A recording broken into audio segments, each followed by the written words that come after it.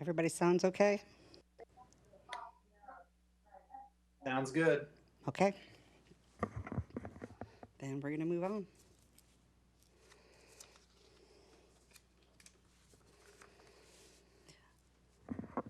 Okay, today is the City Council regular meeting, 6:30 p.m. on Tuesday, December 7th, 2021. And first thing up is the roll call. Lita? Mayor Karen Moran. Present? Karen, I don't know if you're talking, but I don't know if I'm the only one. I can't hear anything. I can hear. I can hear. I can hear. I could hear you. I can hear all you. I couldn't hear Karen. Uh-oh. Oh, now I can hear. Okay. Mayor Karen Moran. Present? Deputy Mayor Christy Malchow. Present. Councilmember Ken Gamblin. Present. Councilmember Amy Lamb. Present. Councilmember Chris Ross. Present. Councilmember Pamela Stewart. Here. Councilmember Kent Treen. Present. Thank you. Welcome, everyone. Welcome, Councilmember Lamb. Thank you. Okay, for meeting accessibility. Pursuant to the Governor's Emergency Proclamation 20-28, the city is unable to provide an in-person location for the public to listen to the virtual City Council meeting this evening.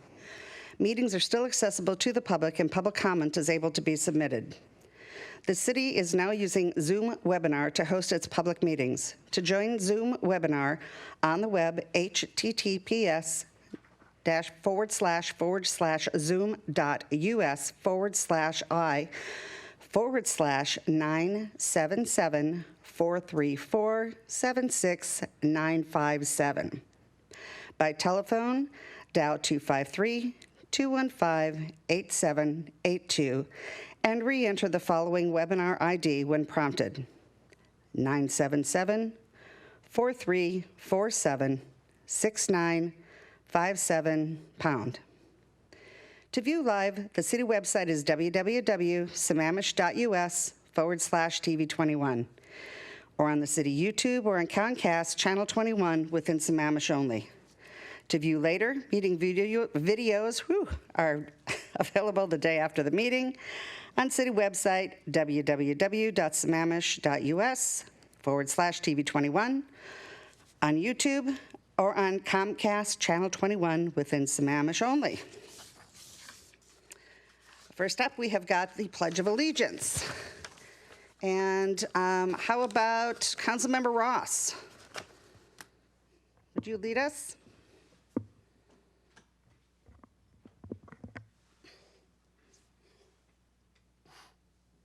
I pledge allegiance to the flag of the United States of America and to the republic for which it stands, one nation, under God, indivisible, with liberty and justice for all.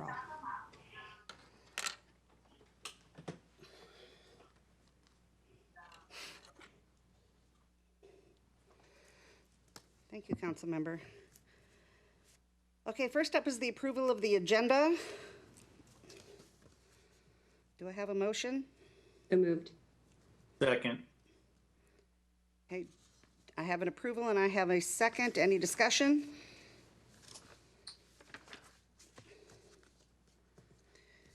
Hearing none. All those in favor of approval of the agenda as submitted, say aye. Aye. Aye. Aye. Opposed? Excellent. Public comment. Pursuant to the Governor's Emergency Proclamation 20-28, the city is unable to provide an in-person location for the public to listen to the virtual City Council meeting this evening. Meetings are still accessible to the public and public comment is able to be submitted. Written comment. Written public comment will be accepted until 5 p.m. on the day of the meeting. Submit your written comments by email to the city clerk at lhatchie@sammamish.us and the city council at citycouncil@sammamish.us. Verbal comment. Please join the Zoom meeting if you would like to give verbal public comment. Information on how to join is listed under meeting accessibility at the top of the agenda. Up to 3 minutes of verbal public comment may be provided per person live during the meeting. Lita? If you wish to provide public comment, please raise your hand. For attendees who are joining by phone, please raise your hand by pressing *9.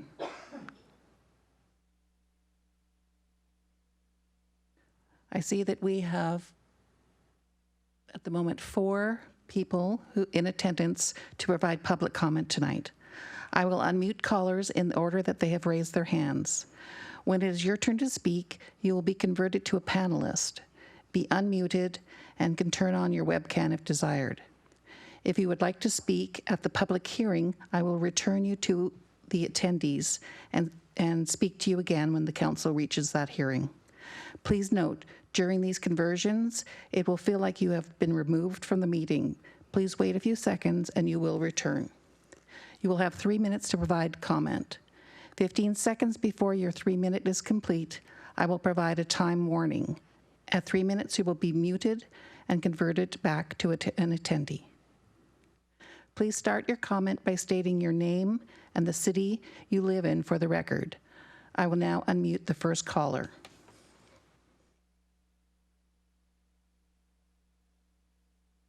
Got it.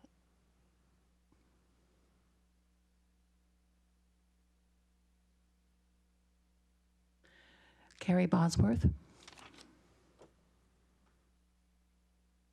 Hello, my name is Carrie Bosworth, and I'm a Sammamish resident.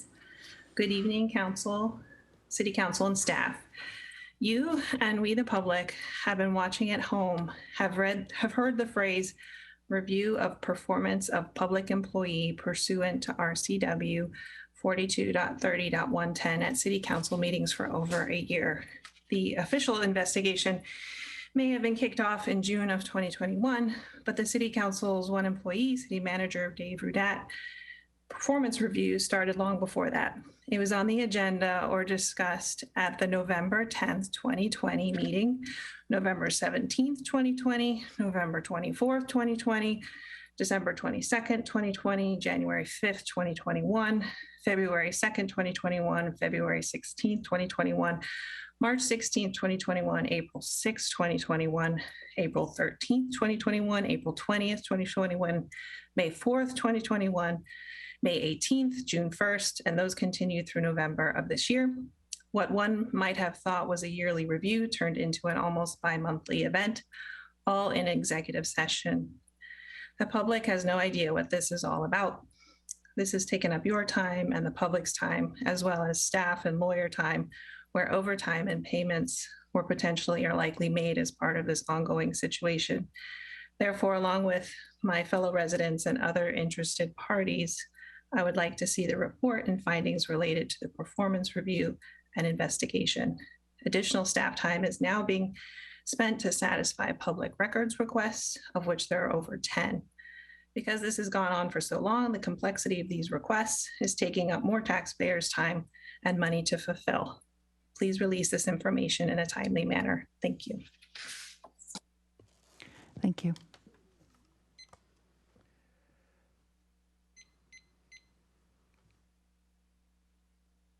And now I'll mute the second caller.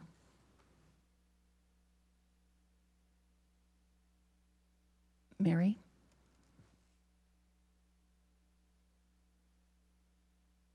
You're muted.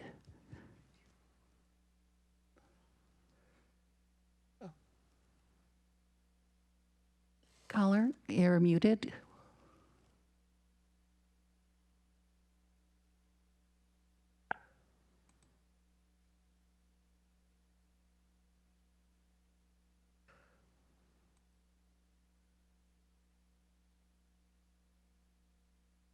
Hello? James Easton, Sammamish, Washington. Last week I mentioned in the meeting that I felt like that felt a little out of touch the last year due to COVID and trying to do everything remotely and wanting City Hall to be opened up. And kind of piggyback out what that last caller talked about, with all the executive sessions on these agendas, I see that they're on there. Usually they're about a half hour long. And the last year, it seems like a lot of them have gone for an hour and a half to 2 hours. And we have a long-term calendar of stuff that we're supposed to be doing. And I've noticed that a lot of that stuff, it may get addressed in the meeting after executive session, but usually it's like, hurry up, we don't have any time, we got to get home, we got to get through it, or we'll combine it with next meeting. So on November 14th, we were supposed to have a study session on these new development regs. And on tonight's agenda, that study session is not on there.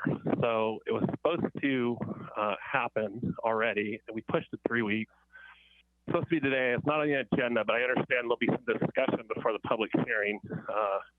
My thoughts are that we're trying to get too much done all at once when these outside influences start to come in. So I'd ask for this public hearing tonight that if you do open it, that you keep it open because that code needs some work.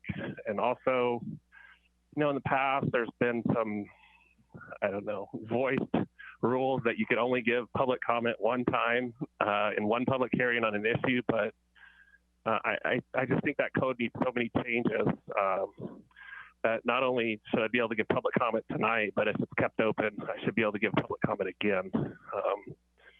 Not to discount all the work that you guys do and city staff does. I went through this code over the weekend and I about pulled all my hair out, the little remaining left. Just trying to understand, 50 to 100 pages of this. And I don't know how you guys dig into it that deep because I think the packet's like 1,200 pages.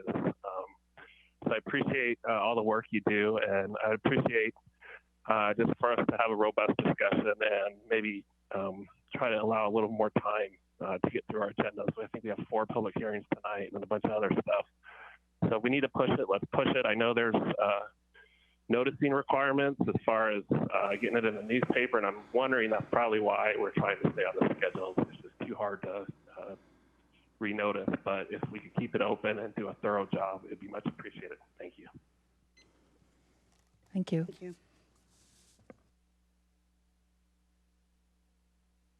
Now unmute the third caller.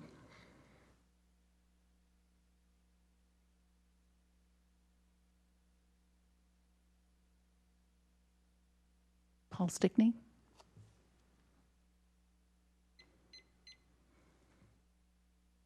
Good evening, City Council. Paul Stickney, Sammamish here. I'm going to talk a little bit about the GMPC meeting that happened on Wednesday last week, and I spoke at that meeting.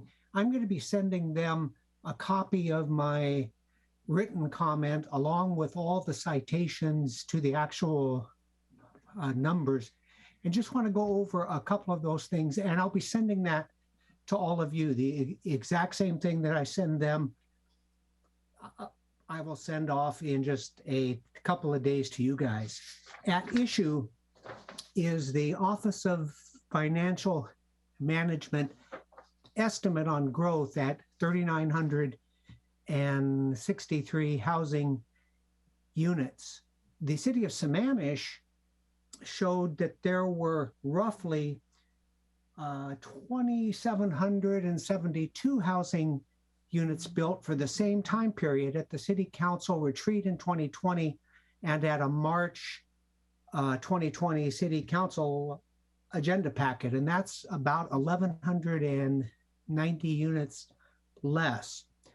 I turned in June of this year a public comment that had all the permit numbers from the city of Sammamish for single family, multifamily, and ADU that added up to about 730 units less than that OFM estimate. Then I noticed a written public comment in November of this year where a study had been done of the OFM worksheets that the city of Sammamish turns in to the OFM. And that study showed for the same time period, 2006 to 2019, that OFM number overstated the number of homes built in Sammamish by about 1,180 housing units. Well, I wanted to reconcile all that, so I went to the OFM itself and I pulled all of the stats from the OFM for 20 years. And I found a very interesting anomaly. Between 2009 and 10, the OFM increased our housing production, R is the king's we here, by 1,650 housing units. Well, we only built about 100 units as a city that year, but there were a couple annexations that year that were about 400 to 500 units. But 15 seconds. 1,000 off. I will just say that in figuring out our growth target for the future, we need to go with actual homes built that are real, not an estimate. Have a great meeting tonight. It's going to be a long one. Thank you.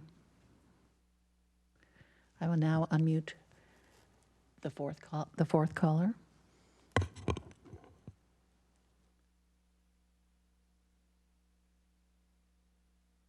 Hi, this is Mary Wichter. I've been in Sammamish over 2 decades, about 21 years.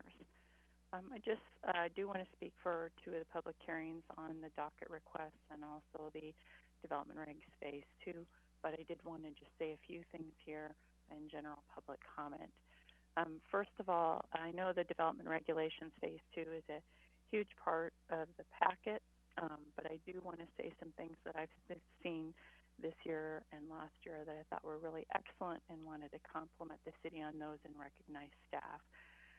The development regs phase 1, when they were first put in September of 2018, it was done almost secretly at 11:30 at night. Nobody knew it was going to be on the agenda, including people that had spoken on the prior thing. But phase 1 was continued. They updated it, and that was adopted in 2019. This time, you started off with a lot of input from different people, including developers, builders, engineers, that type of things, and had groups. There was a lot of interaction, and the thing that I've seen the most is the city of Sammamish has actually been able to obtain and maintain a pretty good level and pretty good experience in the community development department. And those people have been working together, and the consultants that were hired to work on development regulations phase 2, I think, are excellent, and I've been really pleased with what they've been doing. So there's been a lot of back and forth, a lot of changes. And it seems like every time we've been going along, staff has been working together with internal meetings. There's been input from outside. The comments are written down in the matrix, and changes are made in the code. And that's been really refreshing to see, because in the past it seems like I have to stand up and say the same thing over and over and over just to get a single number changed or a word changed or an idea or a concept changed. So I just wanted to compliment the city on doing that. I've also found that the Planning Commission meetings have been extremely excellent. They participated well, they understand what's going on, they ask great questions, they deliberate, and they may make decisions that I agree with or don't, but their recommendations are usually very solid, so I hope that you'll also listen to those tonight. So anyway, I just wanted to speak and say that those are some of the things that I've seen that have worked well, and reflecting on what James Eastman just said in on the call, there are a lot of pages, and if you either don't understand those because there wasn't a study session, or if you see public comments come in, I hope that you will take those and implement them, because we desperately need the code that has been developed and drafted. But if there are problems or issues with it, you would need to change it again. So it's really worthwhile to hear everything, listen, think about it, and then pass it when it seems like it should go forward. And if you can't get individual things to go forward in the draft, you can always give direction to staff and say, hey, we do want you to fix these things or update these 15 seconds. So thank you for listening and giving me a chance to talk, and I will try talking again later for the public hearings. That is all the public comment we have tonight. I will turn it back over to the mayor. Okay, thank you for everybody who called in. The next up is our consent calendar. And I'm looking for a motion to approve the consent calendar. I'd like to pull item 2, please.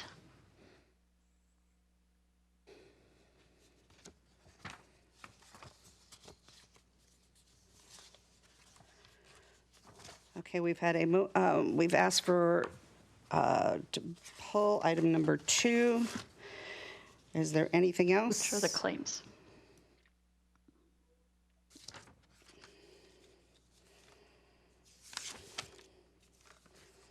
And if you had questions, did you get together with staff on any questions that you had, Councilmember? No, I just discovered something this afternoon, so I have not had a chance to do that. Okay. Okay, so do we have anything else? So I'm looking for a motion. I moved it already. Do I have a second?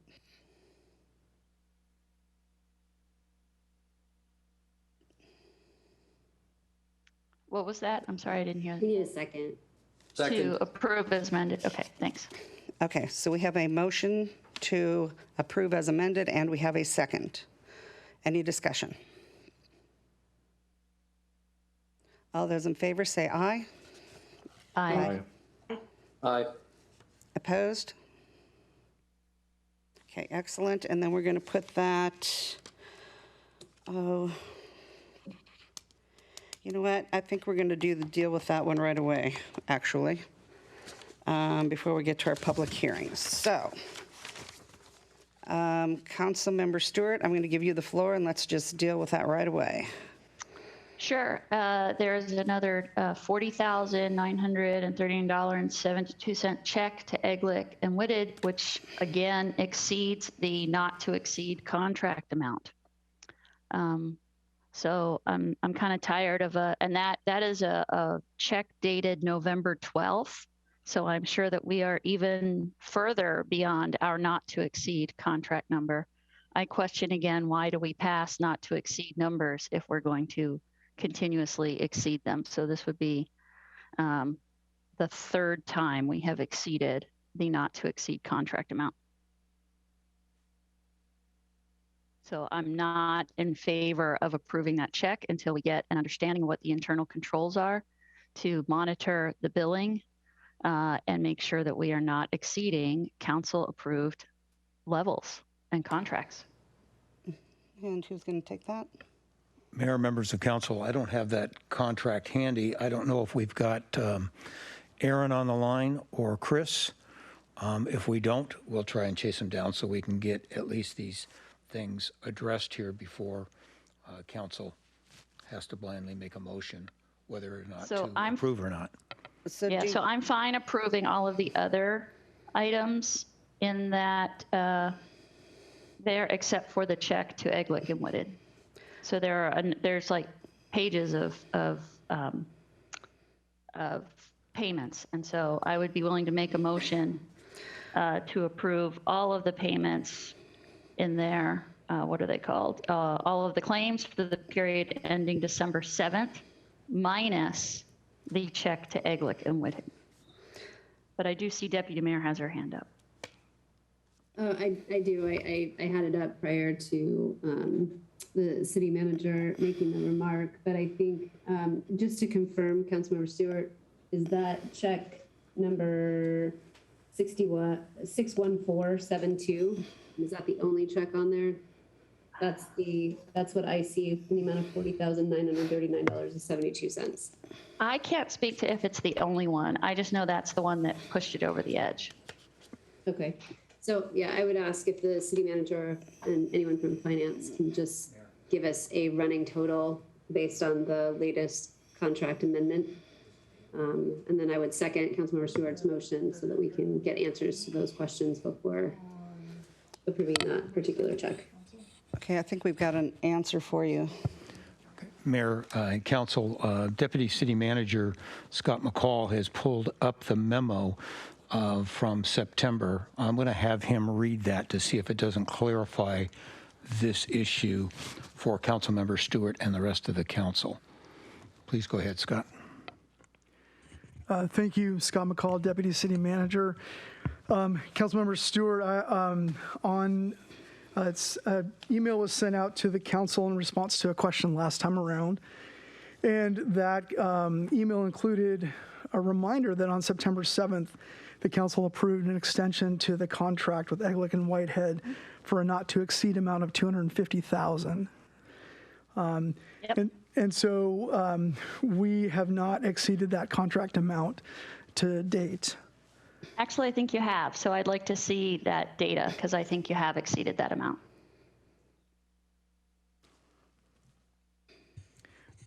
Thank you, council member. Without the finance folks on the line, I can't specifically confirm that, so we'll wait to get that information and get back.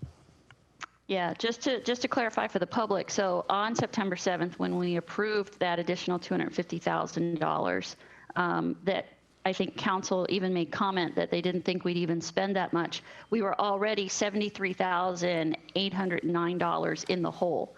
So the first $74,000 of that $250,000 contract was already spent when we approved it. And we have since paid a check of an additional $112,000, another $26,000, and then this $41,000 that came in. So from my math, from Excel's math, I am showing that we have exceeded that. And again, that is back on November 12th. So I would assume that by December 7th now, we have even further exceeded it.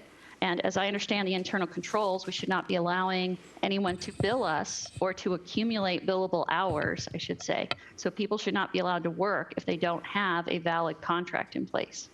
So we need to council members, stay on top of this. There is a valid contract in place, and all attorney bills are paid based on the arrears billing that we received.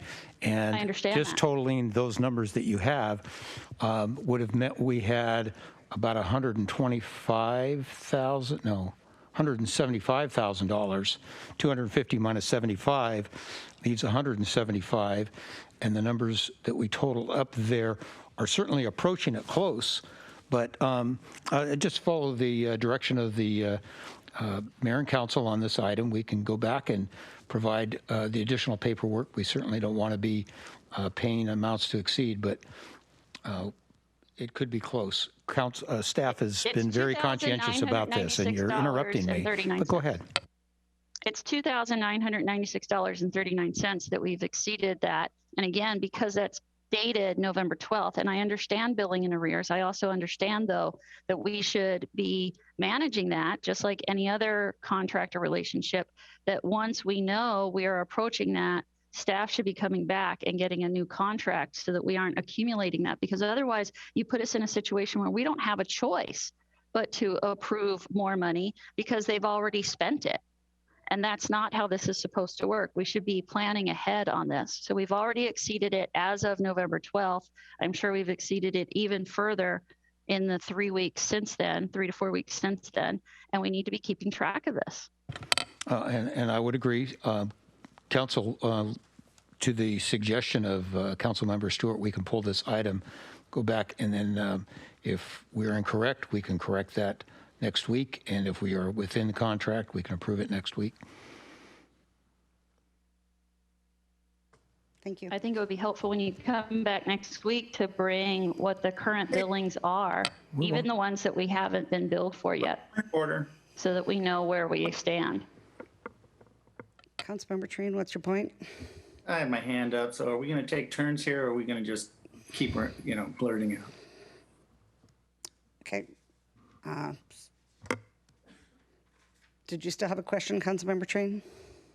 Actually, I was going to make the suggestion that the city manager just made before he made that. The idea would be to just pull this item from the consent agenda at this time, and we'll have him bring it forward next week when the data has been presented. Thank you, Madam Mayor. Okay, I'm looking for any other hands up. Does anybody else have any questions? Can I just get clarity? I thought that's what Councilmember Stewart's motion that's currently on the floor was to pull this item and pass the rest of it. And Correct. I seconded that. I just wanted clarity. Okay, I just want to make sure okay. Nope, you're following along just fine, Deputy Mayor. Okay, so we have a motion on the floor, and I'm going to assume that I have the second from Deputy Mayor. That's correct. And discussion, Councilmember Trine. Sorry, I'm just having a little challenge with lowering my hand. Well, how about call for the question then? Okay. Oh, Okay. So is there any other questions? And I'm going to see none. Then now we've got a call for the question. Okay. All those in favor say aye. Aye. Aye. aye. Opposed? Okay. So we will look forward to getting some information back from you next week.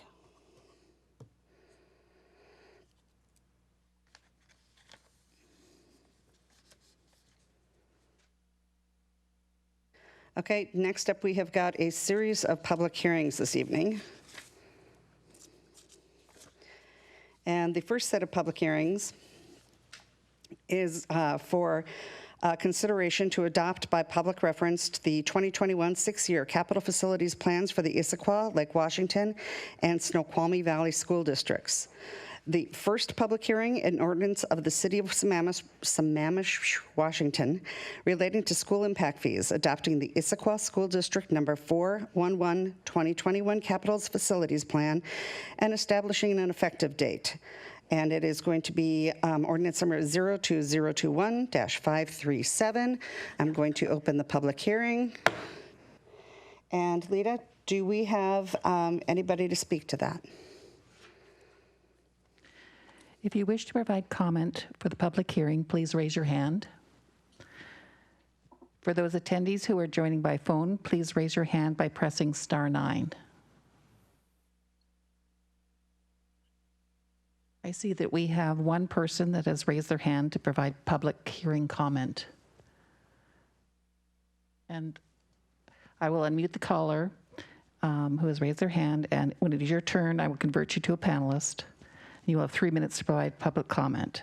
15 seconds before your 3 minutes is complete, I will provide a time warning. At 3 minutes, you'll be muted and converted back to an attendee. Please start your comment by stating your name and the city you live in. First caller is Paul Stickney.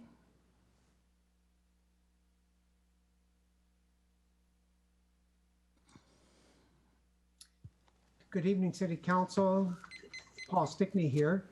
I have a short comment about the Issaquah capital facilities and impact fees, but in general, on the 2 or 3 page staff presentation on the topics of all of these capital facility plan and impact fees tonight, and I may have this wrong, and if I do, apologize, but if it's not, it should be changed. There's a comment here that basically applies to all 3 that says changing the discount factor applied from 50% to 75%. The way I believe that should be written is changing the discount factor from 50% to 25%, because development interests, I believe, are paying 75%. Then on the Issaquah side, I just found a couple interesting things. In comparing the student generation rates from last year's capital facility plan for Issaquah to this year's capital facility plan for Issaquah, I saw that single family student generation rates were up about 3%. So that's not a huge number. But what was interesting is that Issaquah's multifamily generation rates went down about 26%, and they used the same 5 projects. The projects were the same in each of the 2 years.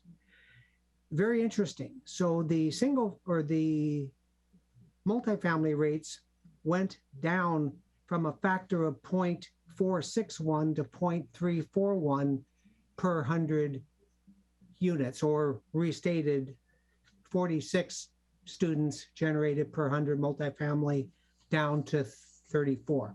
Just thought that was interesting. And that's my comment on the Issaquah capital facilities. Okay, thank you.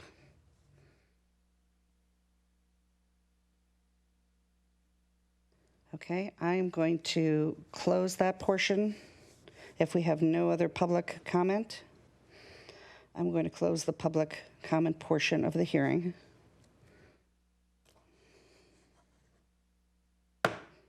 Okay. Now I am going to, Kelly, I see that you're with us, yay. going to see, did you want to talk to the council and answer questions, see if anybody's got any questions this evening? So I'm going to go, and I see Deputy Mayor has got a question right off the bat. So Deputy Mayor, do you have a question for Kelly? It's not so much a Kelly question as it is a process question, because Paul Stickney mentioned a presentation. Is staff giving us an overarching presentation before we do each of these, or how are we doing these? Because each individual school district has its own public hearing. So yes, I guess, is there a presentation or not? There isn't a presentation. We did have some opening remarks before the public hearings opened.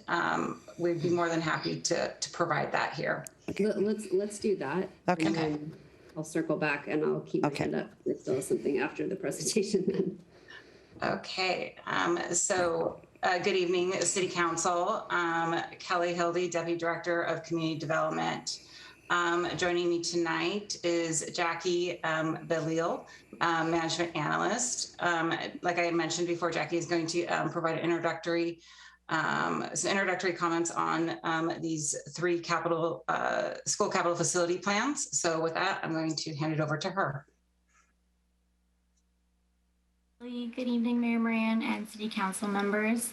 My name is Jackie Belil. I'm a Management Analyst with the Long Range Planning Team in Community Development. For your consideration this evening and to accept public comments, we have the 2021 to 2026 six-year capital facilities plans for the Issaquah, Lake Washington, and Snoqualmie Valley School Districts. This year, we are proposing to accept the information and data in each of the three districts' capital facilities plans and apply the school impact fee formula pursuant to SMC 21A 105-100 as amended and adopted on November 9th, 2021, which will establish the school impact fee for each district. Ordinances for each school district have been included with the agenda packet materials, and each of the districts have conducted their own public process, issuing their own SEPA checklist and SEPA determinations of non-significant decisions, and those decisions were not appealed. Each school board then held public meetings and adopted their capital facilities plans. There are three public hearings this evening, and each district is considered individually. We'll hold the Issaquah School District public hearing first, followed by the Lake Washington and Snoqualmie Valley School Districts. So just to clarify, this introduction applies to all three of the public hearings. And if there are any other questions, we can answer those now. Okay, so Deputy Mayor, do you have a question? I do, and the question is related to the public comment we just got. He referenced percentages, but I don't see that written in the ordinance at all. So where is he referencing the 75% versus the 25%? Yes, that was actually in the ordinance that City Council adopted on November 9th. Right, not here. Right? Not here, yeah. I would need to pull up that ordinance. Because I think what it does, the ordinance that you have in front of you tonight, all three ordinances will refer you back to chapter or SMC 21A 105, the school impact fees calculation. So it's making a direct reference to that code section that has already been updated per City Council meeting on November 9th. Okay, very good. So then I would move the adoption of the ordinance relating to the school impact fees, adopting the Isquis School District's 2021 capital facilities plan and establishing an effective date of January 1st, 2022. Second. Okay, we have a first and we have a second. Any discussion?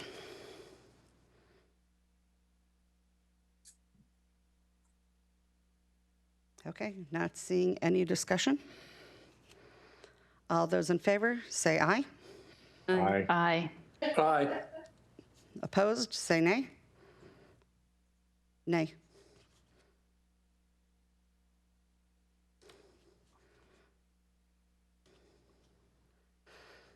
Okay, it passes with a 5-6-1. Okay, we will go into the next hearing. The next public hearing is an ordinance of the city of Sammamish relating to the school impact fees, adopting the Lake Washington School District 2021 Capital Facilities Plan and establishing an effective date 02021-538. And I will open the public hearing. And do we have anybody calling in on this? Should we get the staff comments first? I thought Kelly said they would do like a presentation before the public hearing. I think they did one for the For the whole thing? Yeah. That was it. Okay, sorry. Thanks. If you wish to provide public comment, please raise your hand. I see that we have one person. It's Paul Stickney again that would like to speak, so we'll transfer him over.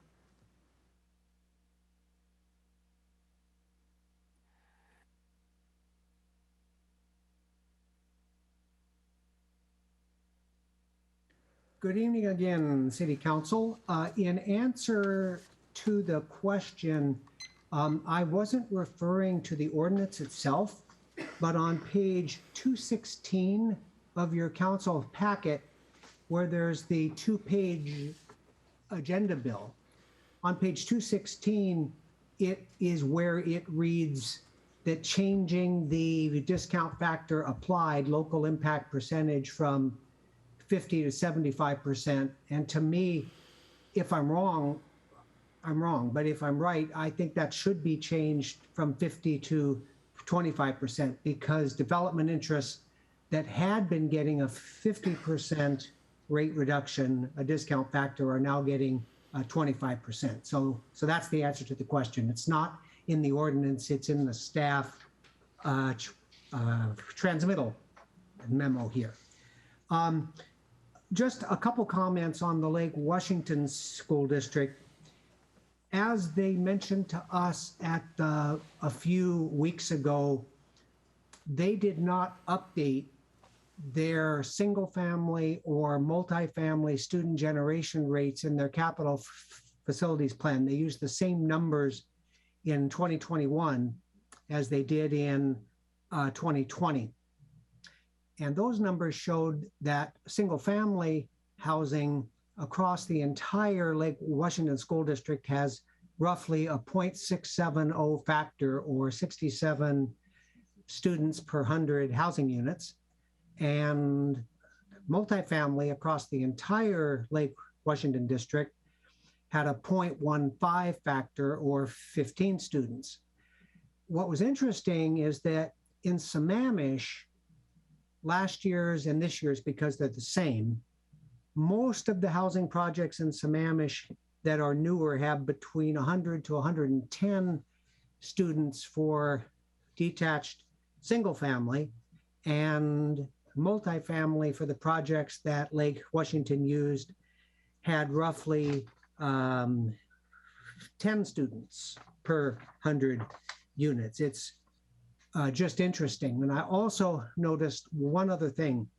There's 5 or 6 projects in Sammamish that appear to be significantly lower than those numbers, like in the neighborhood of 40 to 45 units. And I think those are attached housing units that aren't technically in a townhome neighborhood. I plan to pull those plats and drive by and compare that, because it would be interesting to figure out why 9 of the projects here have roughly 100 15 seconds students, and the other 4 or 5 have between 40 and 50. So that's my comment. Thank you. That's it. That's all the callers that we have. Okay, again, I'm going to close the public comment portion. And then I'm going to look to council for, I got my hand up. oh, hang on. Raising hands. Deputy Mayor. Yes, I move adoption of the ordinance relating to school impact fees for the Lake Washington School District for 2021 Capital Facilities Plan and establishing effective date of January 1st, 2022. Second. Okay, we have a first, we have a second discussion. And I'm actually going to start the discussion because should have said something last time and I did not. But Lake Washington is one that I'm happy to start it on. I'm going to go back to when we had this discussion last month, and I'm going to point out the discrepancy when you go to look at the affordable housing. This does nothing to fix the discrepancy on what people are paying with that portion of the affordable housing ratio that is being used. And when you talk about the other cities that have changed this ratio, they changed it because they sat down with that school district and had this discussion. We didn't even do that. So again, when you work with different school districts, the proper thing to do is to sit down with that district and have these discussions, not just clobber them on the head. So I don't have a problem with raising the ratios. What I have a problem with doing is the manner in which we're doing it.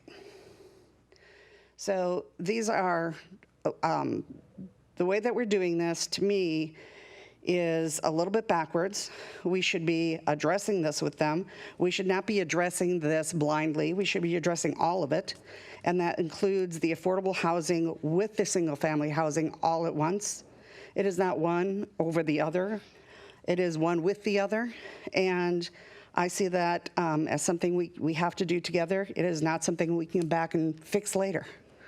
So I will, as the last one, until we actually sit down and talk with the school districts and look at it wholly, I'll be voting no. And next is Councilmember Stewart. Yeah, just a question for these capital facilities plans. And Mayor, I don't disagree with your comments. I'm just thinking though that we already passed that ordinance, and so these capital facilities plans, like the schools need us to pass these, don't they, so that they can move forward with their planning and their ability to serve the students. And I just want to get clarity on, like, if we were to vote no, I guess maybe my question is, if we voted no, what would happen? Because I think we already passed the other ordinance that reduces the discount rate. So if we voted no on these capital facility plans, what would happen? I kind of feel like we would just hold up the schools from either getting their money or being able to move forward somehow. We would have to refer to the capital facility plans that were adopted last year. So, but we would still be applying the 75% local impact percentage, our discount factor. So that ordinance has already passed. That code has already been updated. We are we adopted by what we're doing here is we're adopting by reference all the data and information to feed the calculation and to apply that discount factor.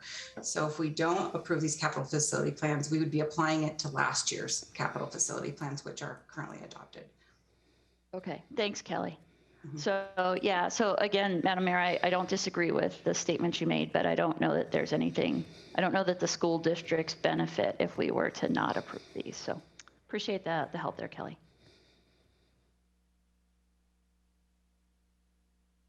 Okay, any other comments? Okay. Then all those in favor say aye. Aye. Aye. Opposed? Nay.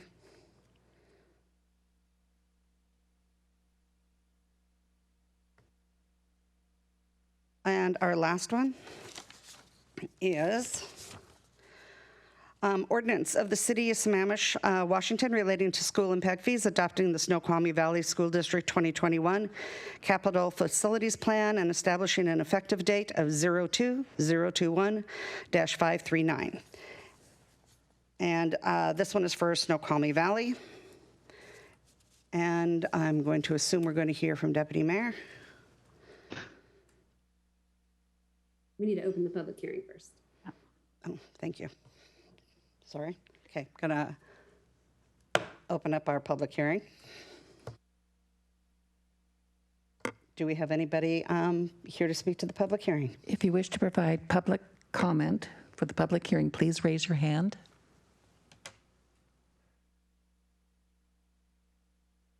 I do not see any hands raised at the moment. Okay, I'm going to close the public comment portion.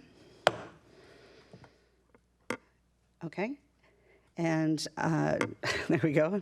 Now, Deputy Mayor. All right, I move adoption of the ordinance relating to school impact fees, adopting the Snoqualmie Valley School District's 2021 capital facilities plans and establishing an effective date of January 1st, 2022. Second. Okay, we have a first. We have a second. And do I need to give my repeat speech again? Well, why not? Okay, so I'm going to give my repeat speech. Okay, folks, I think it's just really rude for us to be just bonking the school districts over the head. And I think that the thing to do is, like the other cities have done, is when we're going to change that percentage rate, we need to sit down with the school districts, actually work with the school districts, and not just come and impose something, because that is really up to the school boards to do. But sit down and work with them as partners. That's my opinion. Okay, so now we're going to go to other comments. Deputy Mayor, did you have a comment? Nope, sorry, I just failed to take my hand down. Okay, Councilmember Ross. Yeah, conceptually, I agree with the collaboration part, but in the last meeting when we approved the ordinance for the 75%, we talked about playing in their sandbox. Well, this is their sandbox, what we're addressing tonight. And to not approve it, we're effectively throwing away their hard work and their analysis, detailed analysis, and reverting back to outdated data. So I think we need to stay out of their sandbox. I agree with you for your comments on the earlier meetings on the original ordinance on 75% and approve this.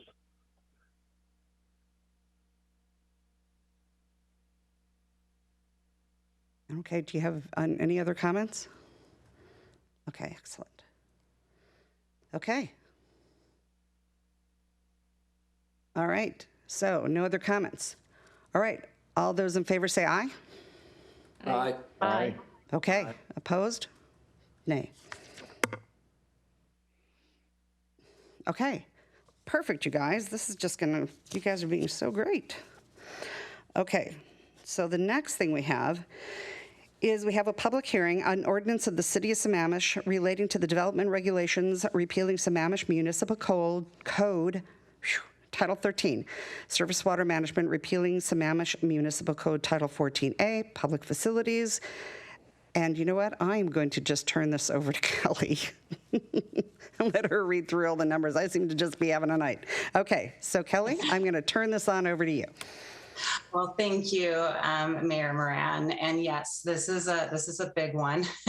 So again, Kelly Hildy, Deputy Director of Community Development. Heads up, I'm going to be saying that about 2 more times tonight as we continue through these public hearings and presentations. But for the record, joining me is Evan Fisher, Management Analyst, and our consultants, Jeff Arango with Framework and Lee Inswiller with Code Studio. Tonight, as part of the work session, which was postponed from November 16th to tonight, staff will be presenting the final draft of the Phase 2 development regulations for the City Council consideration. During tonight's work session, the City Council will be asked to provide any final language edits to the Sammamish Development Code or proposed amendments to the Sammamish Municipal Code, which can be found in Exhibit 2, Attachments A and B. Staff will ask that any code changes or language edits proposed by members of the council be limited to redline strike draft sections and be directed for inclusion by the majority of the council. Additionally, staff will present bonding and phasing draft amendments to propose Title 21 and existing pertinent sections of the Sammamish Municipal Code, as well as draft proposed scope of work for Phase 3 as seen in Exhibit 3. Once the work session is complete, the City Council will open a public hearing on the proposed Phase 2 development regulation updates. This includes the repeal of titles and chapters of the Sammamish Municipal Code related to the city's development regulations to be replaced with a new SMC Title 21 Sammamish Development Code, as well as further amended chapters of the SMC related to the city's development regulations. The City Council will accept public comment and choose to close the public hearing tonight or continue the public hearing to December 14th. Once the public hearing has been closed, the City Council will deliberate and vote on the proposed ordinance, which will be effective on January 1st, 2022, just around the corner. So with that, I'm going to hand it over to Evan and Jeff.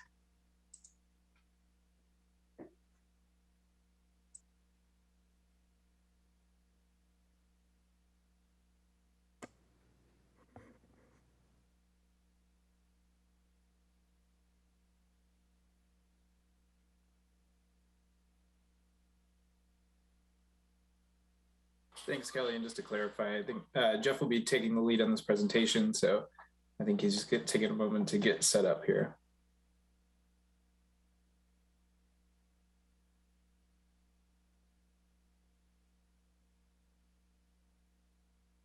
I see the first slide, if that's helpful.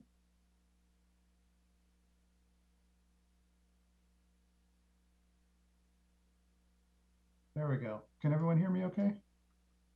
Yeah. Okay. Sorry. Apologies. I was having some issues there. Good evening, Mayor and City Council.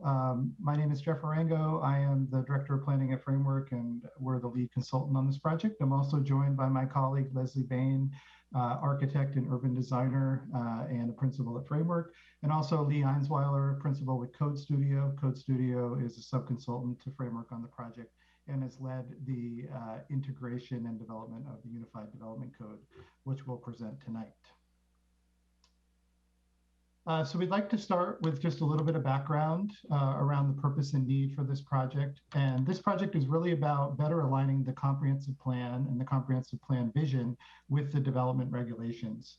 As many of you know, when the city of Sammamish was incorporated in 1999, it's been using portions of the old King County Code and other city codes to date to regulate development. And this is a chance to have a wholesale sort of recodification of existing code as well as some significant new sections. The goals are to maintain and enhance the character of Sammamish, to increase the quality of development outcomes, to establish neighborhood design standards for residential development, something that's largely been lacking in the city to date, and to create a unified code with development related titles of the existing Sammamish Municipal Code. And so I'd like to touch on a little bit of the comprehensive plan vision that we've used as inspiration for this project. It talks about a well-preserved natural environment, a kid-safe culture, unrivaled connectedness, both physically and socially, tree canopy, peaceful neighborhoods, multimodal transportation, affordability, and sustainable housing. One of the things that we did early on as part of the engagement process was an online survey. And you can see the question number 2 was, how would you rate the impact of new residential development on the character of existing Sammamish neighborhoods? And you'll see out of the responses, the highest 2 were much worse than before at 48, and somewhat worse than before at 39, and then a mix of the other responses. So not a, excuse me, necessarily a large sample size, but pretty clear input from those that responded. And I think a strong desire to see the quality of development improve in Sammamish, particularly related to residential development. This is just a quick overview of the process used in phase 2. So it followed on the phase 1 development regulations, which were done in-house. The city then budgeted for the project. And this effort is consultant supported by our team. And you can see on the slide a number of the things that we've done, including the online survey, responding to public comments, even right up until the meeting today. We met with the master builders a few times. We've met with city staff groups multiple times, including Public Works, and we've had multiple reviews and edits by city staff. We also had a community advisory group, which I'll go through in a moment, as well as several meetings with the Planning Commission and the City Council. So this is the same information kind of in timeline form. We were hired in the summer of 2020 through a competitive process, and a kickoff was in August of 2020. I want to commend the city on committing to a really robust community engagement process. We found in our work with many communities in Washington State and around the country that having a really well thought out and executed community engagement process is really the key to success for projects of this scale and with this level of complexity. So that started with the Community Advisory Group, which is a mix of stakeholders, of residents, design professionals, builders, and others. And we started out with doing one-on-one interviews as a way to get to know the members, understand sort of their interests and get input. We then had 4 meetings with the Community Advisory Group. We went over the community charter and the ground rules. We went over the scope of work and the timeline, some of the themes that came out of the stakeholder interviews, and confirming the phase 2 regulation topics, as well as identifying example developments in Sammamish to try to understand why development was occurring the way that it was. We then had a joint city council and planning commission really to confirm the list of topics and the final scope of work, review some of the input we had from the community advisory group, the public engagement plan, and an initial draft for the phase 3 topic list. We then launched the online survey, which ran for several weeks. Then we went through our series of community advisory group meetings and planning commission meetings in October and November of 2020. Then we shifted back to the community advisory group. We went through kind of the key topic areas, provided different options for how the code could address those, provided some development examples and questions and input on the consolidated code summary. Our last community advisory group meeting was in January of 2021. We gave them a project status update, and we reviewed the high priority topic solutions. We had sort of categorized them as sort of in an order of magnitude to break apart the discussions with the community advisory group. Following meeting with the community advisory group, we went into several meetings with the planning commission work sessions where we reviewed all of the code topics and potential code solutions. We had 4 work sessions in a row with the Planning Commission. We went through specific topics like neighborhood design, the site planning, the clearing and grading. We reviewed some of our code analysis work, which we presented previously to the council, and kind of worked through the topics one by one and got consensus on those at each of those meetings. So I won't go through a lot of detail on these, but you can see we had 3 more work sessions from June to July with the Planning Commission, resulting in a public hearing on July 15th. I would also say that each of these Planning Commission work sessions, there was opportunity for public comment. We did receive public comment, I believe, at most, if not all of those meetings, and directly made changes in response to those comments. And all of that is tracked in the question and answer matrix, which was in the packet of materials. Following the public hearing, the Planning Commission made a recommendation to the City Council to consider and adopt the changes.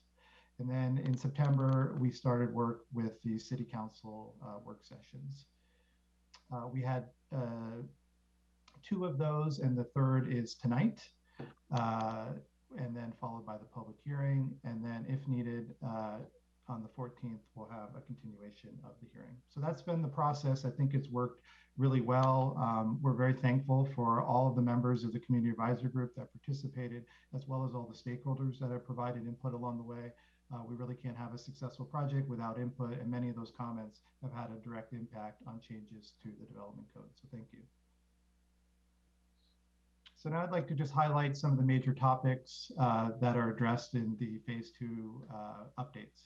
So the big topic is neighborhood design standards, and I'll go through those in detail in a few moments. We also have site planning standards for residential development. This is largely aimed at right-sizing the size of homes relative to the size of lots, which we've heard from the community is a concern for them and something they'd like to see changed going forward. There's also some standards around how parking is situated on the lot and the width of driveways and the orientation of homes. We made some process improvements, including modernizing notice requirements and some others that I'll go through on a subsequent slide. We upgraded the clearing and grading standards to reduce the exemptions, and now you cannot get a permit to clear and grade your lot until you have a building permit. So it's going to limit sort of the mass grading and mass clearing that's been happening in some of the newer projects. We updated the reasonable use standards. So if your property is encumbered, say, by a critical area and there's no area outside of that critical area to develop, there's a process called reasonable use that will allow you to typically develop one single family home, but there hasn't been a lot of parameters around what that means, how big is the home. And so we put some more prescriptive standards into that and discussed this at length with the Planning Commission through the work sessions. We modernized the non-conformance standards, and one of the key pieces of that, which the Planning Commission suggested, is an exemption for single-family homes. So even if any of these new standards result in a non-conforming situation, those would essentially be grandfathered even for redevelopment. So if a house was destroyed by fire, or even if an applicant chose to redevelop the property, they would be grandfathered under the previous standards. We developed new standards on non-residential uses in residential zones, so things like churches and schools, dealing with things like buffers, potential lighting impacts, and noise impacts. And we did get a comment letter from the school district, and we made some direct changes in response to their suggestions. We have new requirements for the adequacy of public facilities, which is an issue in some of the older subdivisions where there's inadequate roads and infrastructure. And we heard a lot from residents in those neighborhoods about the construction impacts that they're experiencing as people try to develop some of the more challenging sites. So now there's new requirements for the sort of minimum level of public facilities that are required to make those developments work. New requirements for recording critical areas for single family homes. So when there's a new purchaser of the property, they would see in the land records that there's a record of there being critical areas on the site, and they would be aware of their responsibilities to maintain those buffer areas and any previous permit requirements that are now applicable to them as the new property owners. And then phasing and bonding requirements, which I have a slide for that I'll go through in a moment. So that's kind of the highlights of the topic lists that are in the code amendments. And then the related effort is the creation of the Unified Development Code, which we'll talk about in a few minutes. So now I'd like to turn it over to my colleague, Leslie Bain, and have her speak to the design principles, which are part of the neighborhood design standards. And this is really where we get to describe sort of what we think the community most cares about. These are more descriptive and explanatory for applicants. They're not going to be used for the basis of decision making, but it's a way to communicate what the community would like to see for new development in Sammamish, and then the design standards themselves actually implement these. So Leslie, would you go through those, please? Yeah, thanks, Jeff. The neighborhood design principles really come out of those first couple of the first slide that Jeff showed, the comprehensive plan, the vision that people have for their neighborhoods, and the discrepancy between that and what we found in the survey is that people were thinking that this new development is not really making their neighborhoods the kind of place that they envisioned in the comprehensive plan. So these intent statements come directly out of the comprehensive plan. First of all, starting with the ecological function of the land, the idea of sustainability, the idea that site planning should really be part of the lot and use the natural context rather than reshaping it from scratch. People really love the trees in Sammamish. Keeping the trees makes a lot of sense to make it the kind of neighborhood that they like. Having stormwater be done in a sustainable way that is functional, but it's also a community amenity that's visible and enjoyable. And there's some great examples that you have in town. The Northwest character, people love Sammamish because it's woodsy and it feels like it belongs in the Northwest. So ideas about how landscape should be part of what you see when you drive along the arterials, that there's some screening of things, that landscape should reflect the Northwest character, that we heard a lot about grade cuts so that we don't get the kind of tall walls and fences that go on for a long time, so that really as you move through the city that there is a character that's green and beautiful. Especially, along the street with the homes. Well-connected community really means you want to be able to move around the community, both on a bicycle and by foot, certainly on cars, but really to make it the kind of place that for all people of all ages and all abilities is connected. So the neighborhood streets are designed to be pedestrian friendly with lower vehicles and shared by all kinds of modes of transportation. People want a family-friendly neighborhood, and I think the well-connected is definitely part of it, but also that the open spaces are part of that well-connected community, and that they have the kinds of activities that support families, seniors, and kids. Here's just an example. So in terms of natural features, there's swales that can be put into the streetscape that are landscaped and beautiful. So functional and beautiful is what we're aiming for, that the sidewalks are connected, that they're there, that there is landscaping, that the streets are right-sized with parking that is right-sized for the neighborhood, linked to open space, and then a sustainable overall plan for the site.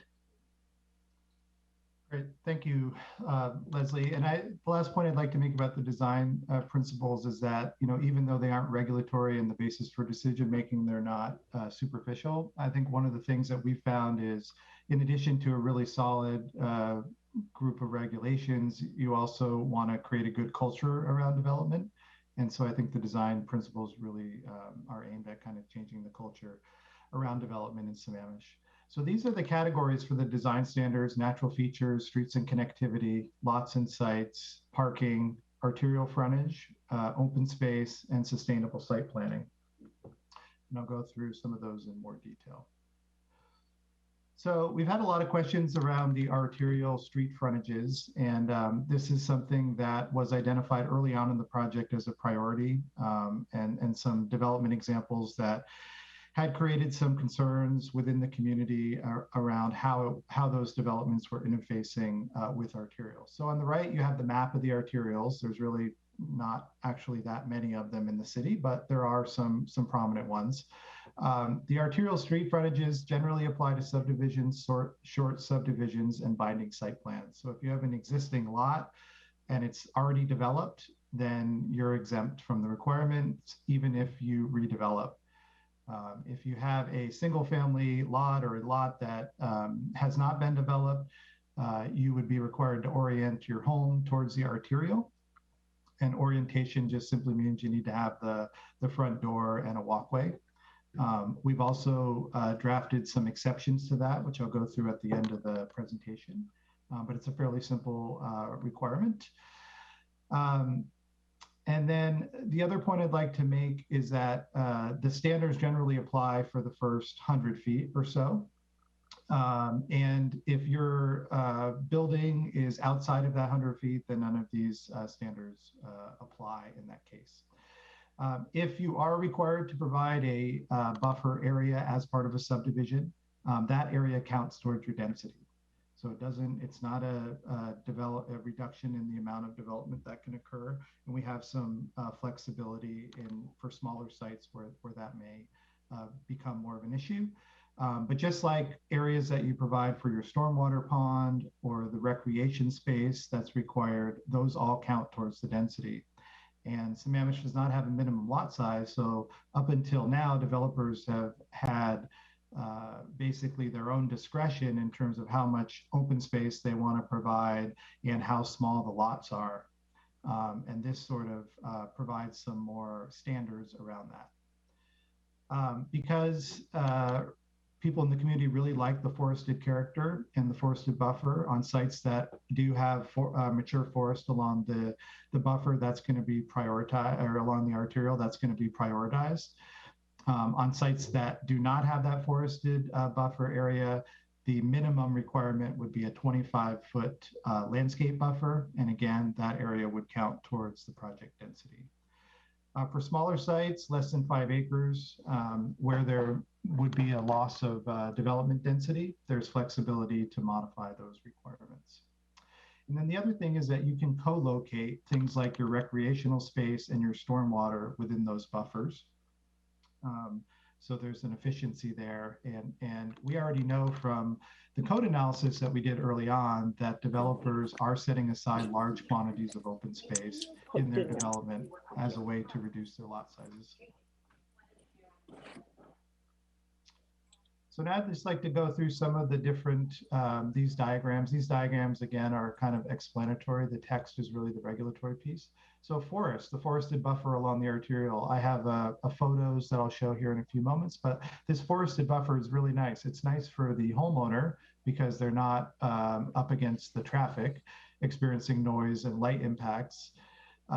But it's also really nice for the community as they're walking, biking, or driving by to experience the beautiful trees and the Northwest character. This is actually a representation of the forested buffer on the tree farm project, which is on Northeast 8.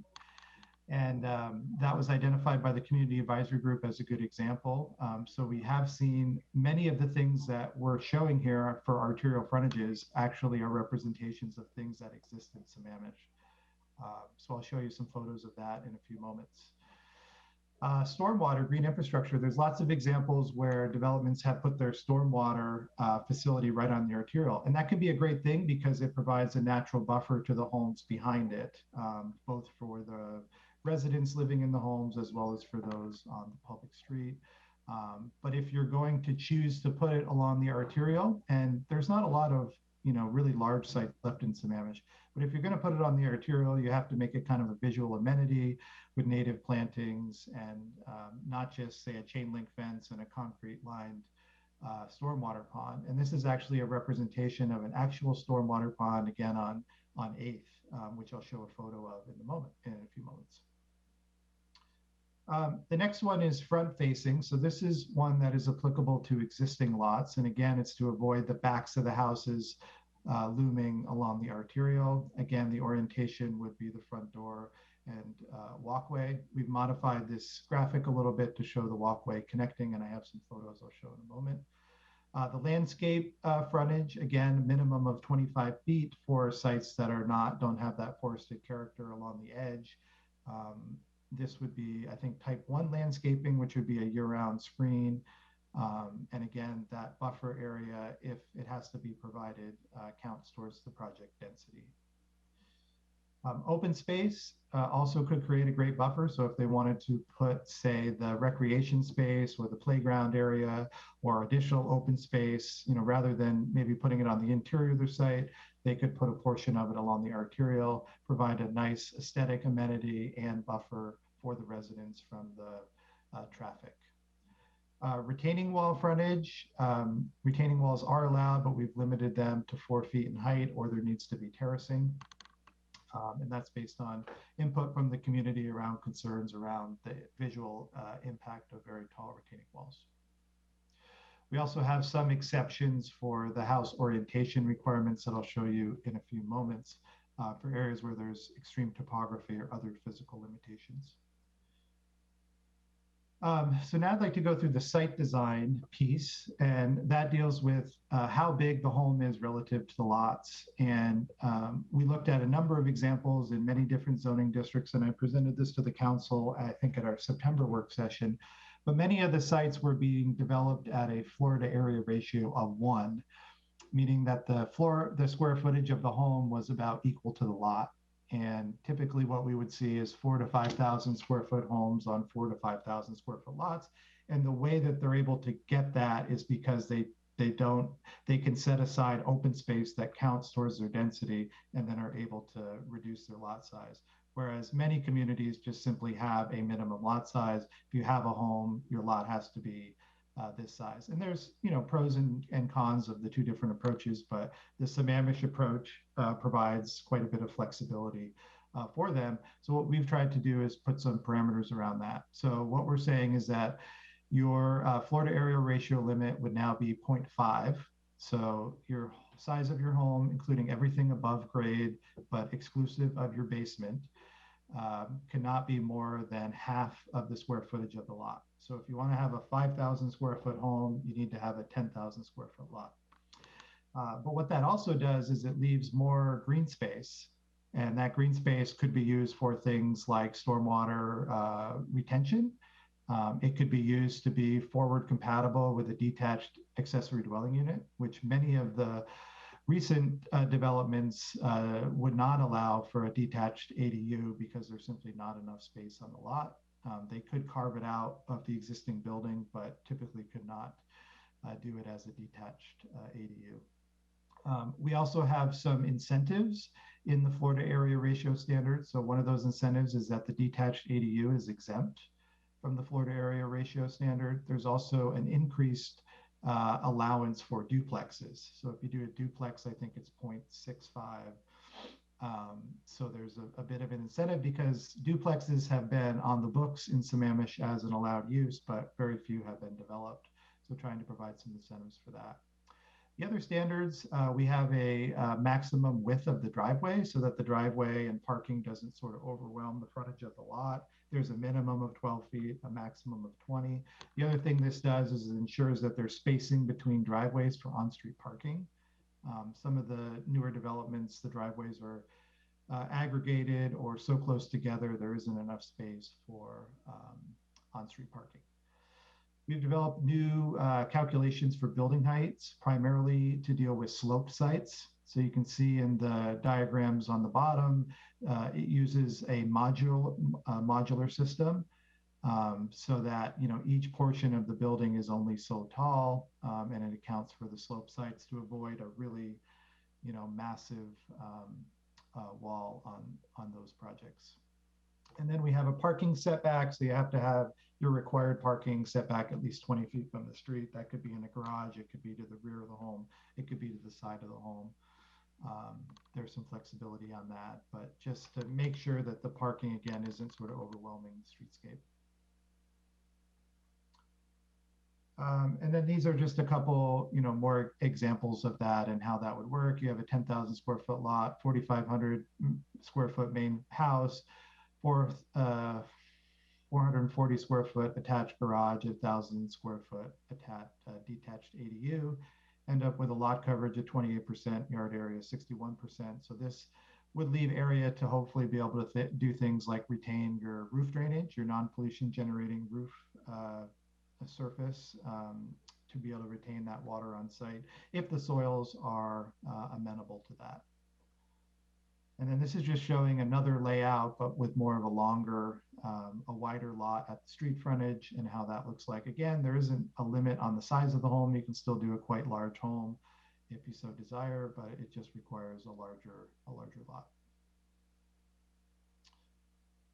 Another piece of the code is some significant changes to the clearing and grading code. So one of the things that we wanted to promote and require is that buildings be designed to fit the site as opposed to the site being manipulated to fit a specific building style. These photos are dramatic by intention, so it's not expected that every home in Sammamish would look like this, but you can see that these homes have been designed to fit a sloped site. They also kind of serve as retaining the hillside in some respects, like a retaining wall. But you can see that through some careful architectural design, they fit well with their site, and it reduces the grading, potentially reduces the clearing that has to occur as well. So we do have continued limits on clearing and grading that can happen. You also cannot clear your site until you get a building permit. So going in and doing all of the grading for all of the individual sites and all of the roads at once would not be allowed. And all of the trees would have to be retained on site until a building permit application is submitted. Some of our process improvements, we're trying to get applicants involved early in the process with staff. So project guidance, which is something that happens early in the process that was happening for some projects, but not all, is now required for more applications. And that's somewhat informal discussion between staff and the applicants about the project to sort of make sure that they understand what's required and avoid costly redesigns later in the process. New requirements for a pre-construction meeting. So a lot of emphasis on improving the construction process and in particular, minimizing the impacts to the surrounding neighborhood. And also ensuring a good handoff from the planning review to the building review. This UZDP is actually an older slide. It was proposed initially to make this a type 3 process, which is specific to the town center. We've actually changed this back to a type 2 process, so it would still be a director decision with a appeal to the hearing examiner. New schools, currently that's a type 1 process, which is essentially a building permit with no appeal.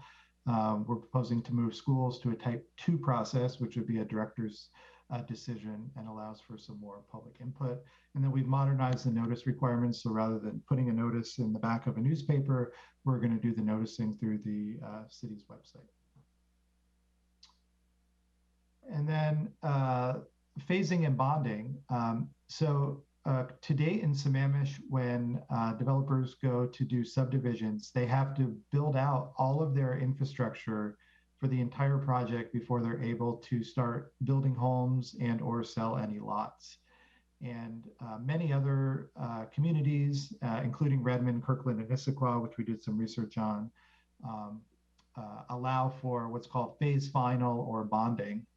And what this allows is for developers to sort of compartmentalize and phase their projects. So if they had a large project, say of 300 homes, they might have one section where they want to build out some of the infrastructure and start to be able to sell the lots. Other parts, they may want to do a financial guarantee, which would allow them to be able to sell lots and finance development of the homes before all of the infrastructure is in. And we think the lack of being able to do phasing and bonding is contributing to some of the development practices in Sammamish, such as the mass grading and the mass clearing that's happening, because there's so much capital that needs to be invested to get all of that infrastructure basically in place that there's then a desire to be able to quickly, I think, start building homes and being able to recoup some of that capital. There is also an RCW that speaks to this and does seem to indicate that cities should provide this option. So we're proposing that there be some amendments to the code to make this more explicitly allowed. And the reason is that we think it will actually help facilitate the application of the neighborhood design standards, and in particular, the new limits on when you can clear your individual lots. We think it will result in improved development outcomes that further the desired character of Sammamish, and will allow those individual lots to remain in their relatively natural state until such time as they're developed. So we've written those criteria into the proposed code, and those would be used by the director to approve any phasing or bonding plan. And as someone that's worked for a couple of cities doing development review, we've always provided this option.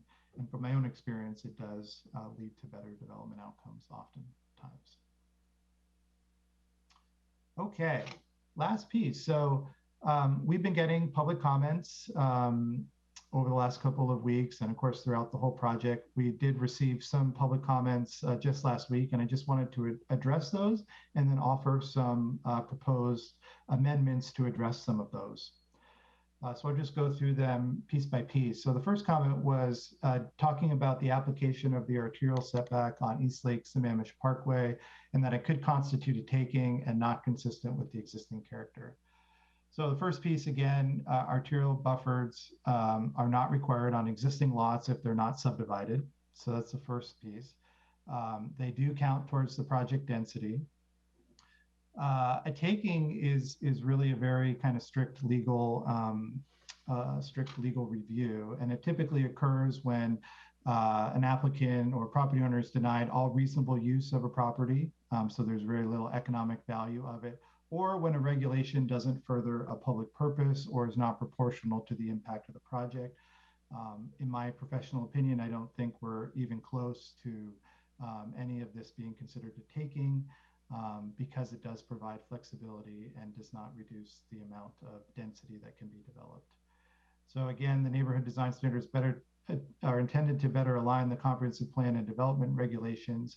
And even though the character, I will admit, on East Lake Sammamish Parkway is different than some of the design standards, that's intentional, because the community, I think, has been pretty clear that they would like to see substantive changes to how development occurs in the community.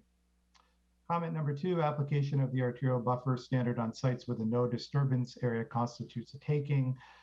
Again, I don't agree with that. The arterial buffers count towards density.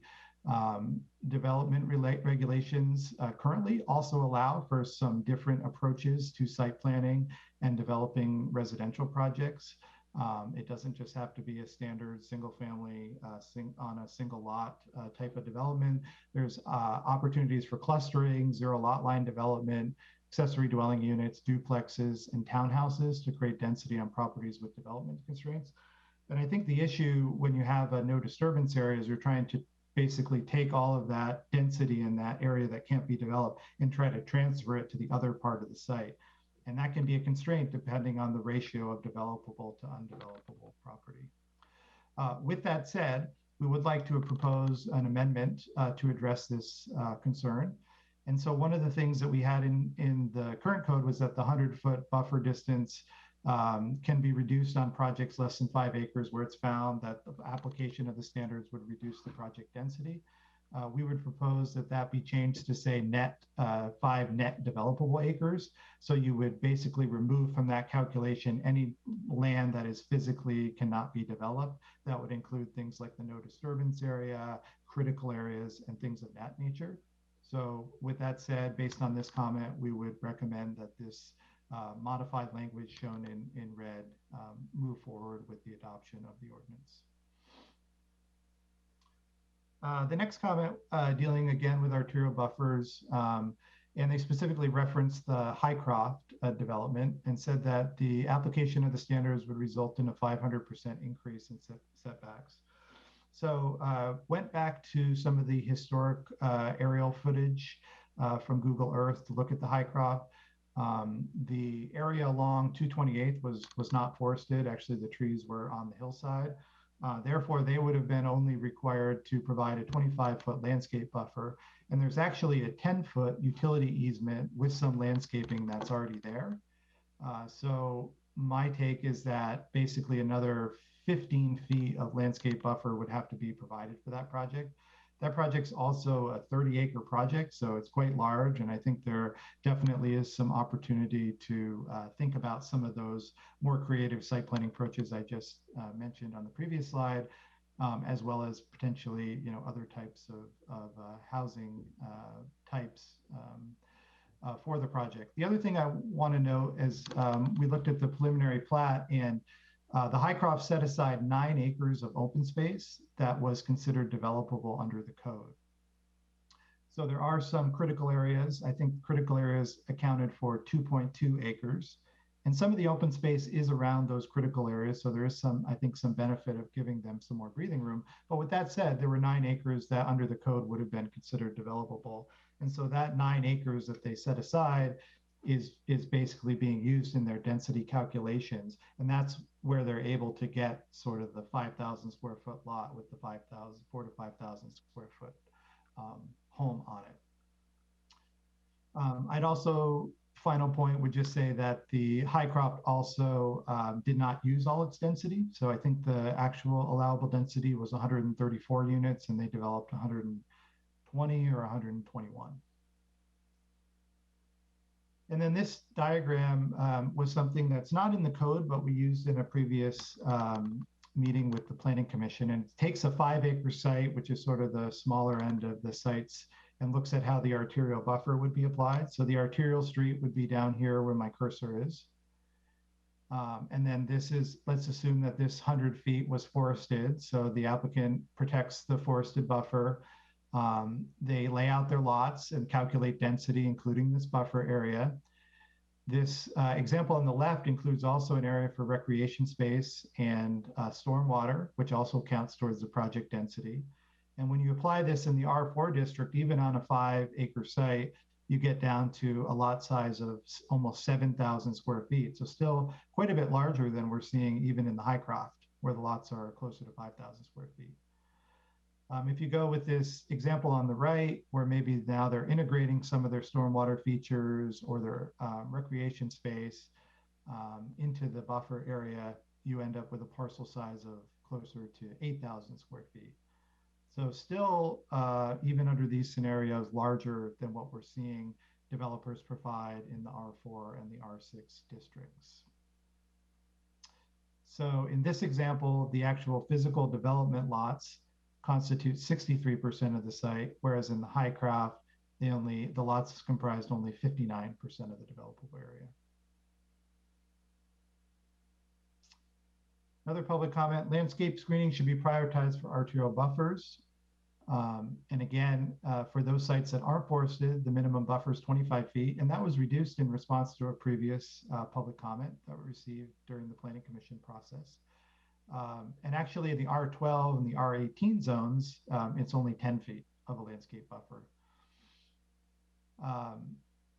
And then, with that said, there was one minor amendment we'd recommend.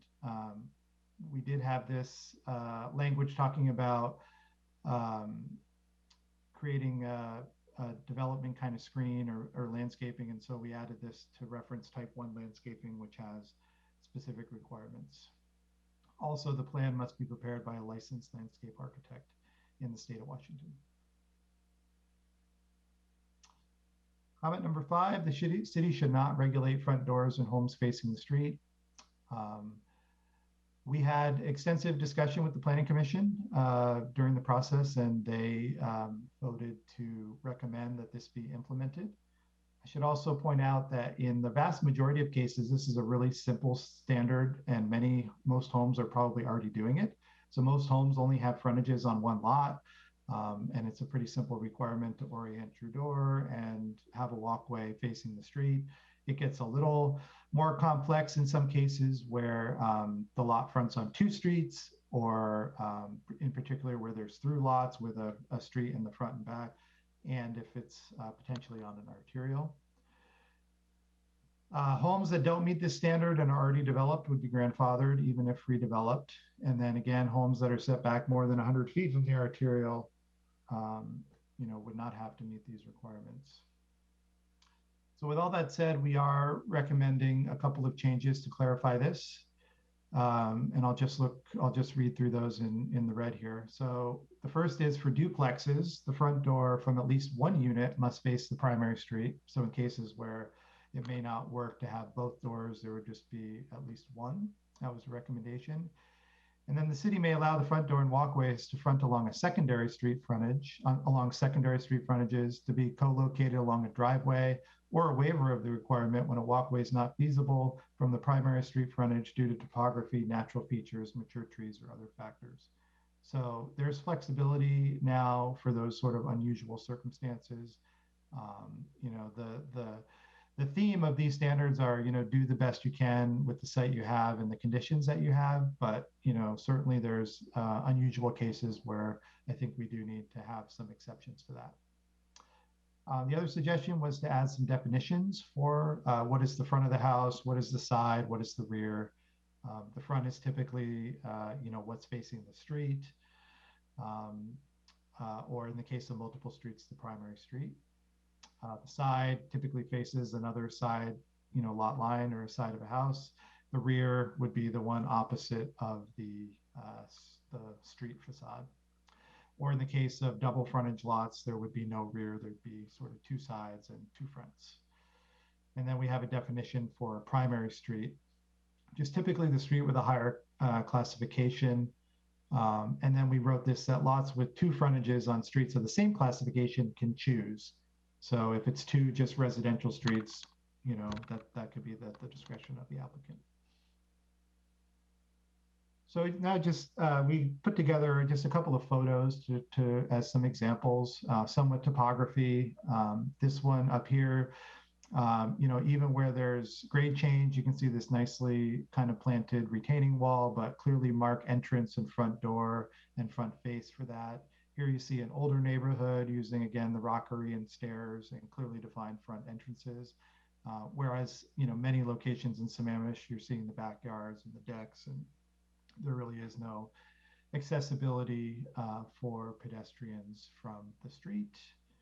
Another kind of older home, again, fairly large setback here, but again, clearly defined and welcoming entrance.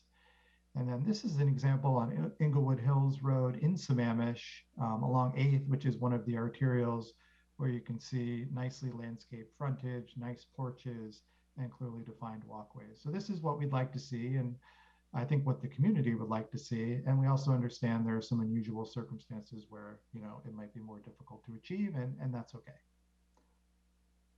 All right, here's some rear-facing examples. So the Highcroft example, here's one on Issaquah Falls Road where, you know, it's the backs of the homes and just a fence line, really no vegetation up against the fence. And you actually have to walk all the way around to the other street to be able to access those homes.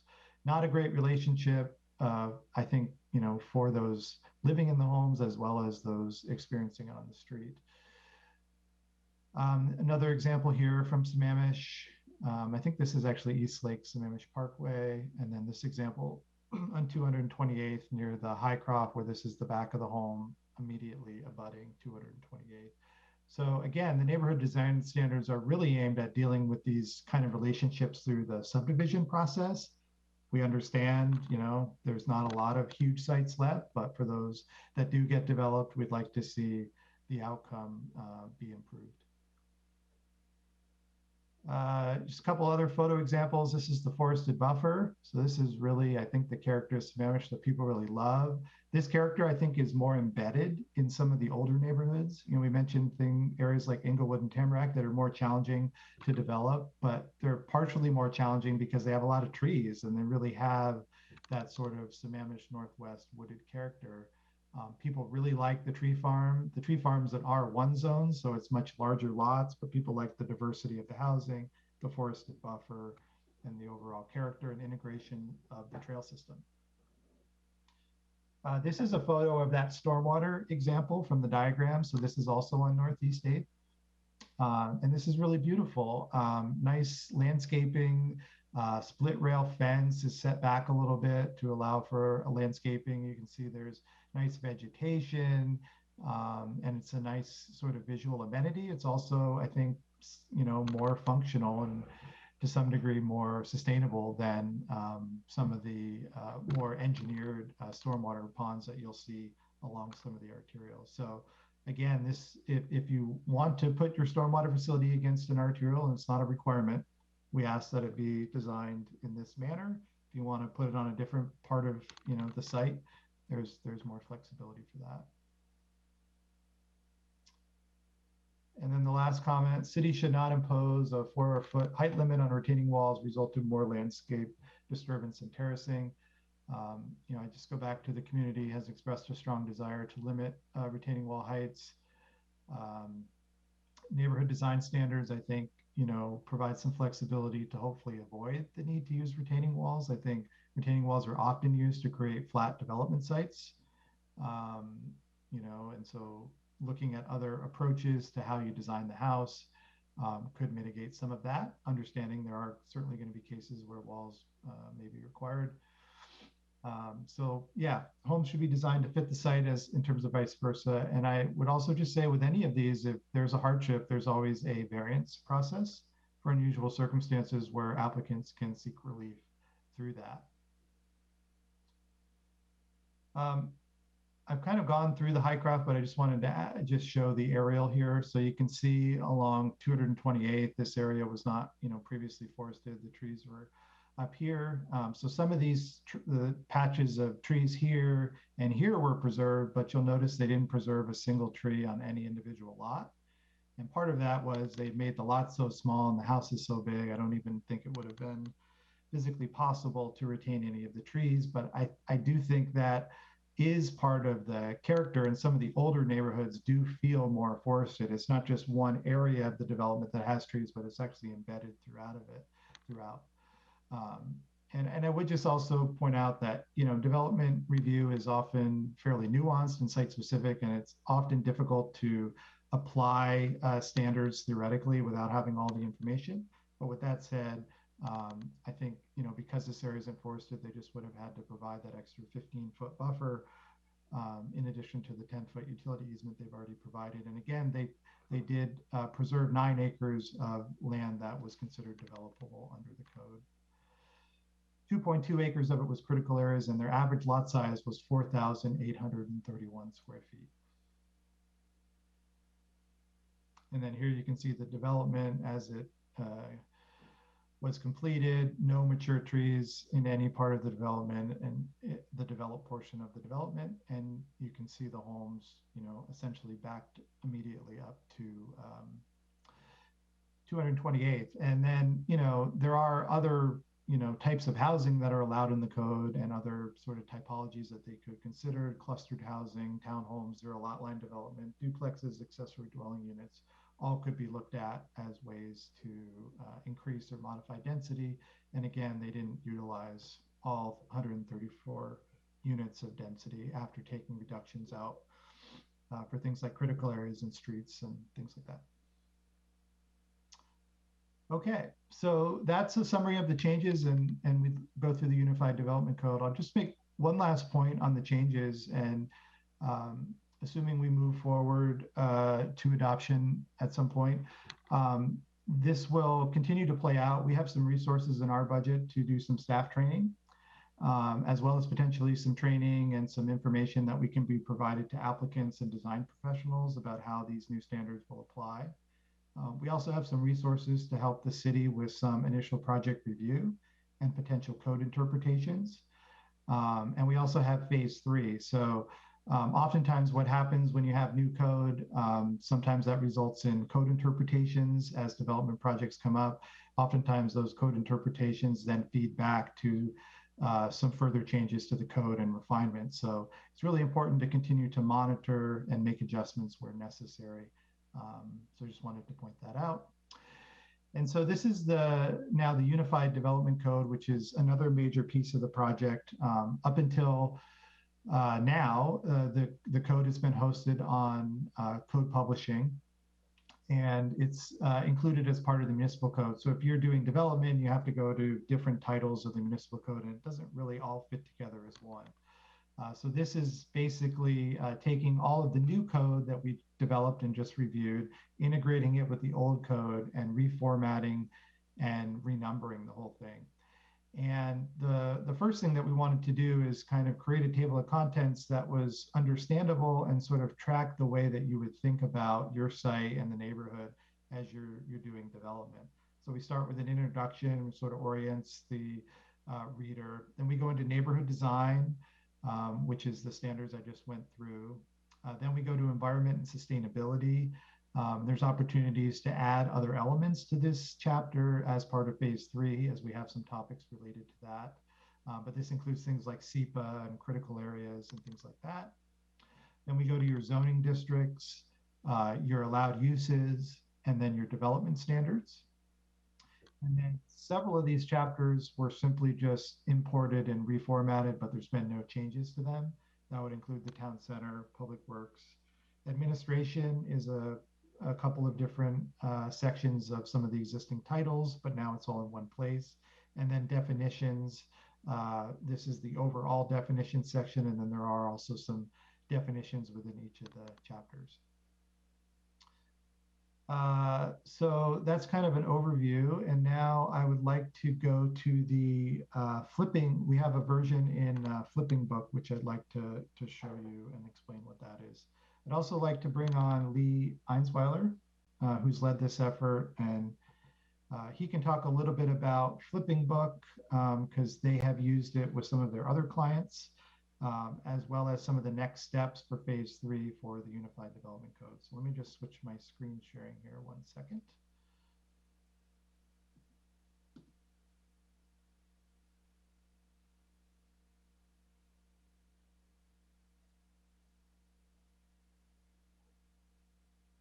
Okay. So this is the code itself in Flipping Book. We've redesigned the code to be landscape. We've turned the page sideways to fit screens more effectively because we feel this is the way the majority of people who are using the code will be accessing it in the near future.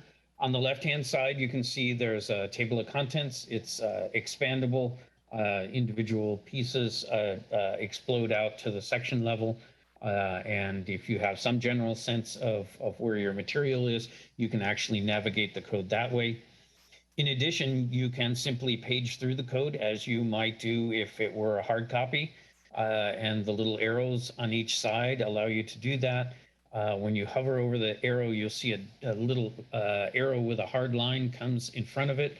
That allows you to jump all the way back to the beginning or all the way to the end of the document if that helps you in your navigation. But if you navigate to the table of contents at the very start of the document, you can also jump from there. So there are linked components of the table of contents, and there's a summary table of contents here.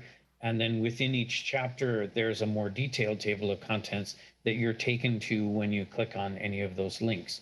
So the code is becoming more digital. Eventually, probably aspirationally, this will be a web page, but for now, it is still an underlying PDF. And the beauty of this is that the PDF built in InDesign, if set up correctly, generates a file which is just opened up by this program, Flipping Book, and is available. So over time, you simply create a new PDF version of the code. As you make amendments, you may well change the footer on those pages that you've amended, and then it'll be back in Flipping Book again. And you can, theoretically within days after a council meeting, be publishing the new version, as opposed to handing it over to most codifiers who take weeks to months to publish your things online. In the meantime, you're posting that recent ordinance that everybody wants to read and understand, but it's not integrated with the rest of the code. So we've just found that in general, people react well to the PDF format. As you can see, the page layout is nicely done.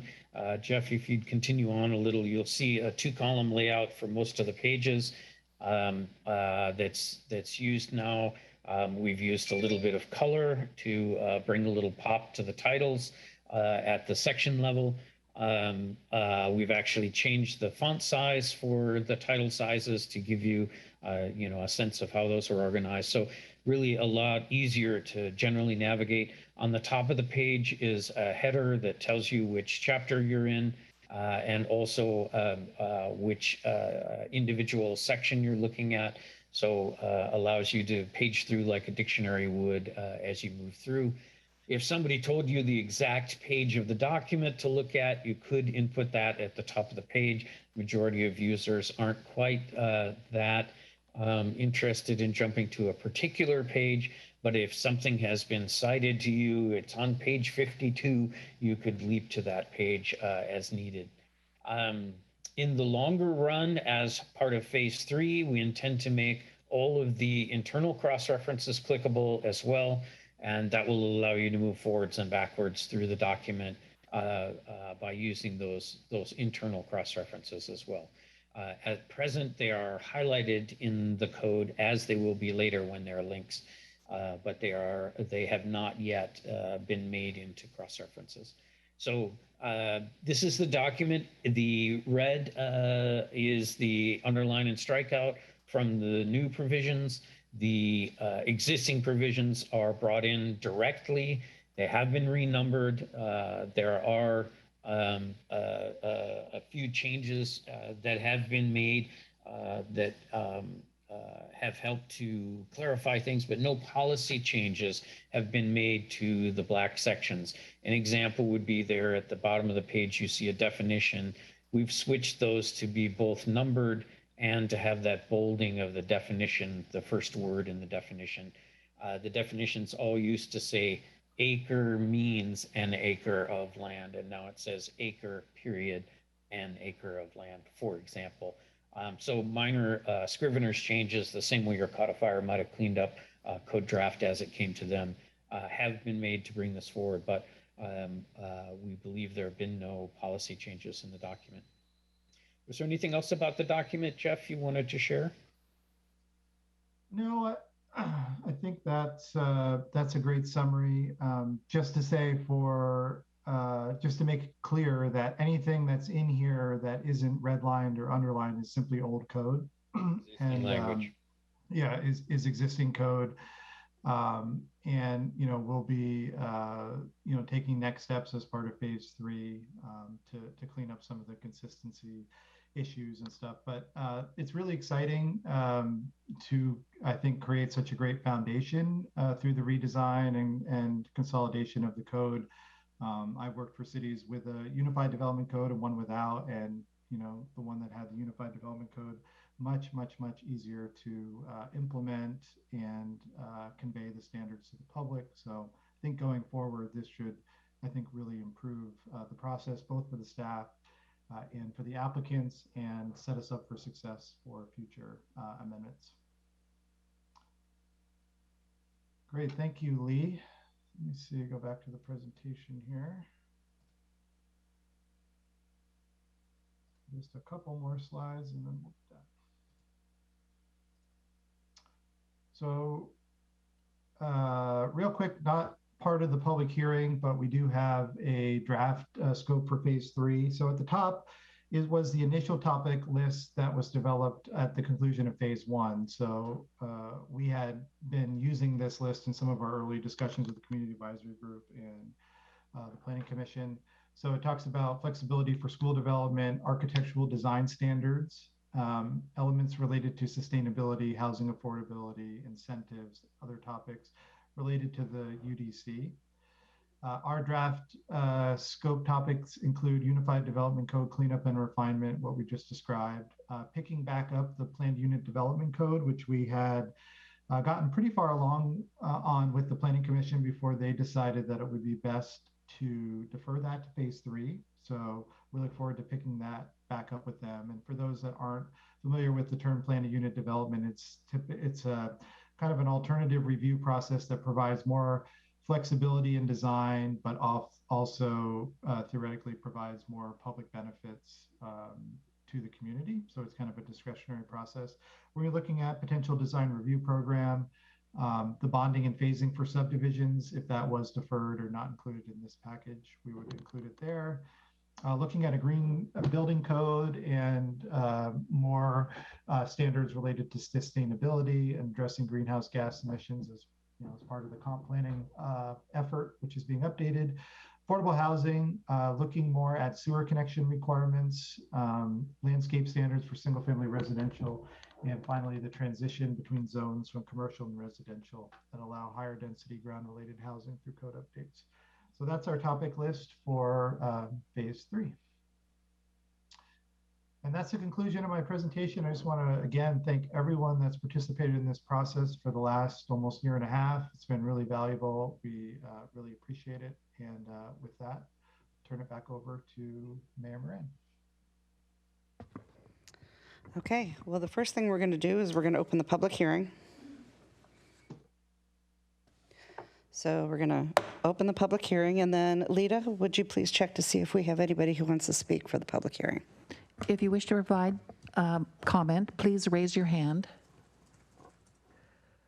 I see that we have 2 hands raised at the moment.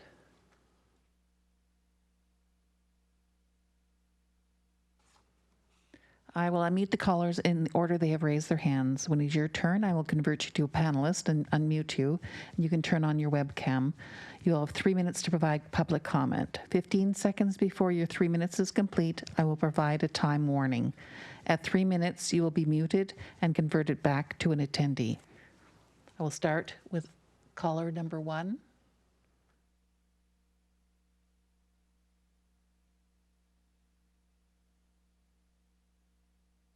Sam Rodabaugh.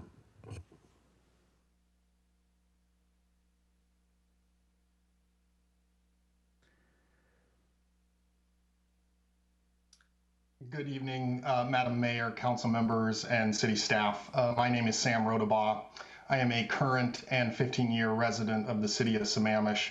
I'm also a land use attorney and real estate attorney with a long track record of working well with the city staff on my clients' land use applications and with the council on legislative matters.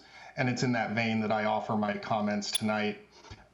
First, let me express my gratitude for the city and their consultants' work. I'm not sure if the public appreciates the magnitude of this project. As a professional, I will appreciate having a unified development code in one place where I can turn as I'm reviewing the code and how it applies to my client's project. For background, about a year ago, my family left behind our home in Klahani. Our neighborhood was kind of cookie cutter with some small lots, and we purchased a 1980s home here in the Sammamish Highlands. And the highlight for me was that it was an acre. I wanted the space, and I wanted to enjoy some of the amenities that Sammamish allows. And so I've got some long-term plans for the property.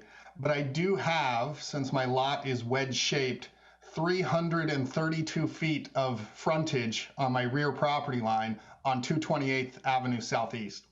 So naturally, looking at the new design standards, the arterial street frontage design standards were a bit of a concern. And I think my concern is really some inartful drafting. I sent written comment earlier this evening, but subsequent to that, Mr. Fisher was graceful enough to get me in contact with Mr. Arongo, and we were able to discuss some of my concerns. In particular, if I read this with my lawyer's eye, it read literally, it appears to state that the aerial frontage standards, it says, apply to, quote, all development in the R districts. And the term development is defined very broadly in the definition section to basically mean the construction of any structure, a shed, an ADU. And so as currently drafted, I mean, if read literally, it appears that the arterial frontage standards could apply, even if you're not doing a subdivision or binding site plan, something that we would consider standard development. So Mr. Arongo assured me that the intent was not to create, a 100-foot no-touch buffer, which would be about 2/3 of my 1 acre property. But having walked him through my concerns and how I read it, I think there's a simple fix there that would bring some clarity to when those standards apply and don't apply. I think from our discussions, Mr. Arongo was at least able to see what my concern was. So I'm optimistic that between now and hopefully next week, if we continue this public hearing, that we could make that simple fix. I understand that if my property were 15 seconds. In the future, that these new standards would apply. But as long as it remains the current lot, I'd like to be able to use my backyard for a detached ADU or something like that. And a clarification in the code, in the draft code, would be most. Thank you. I will now unmute the second caller.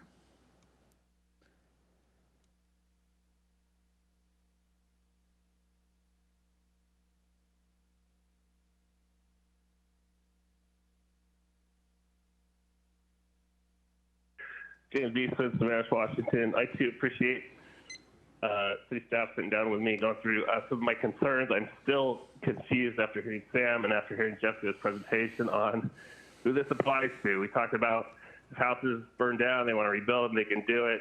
But I swear he just said that if you're on a lot that's not being subdivided, these don't apply to you. Well, as Sam said, it said in the code that it applies to all development. So if I have an existing vacant lot that I want to build on, do these arterial codes apply to me or not? So I'd like to know that. I sent in a whole packet to staff on markups, and with the design staff that the city has, and I'd like to see them go through some of the challenges I had. If this is your lot, how do you design a house that faces the parkway with a path going down to it? He said in the presentation there's going to be maybe some exemptions for topography, but I didn't see that. I haven't seen it. But we're opening the public hearing without it. And on the parkway, a lot of the homes face rear to the parkway for a reason. It's because of the topography. We also have to get arterials up there that, so you don't have a driveway come off your parkway. It's understandable. And consolidate. So you're going to be coming up the hillside, and to do that, really you got to come in on the high side of your house. So to have the front be down at the bottom, I sent over some pictures. I would like to see some examples of how that's going to look and how it's even possible. And then you got to go with the unintended consequences of Now you have a bunch of houses facing front next to a bunch of houses facing back and intermingled in between, and people going up to their front yard, and then the guy's dog next to you is barking from the backyard. The utility guy's upset because you put your meter in a fenced-in backyard when it's supposed to be in the front yard because, that's where it comes off the street, but you have to explain to them that, no, that's actually your backyard and not your front yard, and, go on and on about why it's different. So I think there's something to be said about uniformity, which is, what they're trying to get with this code, but in essence, they do the opposite. So I'd like to see staff discuss that, take a look at it. Also, this code calls for walkways on every single house in Sammamish. Correct me if I'm wrong, every single house in Sammamish has to have a walkway out to the street and a house with a door that faces the street.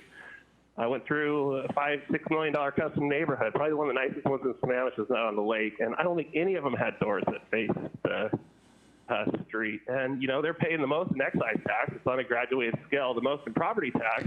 15 seconds. Yeah, Planning Commission said some things on that, but, take a look at this. The retaining walls, take a look at the example I sent in. Even the picture that Jeff just brought up in his own example for a good design site, that wall was over 4 feet. So, Thank you. We have one additional caller that has called in.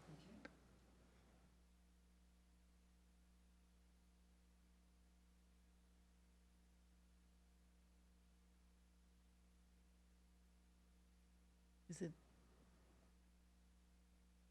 the second one?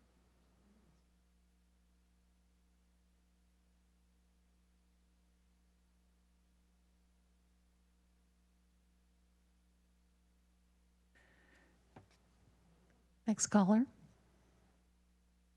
Hello again, this is Mary Wichter, Sammamish for the last 20 years. I wanted to talk a little bit about the email I had sent in with the first topic being reasonable use exception. But before that, when Leslie Bain, the consultant lady who had spoken at the beginning, she was talking about design guidelines, which they're not requirements, they're design guidelines, and site planning and neighborhood design standards. Those, I guess, are not applying to single-family homes. And even though they're standards, they're really not requirements, and I would like those. I think this is the third time I've requested it, that they should apply to houses that are already in a neighborhood, because we have a lot of existing lots throughout the city, particularly in older areas. And then for reasonable use exception, we have a bunch of lots that are small, sometimes irregularly shaped, and even fragments of lots that really, they're not really lots and they're not really buildable, but if people want to do an RUE on those, what are they going to do? Because there might not be an economic use that would be actually building a house on it. Might be water, sewer, or drainage easements, or a trail connection might be the best or highest use for that parcel. And then on page 425 and pretty much 426 of the packet, there are maximum limits now set in the draft so that you can't get a house over like 2,500 square feet or 2,250 square feet, because those are listed as maximum, so it'd be something smaller. But I think what's missing is either the size of lot or percentage of, or minimizing the overall size of the home so that it's limited to the impervious surface. And I remember back in 2016 when Tommy Dalzell was the senior stormwater program manager and Mike Kenyon was the consulting attorney, they had said that, I wrote 100 square feet in my email, but it's actually a typo. It's 1,000 square feet total impervious surface limit would be legally defensible as not having the taking. So I'd like some amount of impervious surface be mentioned in addition to the size of the house. And then on clearing and grading on page 538, I've kind of gotten used to the 1,000 square foot, 5 cubic yards, or 200 square foot, or 2 cubic yards for critical areas that was added. So thank you for that. But I'm a little bit confused. If someone wants to do clearing and grading, but they don't have an approved land use, can they just do nothing at all, or do they just have to apply for the permit, and would the city allow that or not? And then also on page 538, there's an exception for private road maintenance under item 2, which I think is clear, but it's not as clear as the one for 4, which is for public road maintenance. So I just wanted to double check that. And then for critical areas, I'm a little bit worried that a critical areas affidavit will be allowed and then no critical areas 15 seconds. required. I would rather see it that the critical areas affidavit is required, and then staff and the director not may require, but will require what is applicable for critical areas reports. And then I think you should have a general category for phase 3. And we have one additional caller, attendee that has just raised their hand.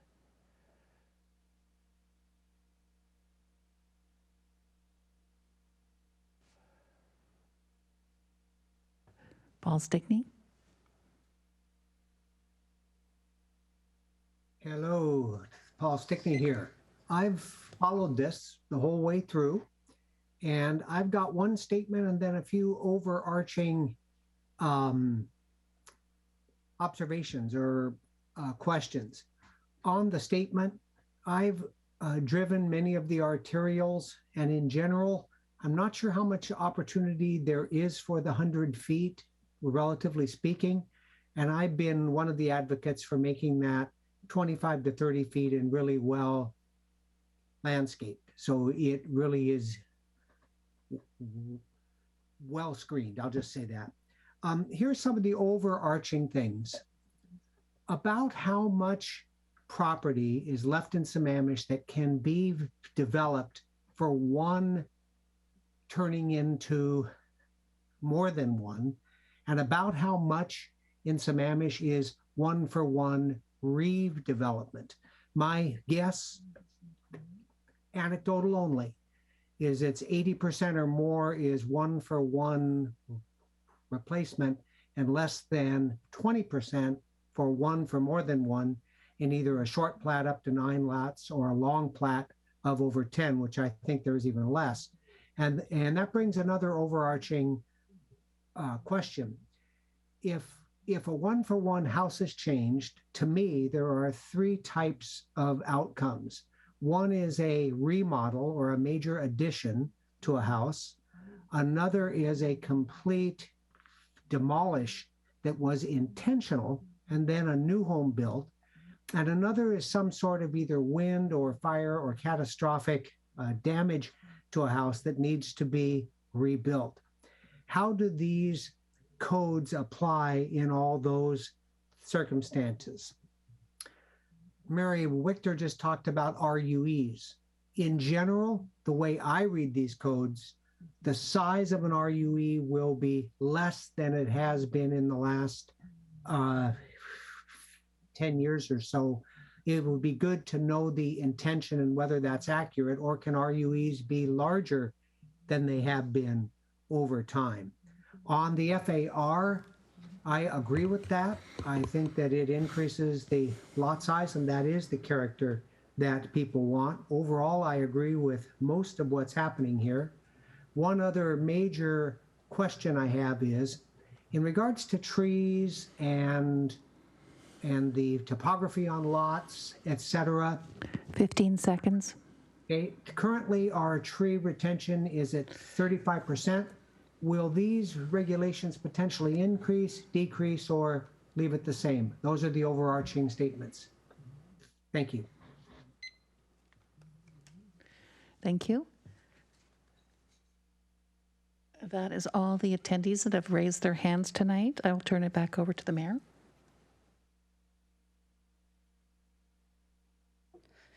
Okay, so I'm going to close the public comment portion the public hearing. And then I'm going to go to questions from the council. And first up would be Councilmember Lamb. Don't forget me.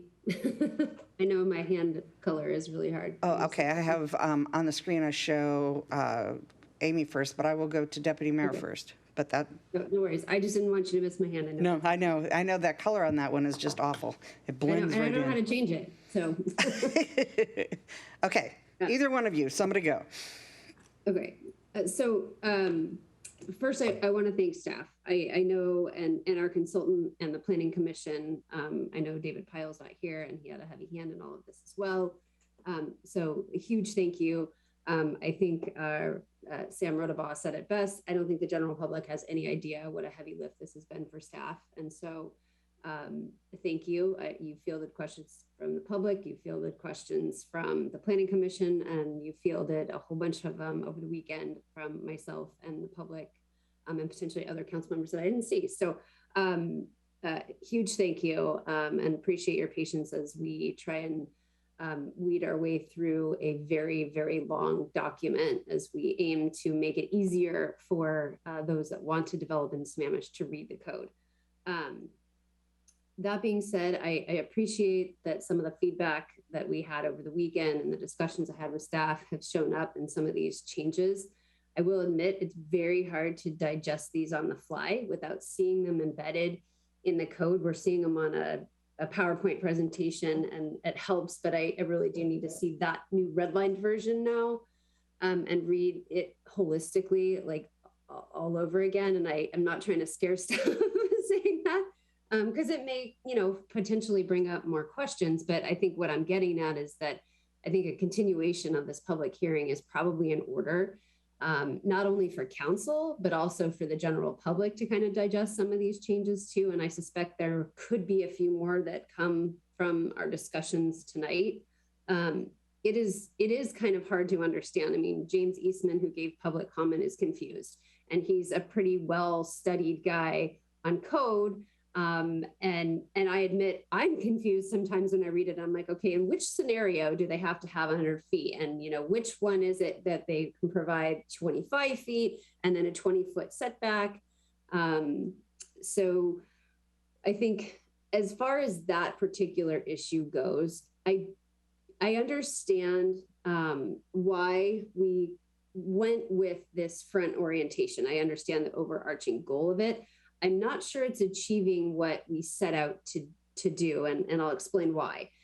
In the Highcroft example, if we were to erase time and decide Highcroft was going to come to fruition tomorrow after we adopted these, let's just say, I'm not sure we're going to get a Highcroft that looks terribly different, even if we had front facing. I realize that the setback would be slightly larger, given the landscape code that would be required there, which I think would be a huge improvement. And I do think that is clearly a goal that we were going for, that treed landscape when we had the picture up from near Tree Farm on Northeast 8th. Absolutely, I think the residents would appreciate more of that. But orienting front doors towards the street, at least in these scenarios, actually diminishes the number of trees you get, because now they have to provide a walkway, and that walkway is an open area, which allows you to see the house then. And if the idea is to hide the house, we're in essence giving a view into the house. I also don't know how desirable it is for a house to have its front door facing a principal arterial like 228th or Isquis Falls City Road, for example. Those feel a little awkward. And while I appreciate that the entrance needs to be on a secondary street and not on that main arterial, it still feels a little awkward. And if we're trying to get away from the whole cookie cutter, I think allowing a little bit more flexibility in having a side on the arterial or on the road is not necessarily a bad thing either, especially considering if you look at East Lake Sammamish Parkway, we do have a lot of homes that have the side of their home oriented towards the parkway. And I drive by them and I don't find them to be offensive. But it's really hard to craft code that we can apply in scenarios like down on East Lake Sammamish Parkway and then up on 228th. And I think that's where the flexibility and the questions I was asking about discretion come from, is that we want to be sure that the overarching intent behind these codes is given in any given situation, which we're never going to be able to think up sitting here at the dais. I think Mr. Rodabaugh brought up another example, which is his property. Now, I went and looked in King County Parcel Viewer at his parcel because he gave it to us in his email, and he is very heavily treed. And so in his example, he doesn't have the benefit of the Highcroft example where they didn't have trees. So then, they could just have the 25-foot buffer and provide landscaping. He's already got it there. So I'm not exactly sure what his property looks like. And it sounds like, Jeff, you had a conversation.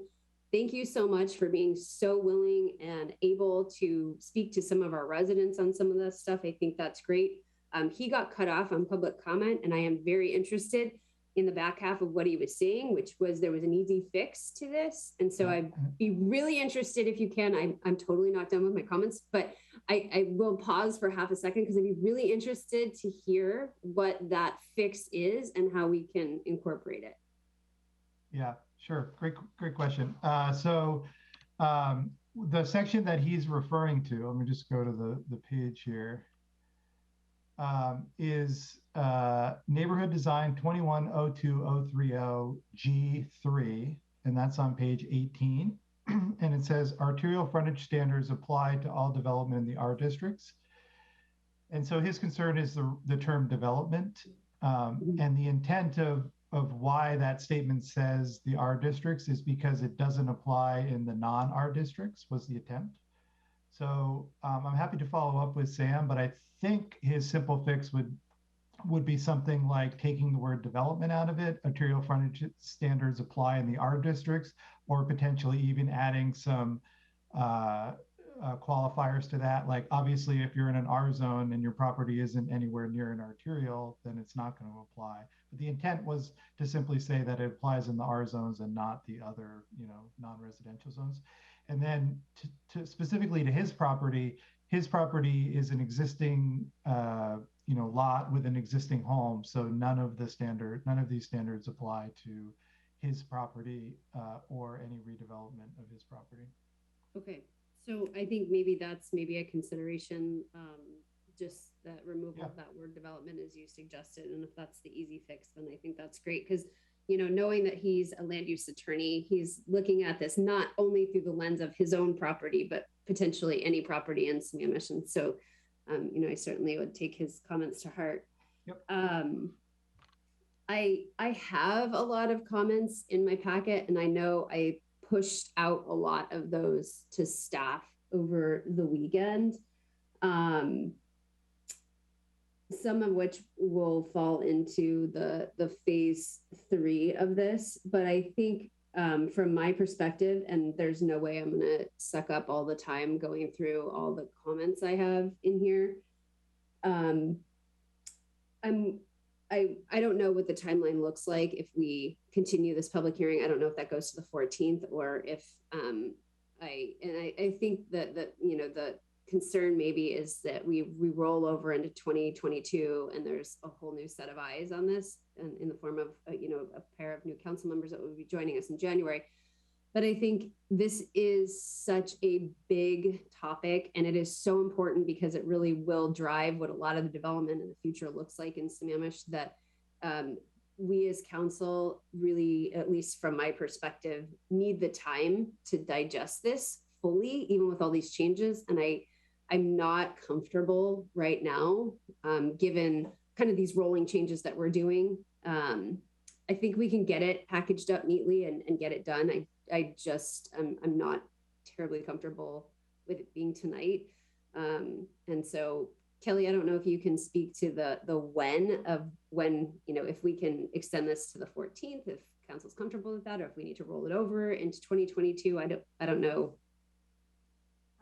Yeah, I think definitely we want to see your red line comments to the red lines. I think that would be really helpful. I know, I think you have a hard copy, and how we could get those so we can review them and address them would be helpful. And that's open to all city council members, by the way, too, because we do want to have one version where all amendments are, have been considered and a majority of the council has given us the nod or approved that to move forward for adoption. So I'd like to start there. We could definitely bring this back on the 14th and go over those. That is going to be a very, very quick turnaround. So just FYI on that. I'd like to also hear from other city council members on some of their red lines as well. And then I think we can evaluate what that heavy lift will be.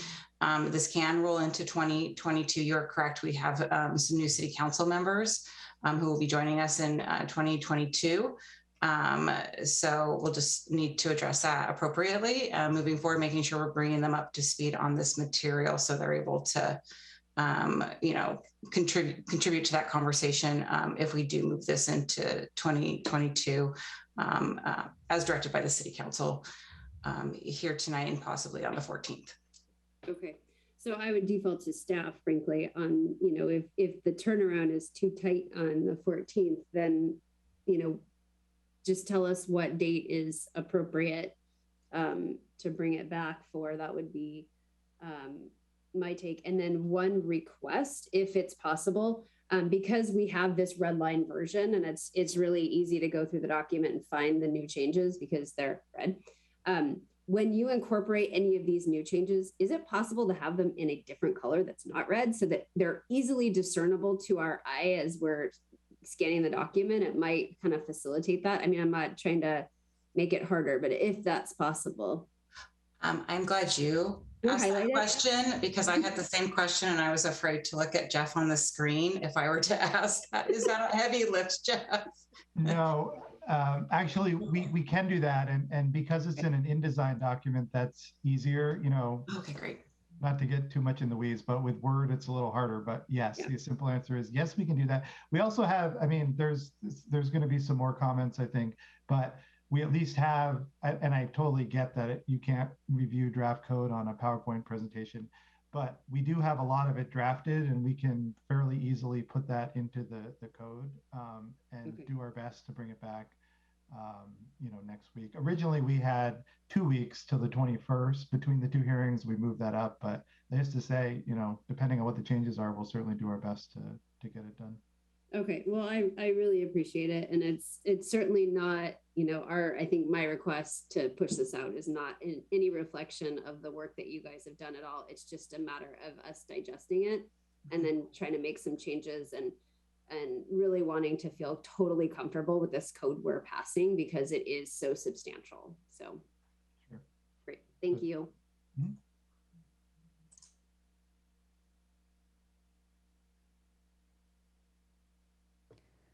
Councilmember Lamb. Hi. I want to thank staff and Jeff and Leslie for all this great work.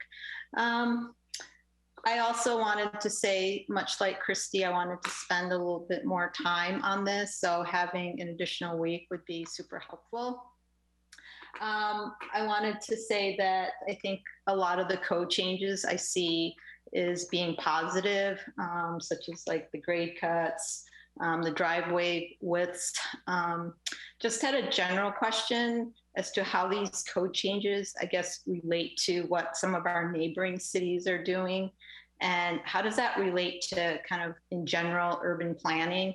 Like would a developer come in and say, oh, a lot of cities are also making similar type changes because these seem sort of common sense to me? Or are they going to come in and say, whoa, this is like really hard to develop, like this is like onerous? Yeah. Really, really good questions. We did, as consultants, we work with a number of cities. So we have our experience sort of at that level, but also as part of the project, as topics came up, we did do a best practices review and look at other cities. So for example, many cities have neighborhood design standards. We looked at Redmond, for example, has a pretty similar set of neighborhood design standards that they've had. Linwood was another one and a few others. So I would say that Sammamish was a bit behind the curve in terms of not having, those standards. I would say that also, we work with developers and have done development. Leslie, is an architect and urban designer. And so we look at these codes from that standpoint around, feasibility and really trying to make the codes effective, but not overly complex, which is really hard to do, as you can tell from the conversation tonight, but we've tried our best on that. So even though I know there's still some learning to do and familiarity that's going to come with working with the code more, we did have several design professionals and developers on our community advisory group. We also met with the home builders twice. So I feel like really confident that we've vetted it and, tried not to make it overly complicated, but actually really work well for everyone. improve development outcomes, but not make it an obstacle, so to speak. So from our standpoint, we feel like we've done a good job in that regard, and we're also open to comments and have made a number of, I think, really good changes from the folks that have weighed in along the way. So Thank you. yeah.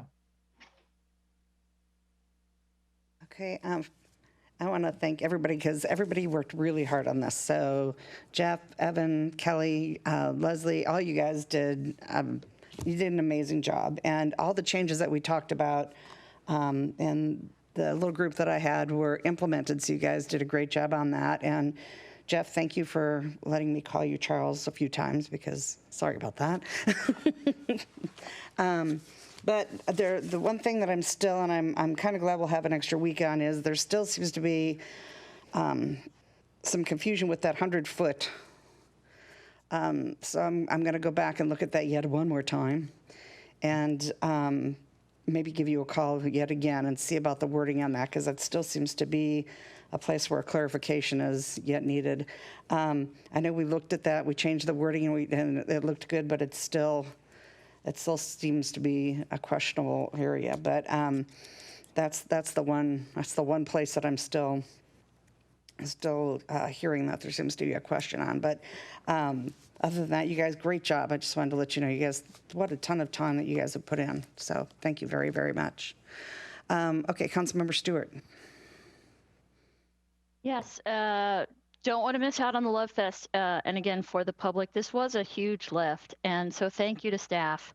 And I hope that you don't take any of the questions or comments coming from the public or from us in a bad way. I think the more engaged people are, the more it's reflected of the importance of the work that you're doing. So I will ask though, from a because it is so substantial and because it is so important and because people care so much, I do want to make sure that we don't rush this last little bit of it, because, the devil is often in the details. And I will say that, I think the 100-foot setback question is a perfect example of there's what you intend the code to say, and then there's what the words say, and then there's what the lawyers interpret the words to say. And those are not always three of the same things, right?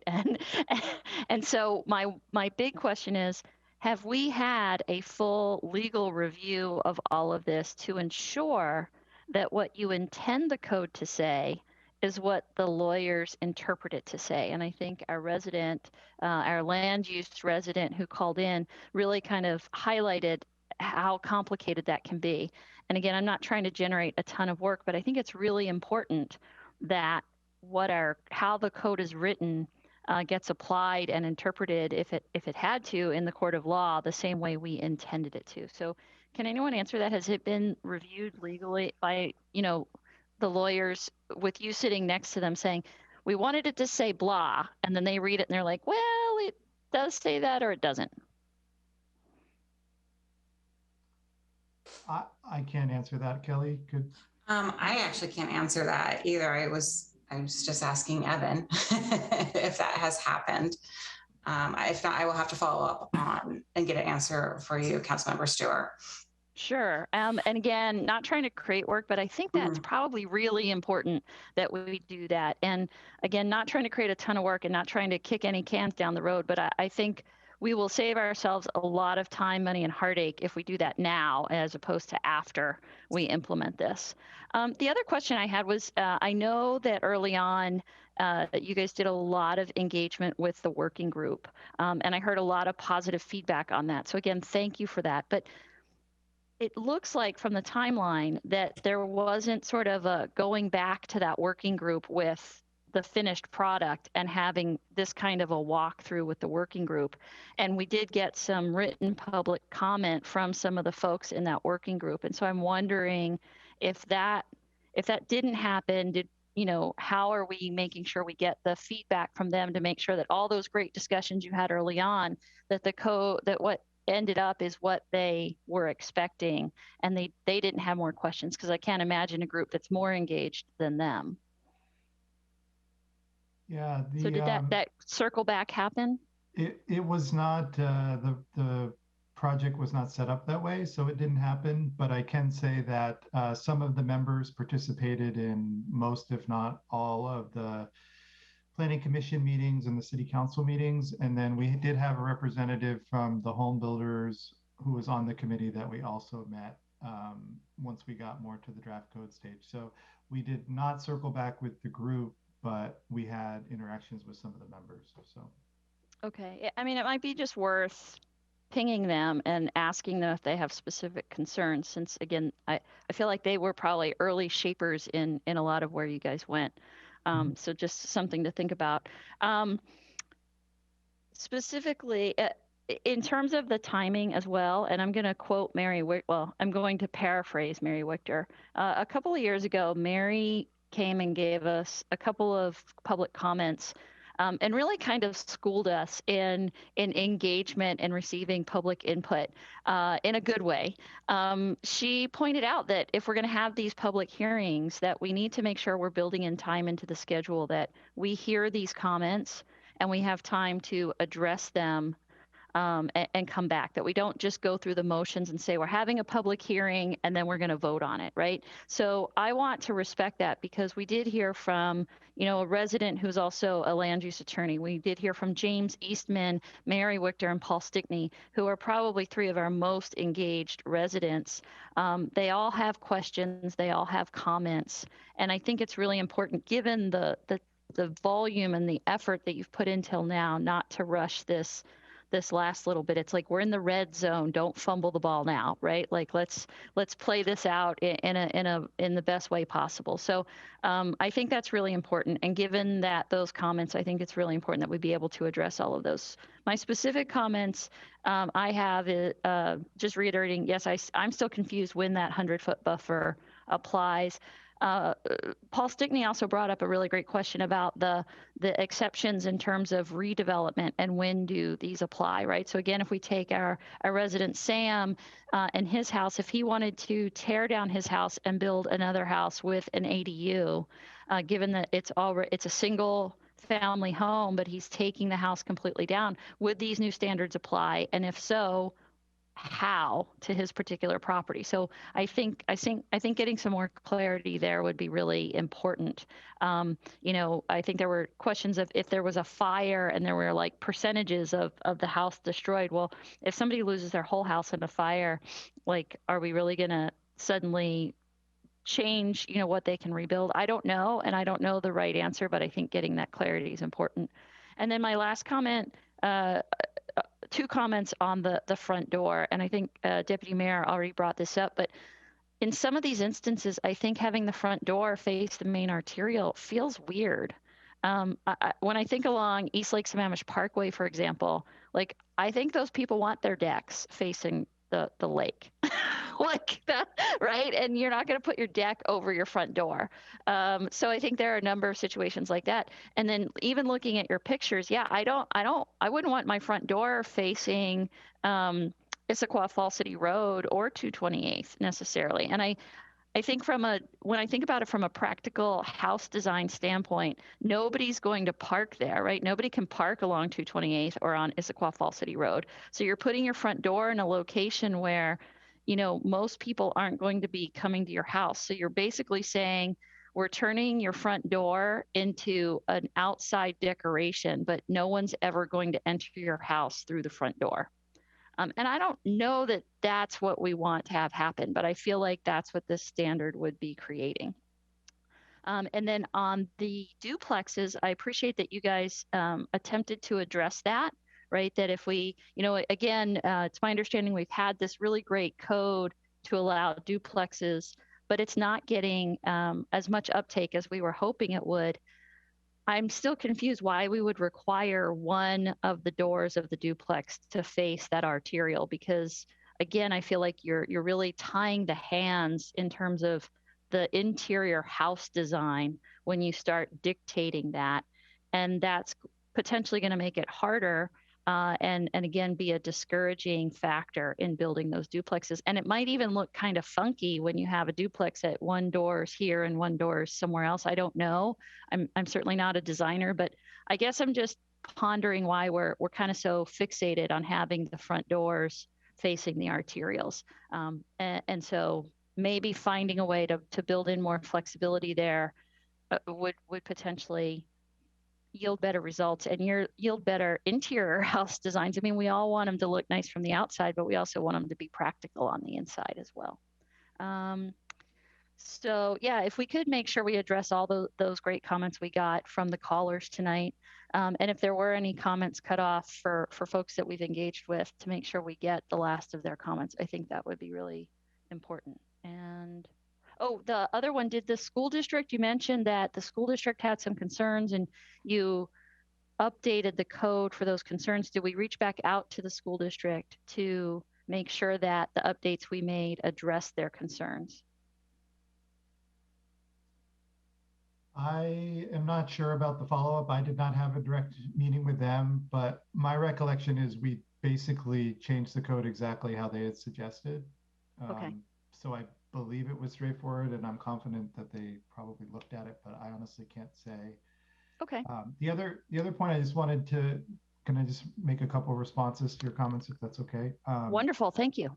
Yeah. So the first thing is, I would always tell any of my client communities, let's get this right. So if we need to go to another meeting or whatever, that's pretty normal. This is a big thing. We want to get it right. We want people to feel comfortable with it. So totally makes sense. The other thing to think about is that the standard for the front door is not unique to arterials. That's actually all streets. So that's one thing. And again, in majority of the situations, it's a residential street, and that's easy to do. The other thing is that through the neighborhood design standards, when you're talking about platting, one of the things that we're trying to avoid is having double frontage lots. And that's, I think, what really creates a lot of the awkward situations with the houses and the arterials. So we think a lot of this could be addressed through the platting process. So again, on some sites, you maybe don't have the houses having to be as close to the arterial, which I think could address some of it. But I would say, like, the issues around the orientation along the arterial, given how much development is left that can occur on arterials and how much has already happened, it's a pretty minor thing relative to the other pieces of the code. So if you're uncomfortable with that, I think that's okay, to some degree, but it's certainly your call. So just to keep in mind that the orientation thing is not specific to arterials. I think it becomes a more challenging design thing around some of the arterials, particularly where there's topography and other things that are contributing to how the site's designed. So just wanted to say that.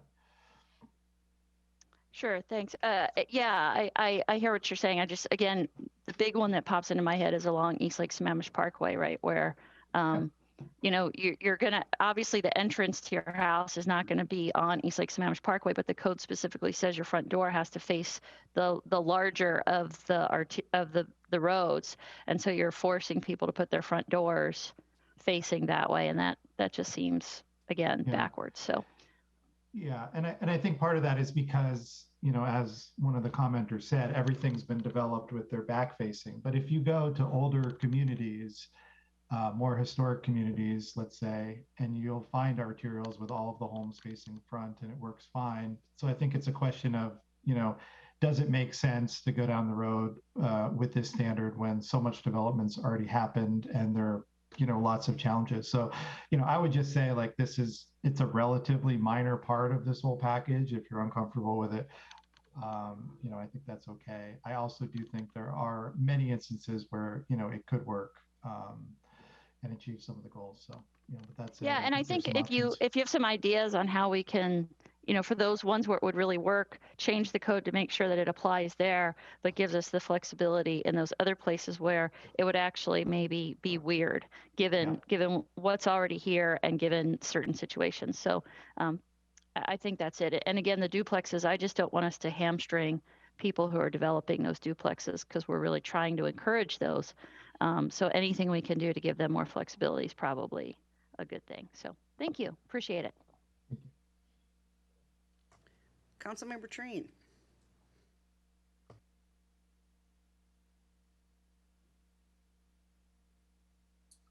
So thank you very much, staff. consultants. Really appreciate it. Thanks for the meeting too, to answer all my questions, take my comments earlier, and to integrate those into the red line changes that you guys have made. I do appreciate that immensely. Just want to say that, well, I have several things I could say, but we'll just stick to the agenda item and say that my question is, can we, if approved next week, sounds like the majority of the council would go to next week. Is it possible then in phase 3 that we could make some of the changes that might come up in this? Because I already have a list of the old code that's in black. I believe I'm up to 15 or 17 items that I would like to do in the next scoping for phase 3 that we're not even addressing right now, which definitely has the need to go to the Planning Commission and the steps that are necessary. So for me, it seems, is that, Kelly, I see you nodding your head. So that's what we could do. We could approve this. If there's even this 100-foot thing could be a phase 3 scoping issue to address in phase 3. Is that correct? Yes, absolutely. You know, we want to take our best shot in making sure we're addressing all the comments we've heard tonight, and any additional comments on those red lines from City Council, that we can incorporate that into a version for your consideration next week. Again, I need to know what the scope of that is. And for those items that we can defer to phase 3, that would be fantastic. And we would come back to you in 2022 with a phase 3 scoping discussion and get that direction. It's very similar to what we did for phase 2 back in, oh my gosh, I think that was 2020.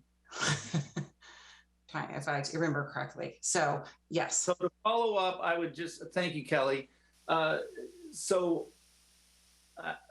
Yeah, I think we should repeal and replace the existing development regulations with this proposal.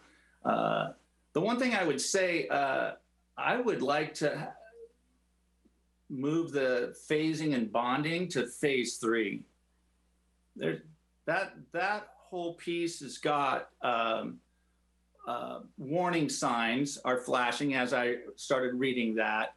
And so I see that one as something that we may be better suited as a council to have the new council address that particular amendment or draft amendment on the phasing and bonding.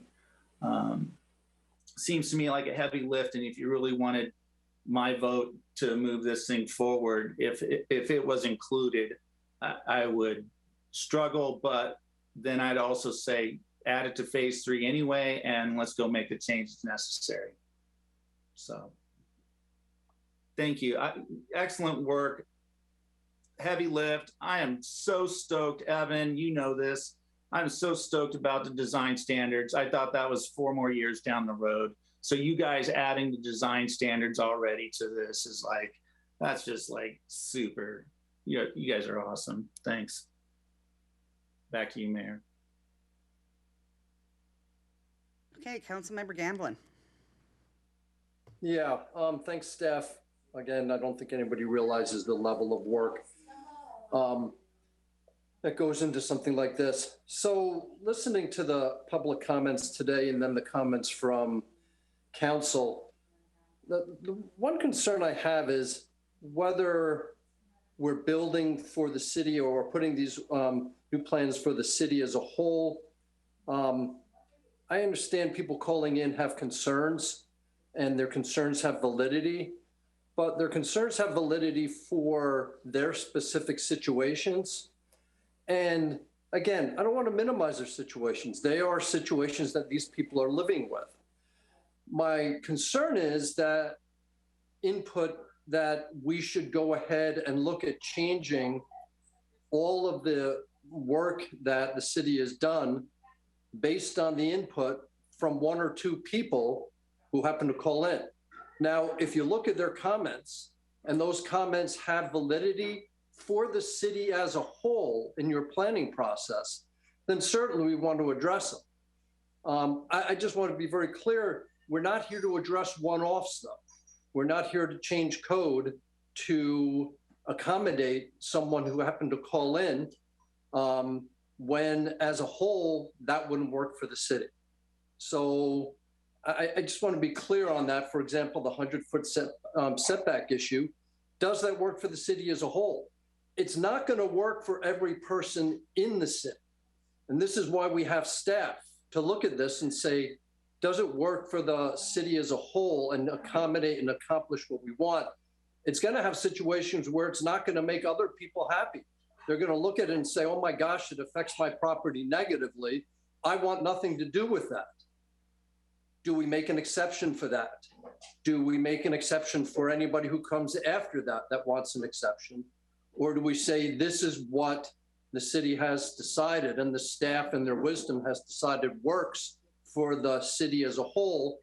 And then we need to be aware of what can we do for the one-offs. So again, not commenting on anybody specifically calling in this evening. I'm just saying, please let's be aware that we're trying to do a really big, heavy lift. And we had a couple of people call tonight. That's great. But that's not what we base our changes on. We base it on what's good for the city as a whole. If they happen to fit into that, God bless them, that's great. Let's accommodate it. But stay the course for what you've determined is going to make the city be the way that the vast majority of people want it to be. That's it. Thank you. And if I may respond, Councilmember Gamblin, that's a very good point, and I thank you for those comments. The city does have a process. It's called the zoning variance process, where we can consider and looking at these kind of one-off projects that may be constrained by these standards. And, you know, we could, you know, there's so many different situations and ways that you could design a site, but these design standards give you that flexibility. And a lot of that has to do with, you know, allowing, as Jeff presented tonight, you know, you can put your open space, you almost know, like kind of double dip your open space, your stormwater, which would have been separated into separate tracks, into that 100-foot buffer. It allows you to really explore different land uses like building typology and get that diversity of housing that actually is addressed in our comprehensive plan. So the design standards do consider all of that, but there may be a situation where the site is encumbered with critical areas on the back part of the lot, and you can only build on the front part of a lot. You know, that's where we would you know, direct an applicant to probably applying for a zoning variance. And we would look at that and that specifically and provide, you know, guidance as long as they are meeting that design intent that is in the development standards, that this is what the city wants to see along arterials, and that is a landscape buffer. And if you can show how that's being designed into your plan, again, we could work through the zoning variance process to address that. So there's no hard no until we are able to look at that through development review. And I think our code, or I know our code allows us to do that. So I hope that kind of eases some of the anxiety with folks who are concerned and, you know, with this buffer or frontage onto a street. There are tools in the toolbox that we can utilize. Okay. And I think you said it well, Kelly. We need to design to these overall standards that we've decided through lots of work, at a phenomenal amount of work, a phenomenal amount of public input, phenomenal amount of professional input. Those design standards that we've created, that's what needs to go into the code. And then we work within that for the one-offs, for the people who called in tonight and said, I have this specific thing, or I have that specific thing. Fine, we work with that. But we don't change the design standards to accommodate the one-offs. We have the design standards and then work with the one-offs. So thank you very much for that input. I appreciate it. Thank you. Councilmember Ross. Thank you, Mayor. I'd like to see us defer the public comment for both the council's purpose and the public's purpose to next week. I like Councilmember Train's thoughts on phase 3, whereas we would look at where we are next week, and if there's anything that we need to put into phase 3 to clarify, let's move it into phase 3. I'd like to see us put a stake in the ground and get something published this year, and it'll make a better transition point for new council members in phase 3 work. So that's my comments. Okay, and I'm right behind him with just wanting to clarify, since we closed the public hearing, I need the approval of the council to reopen the public hearing and extend it to next week. I have a feeling that's what we really want to do. So we want to reopen the public hearing. We want to extend it to next week. I move that we reopen the public hearing and extend until a date certain as determined by staff, because I thought I heard Kelly say she needs to confirm that she can get the turnaround in just a week. Okay. Second. Okay. And I don't mean to put all the pressure on you, Kelly. I'm just, I just don't want us to pick a date that is unreasonable for you guys to hit. So if there was ever a perfect segue, that was it. So I thank you, Councilmember Stewart. And to determine this, I need to get some clarification. And what I want to do is summarize what I've heard tonight, make sure I've heard clearly what we will be seeing if we were to bring this back next week or at another date. So Jeff did present. So I do want to be clear in the comments that we received from Mr. Eastman, we did address that tonight in the presentation. Those questions were addressed, and Jeff has proposed some additional amendments to the code to address Mr. Eastman's concerns. So what we would do is we would take those additional amendments and we would show them in the code, but we would show them as a different color as suggested by the deputy mayor. So that it's very clear what has been amended. Deputy Mayor Malchow also mentioned she had some additional comments and red lines. If we could get those as soon as possible. I already have them. I emailed my entire PDF of my packet to you with all of the annotations in it. So you have all my notes. Okay. Oh, yes, I do. I see them right here. Yeah. Can you give me an estimate of what, like scalability, what we're looking at for changes? Is that something you might be able to summarize? Some of them are just questions in there, Kelly. I literally just sent you the packet. It's in PDF format, but it's the annotated version. So you should be able to see all of my highlights, all of my comments. If you can't, like I've never emailed the packet, but it gives you that ability. So hopefully you can see all of my comments in there. Otherwise, I'll work with Debbie Beadle to have it printed so you can see all of my comments somehow. Okay. Questions. And so I even have phase 3 things, embedded in there too. So. Okay. So I'm going to propose a hybrid. I'm going to say we will come back on the 14th with a minimum of what was included in the presentation tonight with that Jeff Rango presented as amendments. At the same time, we'll review these comments by Deputy Mayor Malchow, and we'll see what we can show and update and answer in that document per those comments and questions. And we'll continue the public hearing and review that draft. I am very optimistic that we can provide something to you to approve next week or to adopt next week. For those items, though, I agree with Councilmember Ross. Those items that are still a sticking point, if we can get a majority of the council, we could maybe move those to phase 3. But I'm really hoping we can get to a point next week where you're all comfortable with adopting these regulations so we can start anew on scoping phase 3 in 2022. So I'm going to stay positive on that and hopeful. If that sounds like a good plan to everyone, and unless I've missed anything, I think That's what I would recommend. I see there's a question. Councilmember Stewart. Yeah, two things though, Kelly. One, I'd like to understand the duplex front door thing more.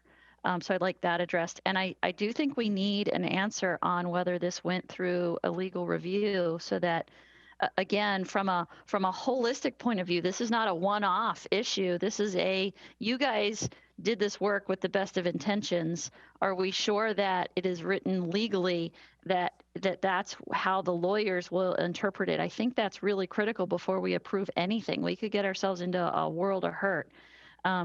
With the best of intentions, and we don't want to do that. So I think we need the answer to that. Okay, I will. We will come back with an answer on that one, and we will hopefully clarify the duplex front door concern as well. Okay, thanks. Okay, and then Jeff, I'll be in touch with you over the 100-foot, and I had a question on the grading one, so. Okay, so I need Pam, I believe you made a motion to reopen the hearing and to until a date December certain. 14th, it sounds like. Well, I think I think you were doing it to a date certain, or do you want to change that? Well, if we said date certain, we have to say the date. So I think we're saying date certain of December 14, correct? Okay. I'm looking for a second to that. I'd already seconded it. Okay, so we have a first and a second. Is there any discussion? Okay, all those in favor say aye. Aye. Aye. Opposed? Perfect. That will make Lita very happy. It cleans up her record stuff. Okay. Madam Mayor, can we get a quick break? Yes, because we need a health and safety break. So it is 9:35, and let's take a 10-minute health and safety. We'll be back at 9:45. Jeff, Evan, you guys rock. Thank Yeah. you. Great job, guys. You do too. I just don't. No worries. Just wait till phase 3. Yeah, I figured.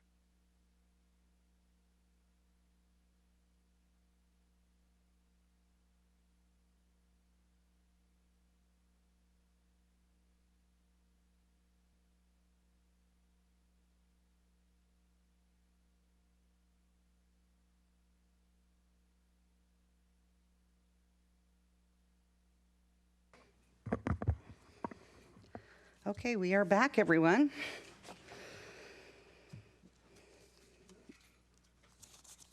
And the next thing that we are up is we've got our public comment on our public hearing. So, public hearing for proposed docket requests for 2022 Comprehensive Plan and Development Regulations. This is Kelly. Is Kelly and Evan on? Yes, they are. And do you want to go through that for us? I'll have you go through that for us first before we ask for public comment. Okay, well, thank you, Mayor Moran. Tonight, Evan Fisher will be presenting the 2022 docket request for City Council consideration and approval. Evan, I'll hand it over to you. Awesome. Thank you all. Good evening, City Council. My name is Evan Fisher, and I'm a Senior Management Analyst with DCD. Tonight, I'll provide a brief presentation on the 2022 docket request, along with the staff's and Planning Commission's recommendations. Afterwards, the City Council will hold a public hearing, deliberate, and vote on a resolution to set the 2022 docket. The docket is an annual process for considering text amendments to the city's comprehensive plan, development regulations, or to consider site-specific land use map amendments. Note the docket process is a 2-year process. We will set the docket in 2021 and go through legislative review of the docketed items in 2022. This ensures that the city is following the RCW requirements of updating the comp plan no more than once a year. Anyone is able to submit a docket request as long as they are in by the annual deadline of 5 p.m. on the first Monday of August of each year. The first step in the docket review process is deciding which proposals should be put on the docket for consideration in the coming years. To date, the City Council and Planning Commission have held a joint study session on October 5th and were presented the docket requests. Then on November 4th, the Planning Commission received a presentation outlining the docket requests and staff's analysis and recommendations. The Planning Commission then held a public hearing and made a recommendation to the City Council, which I will cover in the following slides, and as can be seen in Exhibit 3 of the agenda packet. Staff have analyzed each of the docket requests based on the criteria spelled out in Title 24A.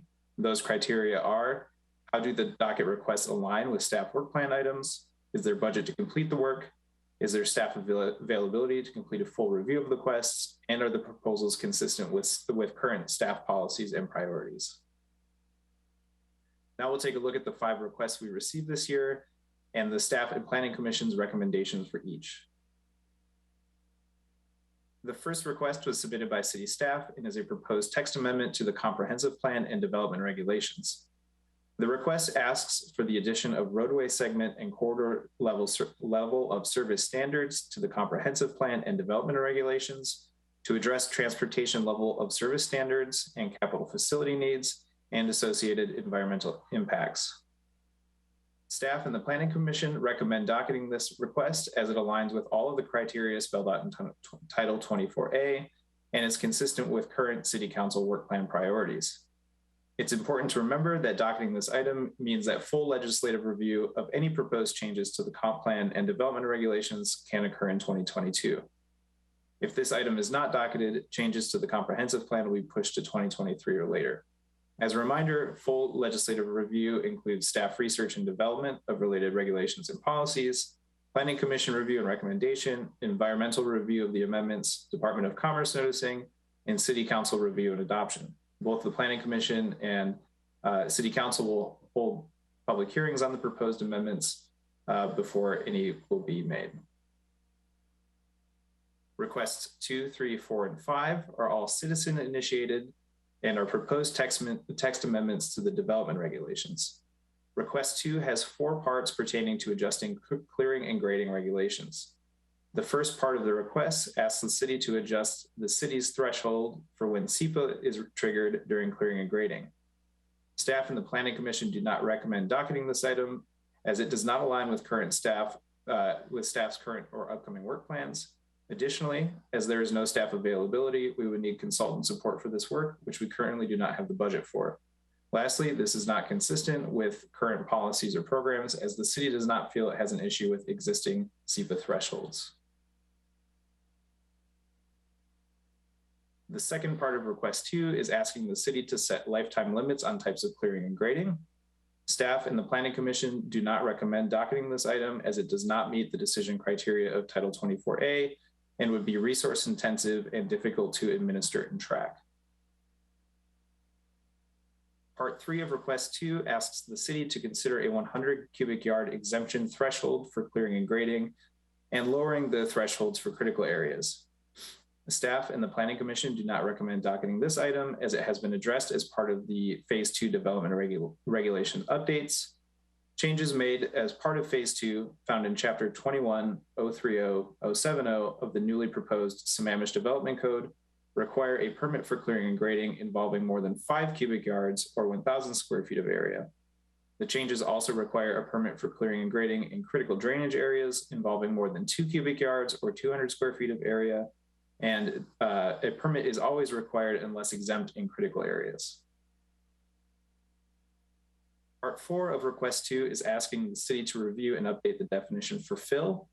Staff and the Planning Commission do not recommend docketing this item as this issue has already been addressed by requirements found in Chapter 21.030.070 of the newly proposed Sammamish Development Code, which says fill material, except in approved sanitary landfill, only earth materials that have no rock or similar irreducible material with a maximum dimension greater than 18 inches shall be used. Request 3 asks the city to consider updating its tree regulations by specifying pruning limits on tree or plant species, providing tree removal options for landowners with parcels in cases of problem trees or lack of water, and developing rules or guidance around removing invasive species, right plant, right place, and encouraging snags as appropriate. Staff and the Planning Commission do not recommend docketing this item but instead recommend that this item be deferred to the Urban Forest Management Work Plan timeline, as tree and policy code updates are scheduled to take place in 23-24.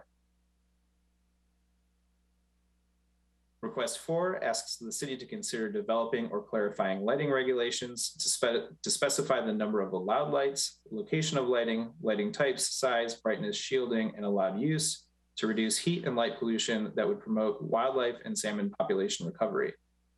Staff and the Planning Commission do not recommend docketing this item as it does not meet the decision criteria of Title 24A and would add staff time and questions about how these regulations would be enforced.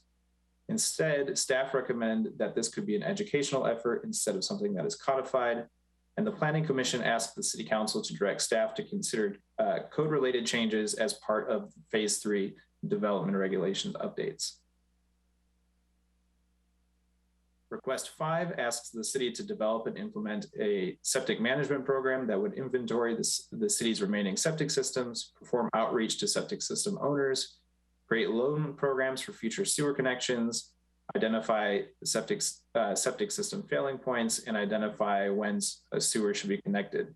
Staff and the Planning Commission do not recommend docketing this item, but instead recommend this be included as part of the development regulations updates Phase 3. To summarize, staff and the Planning Commission recommend docketing item 1, but do not recommend docketing items 2 through 5. Item 1 aligns with the City Council directed work plan priorities and is currently budgeted for and staffed. Items 2 through 5 do not meet Title 24A's decision criteria for docketing, or instead should be deferred to the Urban Forest Management Work Plan or Phase 3 development regulations updates. Again, tonight after this presentation, you will hold a public hearing before voting on a resolution to set the 2022 docket. And Kelly and I are happy to take any questions that you have.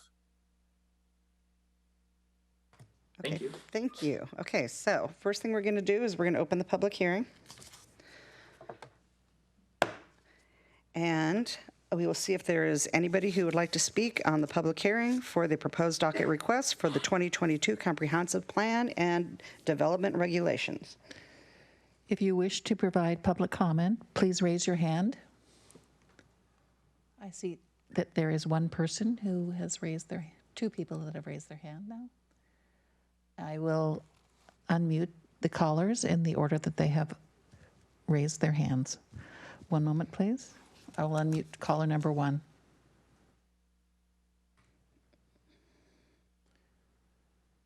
Hi, this is Mary Wichter from Sammamish. Wanted to speak directly to docket number 4 for lighting issues. The Planning Commission did say that they would like to have that go with Development Regulations Phase 3. The issues are there are very bright lights that shine onto public streets, drawing drivers' attention away, make them squint, look away, and they don't get to see wildlife in areas marked. There are lights that shine onto a number of neighborhood properties, directly into neighbors' windows all night long. Lights have been added to existing homes under the eaves that are fluorescent tube lights that are typically garage shop type, but they externally shine all night into backyard areas, including those to adjacent neighbors and green belt areas used by wildlife. Lights, especially along Lake Sammamish shoreline, have been constructed and are used to illuminate the whole home, the driveway, the road, the entrance, plus the dock with lights. And there are also extremely bright floodlights that shine like a prison yard and are so intense that even squinting and looking away while driving or walking doesn't actually work. So the number, location, and types of lights really do need to be regulated to avoid safety issues, annoyances, in fish and wildlife. This is not a large request. It's very key to address. And I ask that the City Commission agree with the Planning Commission direct recommendation to anything that could be done through code and regulations, that would be adopted as part of Development Regulations Phase 3. I also hope that the City Commission will put forth the flyer that I attached from Kokanee Work Group for lakeshore people, particularly if their lights aren't on blue lights. It really has bad effects on kokanee, salmon, and other wildlife. And then the second part is for dockets 3, 4, and 5. 3 and 5 have been recommended for either urban forestry management or development regulations phase 3. So I hope you would do that for septics and for the tree code and policy regulations. For lighting, I've just spoken to. I hope that you will vote for that and give directions that that should be part of development regulations phase 3. And then on docket number 2, I wanted to speak briefly about that on clearing and grading. I would like to see that if a person does clearing and grading or they do it illegally, there's no way to ever recover from it, and then they can just keep doing it over and over and over. There is no limit. There actually is a SEPA limit of 100 cubic yards, which is in King County Code in other cities. It just isn't used in the city. So I would like to see that repeat actions are not done over and over and over. I also put all this in an email, so if I'm cut off, you can read for that. Also, the definition for fill has the maximum dimension of 18 inches, as was read by Evan Fisher. King County, that's their old code. Their new code says 12 inches, and there's other cities that go up to 6 inches for a maximum dimension. At least that single number change would help. So I hope that while none of my stuff would get docketed, it will get put with either urban forest or 15 seconds. Phase 3. And the development regulations phase 3 is the best place for most of them. So thanks for your attention. I hope you're able to look at my emails and for considering my dockets. Thank you. Okay, Council, before we go to our next, it is 10 o'clock, so we need to extend. Move to extend to 11 p.m. Do I hear a second? Second. Okay, we have a first, we have a second. All those in favor, say aye. Aye. Aye. Opposed? Nay. Okay, we have a 6-1. Okay, thank you. We're going to continue. I will now unmute the second caller.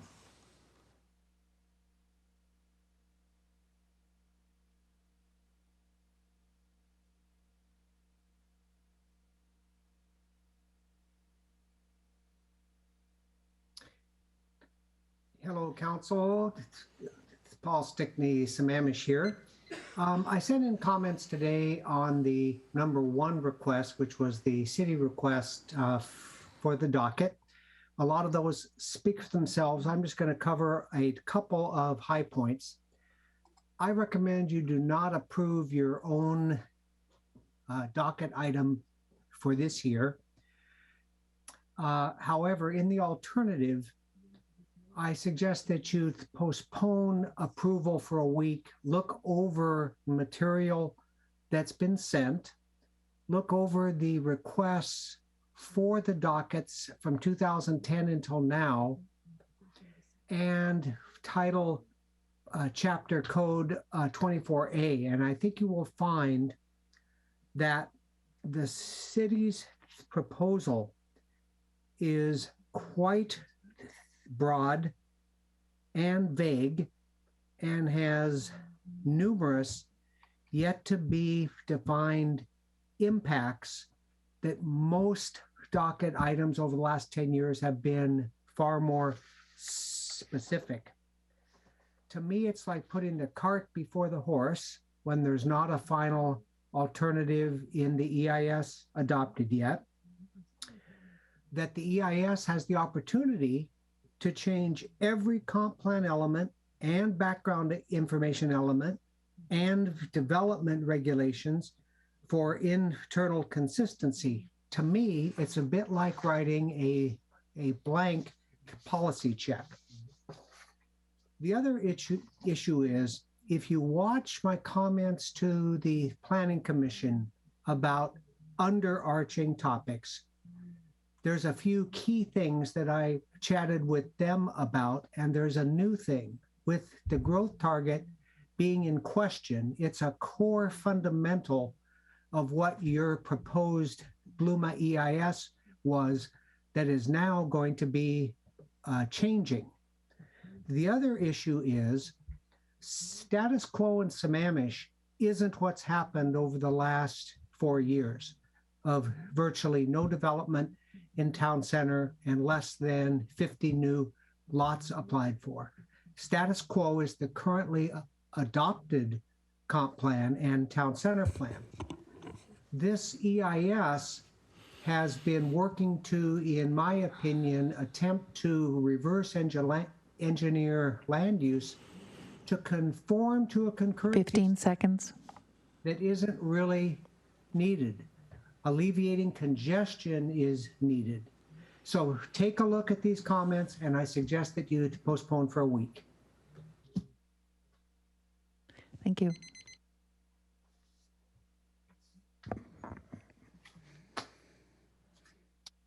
Appears to be all the public comment. Okay. So I'm going to close the public comment section. And I'm going to move to the council questions. And I see Deputy Mayor has got her hand up. Deputy Mayor. So, thank you. So just for clarification, when the council opts to docket an item, it doesn't mean we're adopting it. It means we're basically putting it on for next year, and we'll talk about it in its detailed form next year. So with that, I'm going to make a motion. I move docket request 1 for the 2022 docket, and further recommend that docket request 3 be assigned to the Urban Forestry Management Plan task. Docket request 4, to the extent that it's code related, be assigned to the Phase 3 development regulations, and docket request 5 be assigned to the Phase 3 development regulations. I'll second that. Okay, so we have a first, we have a second, so we're going to move into questions. Can I speak to my motion? Sure. Great, thank you. So I know the Planning Commission took a lot of time to digest this as well, and this is their recommendation. So again, we will consider all, at least docket request item 1 relative to the volume to capacity ratio next year in 2022. So just to be clear, we are not adopting this. And then the rest of them from Ms. Wichter are very well thought out ideas, and I think we can incorporate them into alternative places as aside from the new docket request, the comprehensive plan. Thank you. Okay, now moving on to discussion. I'm going to start with Councilmember Stewart. Yeah, thanks. I agree with the speaker that this docket request is overly vague. If this docket request had been submitted by a resident, we would have rejected it based on the lack of detail and lack of supporting documentation. So I think the city should be following its own rules, and we should come up with the appropriate amount of detail before we docket the item. I get that we're not adopting anything yet, but we're supposed to have a great deal of specificity that is required according to our own published process. So I think that, again, I think fundamentally the city should follow the rules. We're not exempt.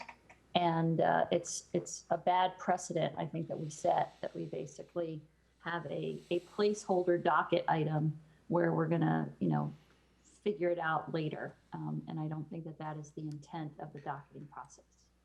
Thank you.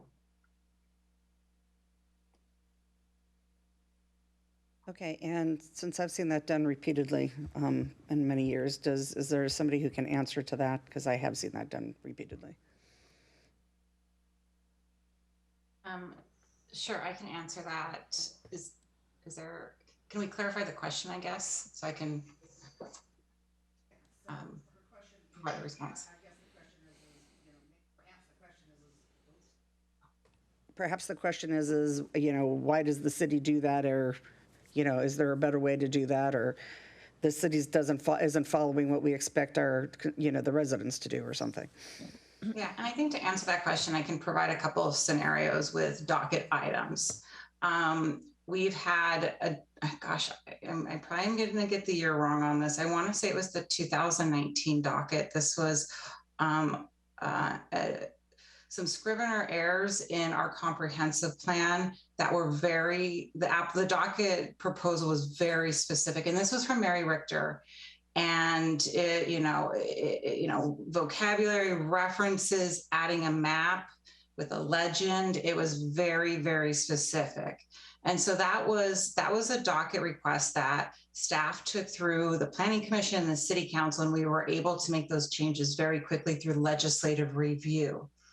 We've also have items on the docket currently that have some recommended code changes to the development regulations. I'll use the TDR docket proposal that's currently on the docket. Staff has not been able to get to this on its work plan due to other council priorities. But this was, again, specific changes to the development regulations, but it's bigger than just what was requested. And so prior to us actually moving forward through that legislative review, we would come to City Council to propose this, to get a head nod and approval of the scope of work. So here is the docket item. Here are some other changes that need to also be made through staff's review of this docket proposal. And we would get City Council to really define and make a decision on that scope of work before we start that legislative review. And that actually would be what we would do in this case once docketed. Once we get to a point where we need to define that scope of work, because again, we need to complete the FEIS that needs to be issued, we will get the defined scope of work for what those comp plan updates will be, what those development regulations may look like. And then we would begin the legislative review. And again, this is going through Planning Commission. This is, having public notice, Department of Commerce notice, City Council review. Both Planning Commission and City Council would have public hearings, so you would hear from the public on this. So this isn't just we're going to dock it and adopt. It is you're docking it so you can have a conversation about what that scope of work is going to look like, and then staff can begin that legislative review process with our Planning Commission, with our public, and with our City Council. So I hope that answers the question. With this proposal, again, this is already on our work plan. It is already part of the project schedule. If it is not docketed, we're delaying that work another 18 months to 2 years. So that is the risk of not docketing. So I probably answered more than what you were asking, but I did want to add some clarifying Okay, points. that's perfect. Thank you. Okay, so Councilmember Treen. Yeah, the term reverse engineering is vague and in some ways to me is insulting. The Planning Commission has been looking at this. Staff has been working on it. It was clear in reviewing this information for the last, well, I'd say almost 14 days, for sure over the last 10 days that I've been reviewing this information and going over this stuff and really kind of hashing out the docket items. Deputy Mayor Mauchow, if I were to show you my notes here, do a Paul Stickney, show you my notes, I literally have it written out exactly as she had said as to what we should be doing in this situation. And so if you disagree, that's fine. It's okay to disagree, but please don't insult us with saying that we're reverse engineering something that in the reality is we're just docketing an item. That's what we're doing. Order. Okay, what's your point? I don't think it's appropriate for council to be responding to or berating public who called in and made comments from the dais. I was berating you, Councilmember Pam. I did not use that term. Okay, Council, let's. That term was Paul Stickney. Okay, let's keep our comments to the issue. Councilmember Treen, do you continue? Oh, I'm done. Thank you, Mayor. Okay. Okay, my comment is, I guess, kind of quick. Kelly, and it is on docket number 5. And maybe you can help me understand it as I read it. It just isn't, it isn't for the city. And as I read, develop and implement a septic management program, that's the Water and Sewer District. Inventory, that's the Water and Sewer District. Perform outreach to septic system owners, that's the Water and Sewer District. Create loan programs for future sewer connections, they already have that. Identify septic system failing points, that would be them because that would cause them to hook up, which we need to work with them on. And identify when sewer should be connected, that would be them also. So I'm trying to figure out why this is on ours. Because this seems like this would be the Water and Sewer District, just like when I see stuff over at the Water and Sewer District on stormwater, that would be over here. So I'm just trying to make sense out of why that's here.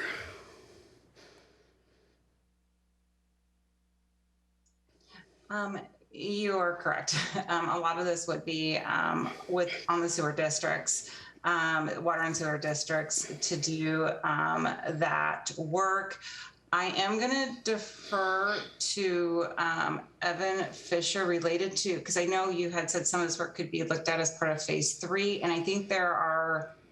Am I remembering that correctly? Yeah, I think there still needs to be conversations had about when the city requires residents who may still have septic systems to hook up to make sewer connections, and how that ties in with our development regulations. I know Jeff Arango in the presentation before has this already included as part of the phase 3 scoping. So I think there's just some technical issues that need to be worked out with the development regulations and how sewer and septic connections work. Well, I know but a majority of this work would be, fall under the sewer districts, water and sewer districts. Yeah, okay. Because I know Sam Platt would welcome, that discussion, because they're working on their comp plan as well, as far as, when we put this here, by the way, you need to hook up. So I'm sure they would welcome that as well. But the rest of that just seemed like it belonged under theirs. Okay, thank you. Okay, so any other questions?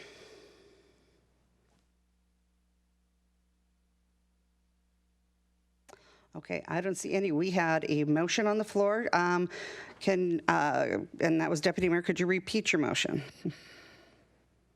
Yes, I can. My motion was to move docket request 1 to the 2022 docket and further recommend that docket request 3 be assigned to the Urban Forestry Management Plan. Docket request 4, to the extent that it's code related, be assigned to the phase 3 development regulations, and docket request 5 be assigned to the phase 3 development regulations. Okay, so we had a second, and so no more discussion. All those in favor say aye. Aye. Aye. Aye. Opposed? Nay. Okay, motion passes with a 6-1.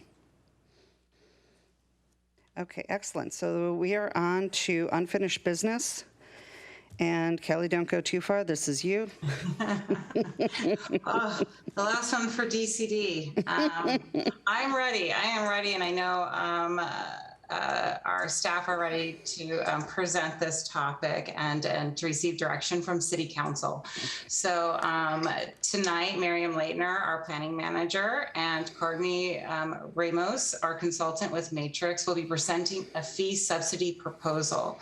As you all may recall, staff presented the development fee analysis to City Council on November 9th and was directed by Council to bring back options. Miriam, go ahead and take it away. Great, thank you, Kelly. And good evening, Mayor and City Council members. Courtney and I are very pleased to be here tonight and to follow up on the November 9th meeting, as Kelly mentioned earlier. I'm going to go ahead and turn off my camera so you don't see me reading my notes, because that's not very much fun to look at, and I will go ahead and share my screen as well.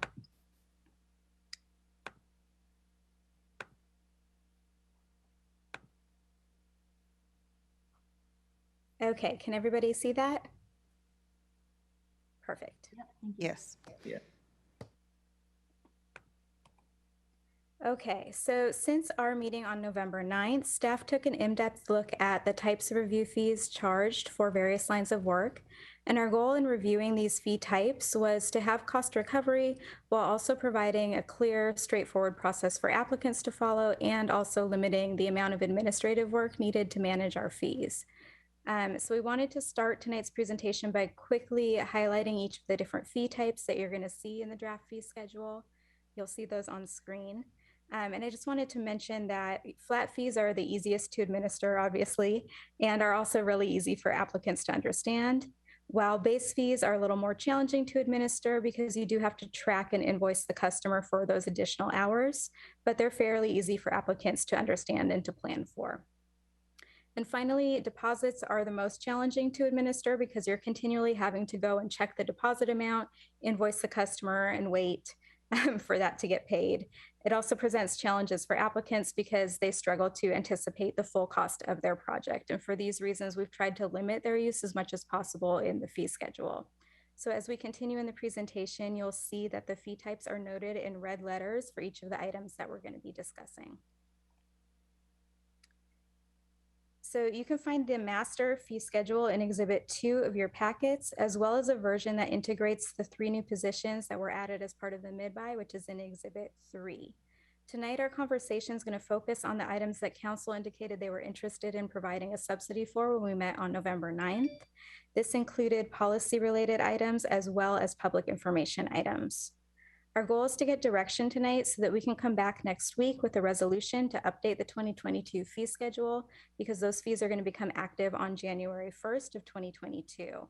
So tonight, for each category that you'll see on screen, we're going to go over the relevant line items, and staff will provide subsidy options as well as a staff recommendation. And then we'll then be asking council for direction on what subsidy should be for each of those items before we move on to the next slide.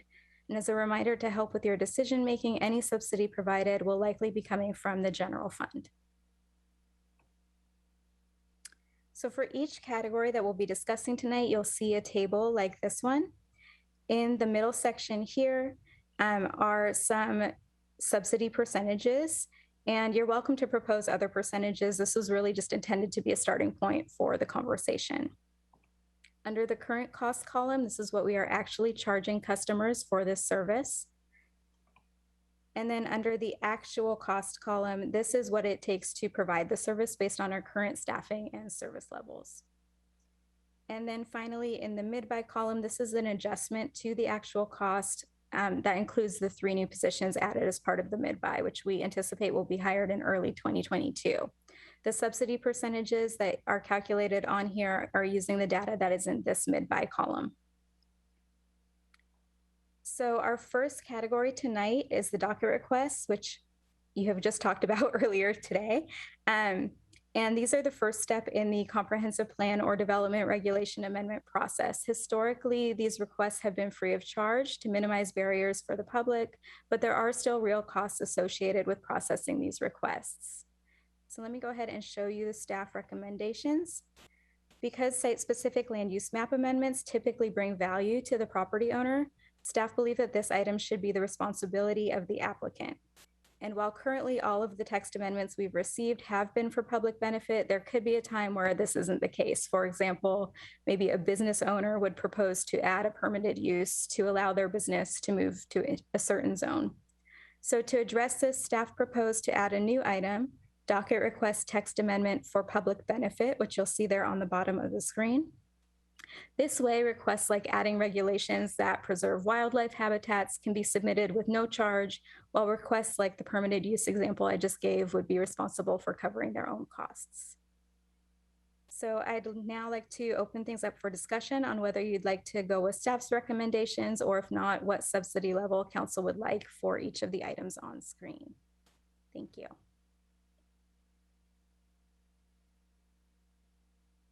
Councilmember Stewart. Yeah, I just had a quick question. Why did the cost go up at mid-buy? I know you said that additional staff came on, but I would assume that the cost for the actual work wouldn't change unless the people we brought on cost more. Is that? It's just additional staffing. So the additional staffing plus the oversight for those additional staff are calculated into the hourly rate for planning as a whole. And that ties into all of our services.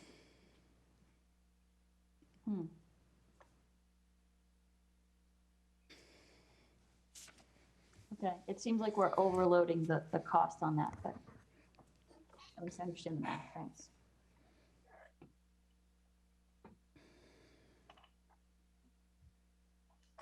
Can you, I guess one other question, can you explain how the docket text amendments that would have a fee, those would be considered site-specific text amendments then as well versus the for the public benefit? I guess I'm not totally clear on the difference between those. Sure. So the site-specific land use map amendment very specifically just changes the map in the comprehensive plan, the future land use map. So in this example that I gave, we would actually be changing the text of the development regulations for the permitted use section, for example. So you are making a text amendment, but it does not have a public benefit because it's, in the example I gave, benefiting your own personal business. Does that make sense? Okay, so like the ones that Mary submitted, for example, would probably all fall into the for public benefit. Correct, yeah. Okay. Thanks. Yep.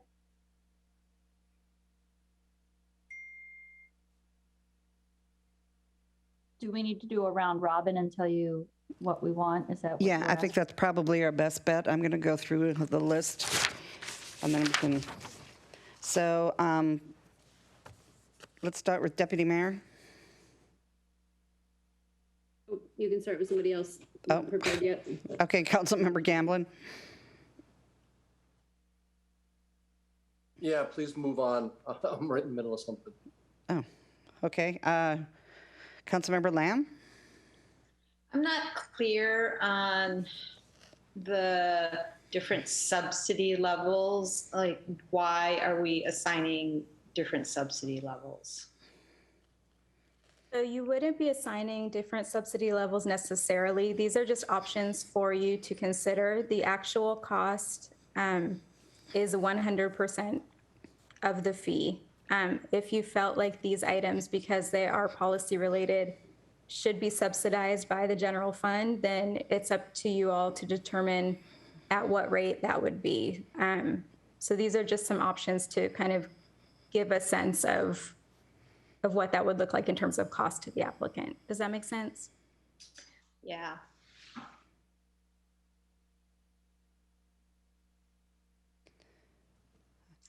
Okay. So, oh, sorry, if I could just insert here. So I guess what we're asking is, let's look at docket request for the site specific land use map amendment up to 12 hours.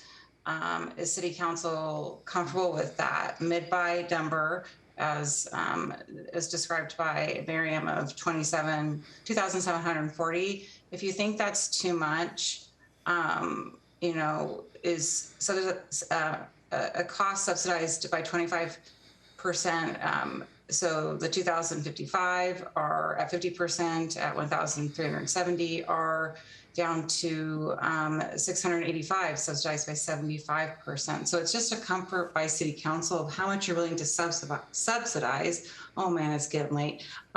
If you're not comfortable with the full cost recovery as shown here and as recommended by staff under the bid buy column.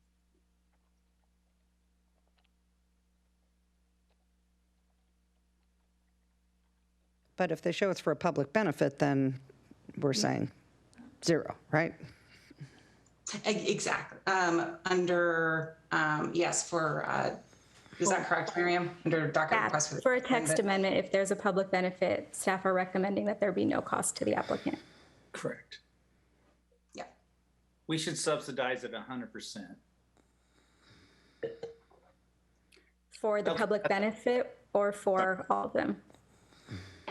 Personally, if it's a docket request, sorry, Amy Lamb is on the, so I'm sorry. It's fine. Okay, let's start with Councilmember Treen. Yes, thank you. Hi. So I just think when it comes to like docket requests that are going to impact policy, we want the public to be engaged. They're paying the taxes too, so if they want to be engaged in the process, we should subsidize that 100%. That's what I think we should do. I think that's what staff is recommending. Am I a little, as a conservative financial kind of guy on the conservative side, do I think that $3,000 or $2,740 is a little high? Sure, I think it is. But Miriam, how many is that then? How many docket requests? What, we have 5 this time? Is that for 5 docket requests? Technically, you had 2 because one of them contains several components. Right. And then I'm thinking too, with the update, the comp plan update that's coming up in 2024, we are going to have, the city itself is going to have some, and I have a feeling that the citizens too are going to have some say, hey, if this is the time to make the changes, let's do it now. And so I think we're going to have more of it. I think that number, $2,740, is actually going to be more. Maybe it'll be less because the city itself is going to take on the lion's share of updating the comp plan and therefore docketing a lot of items already. So either way, I don't care. Mine is 100% we fund this. Thank you.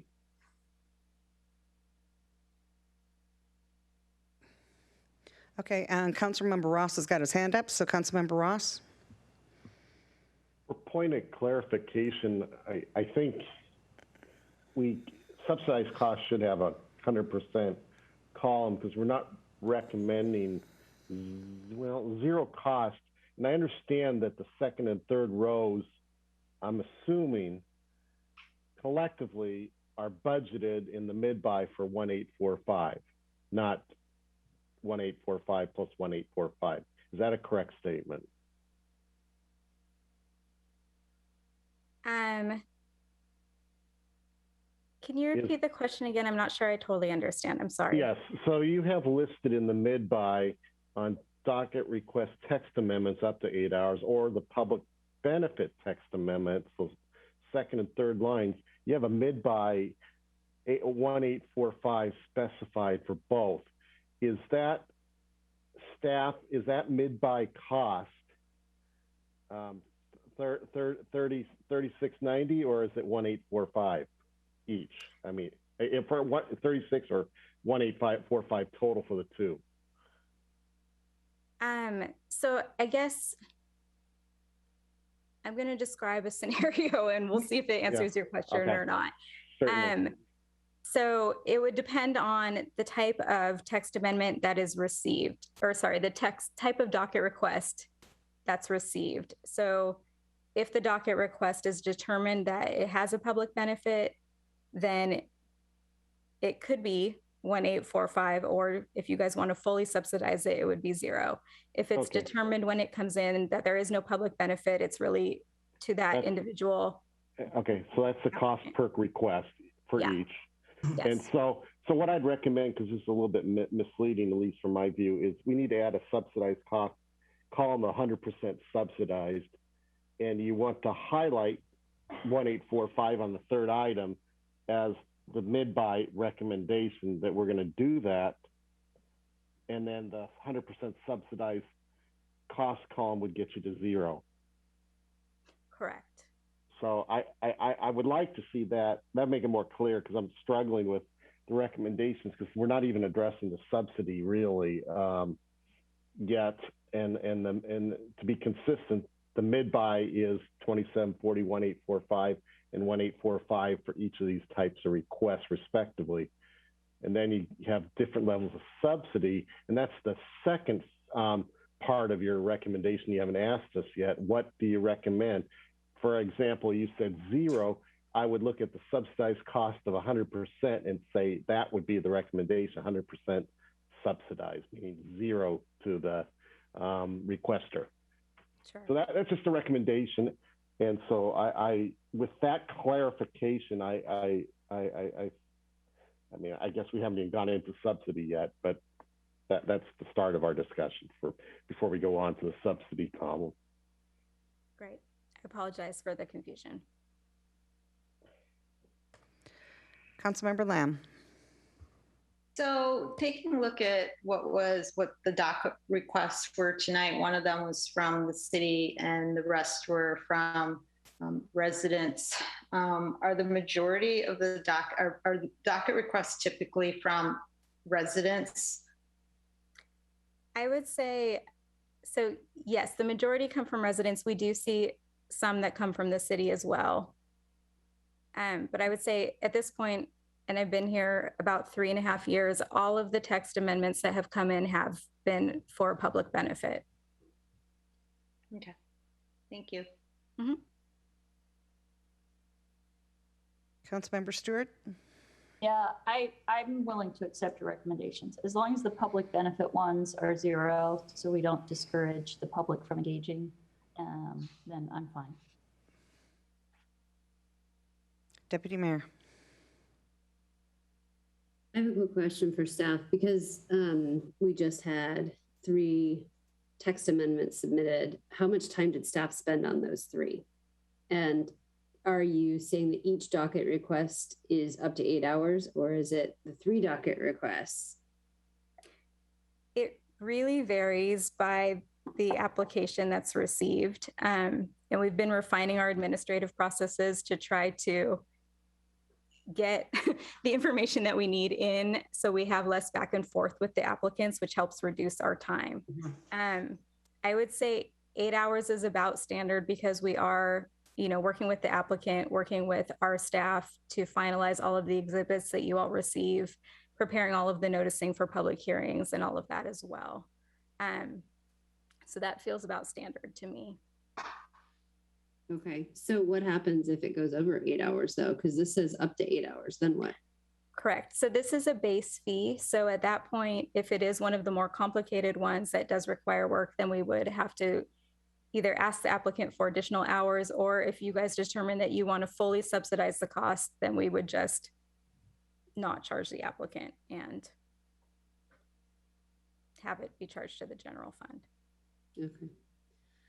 So, I mean, I think there's definitely a benefit in having the public participate in this. But I think if I'm mistaken, please tell me, but I think staff is rolling this up to us because docket requests take a substantial amount of staff time, and staff time takes them away from other items in the city, which also have potential public benefit as well. And so it's a little bit of a chasing your tail scenario. So I'm a little bit torn on this because I think I said this last time that we brought this up. There is the ability for the public to engage with council and have this then bubble up as a text amendment through city staff rather than through the resident if they're highlighting something that's, relevant. Now, I do find that there's probably a benefit for subsidizing this. To what degree? Even at 75%, $461 could be a large deterrent for somebody to bring something forward to the city. So, I think, up to 8 hours, I would draw a line in the sand at that. And if they go beyond that, I don't think I'm willing to subsidize beyond that because that's a lot of staff time. And it's probably not just one singular staff member that's contending with it. It may be multiples. So, I don't know if the 8 hours is, and we have 2 staff members sitting in the meeting. I don't know if 8 hours is just a single staff member. Obviously this is an administrative function and council is not sitting in the room. So I'm not really sure what 8 hours encompasses, but I think, 8 hours of staff time for a text amendment, I think is sufficient. If it goes beyond that, I don't know that I'm willing to do subsidy.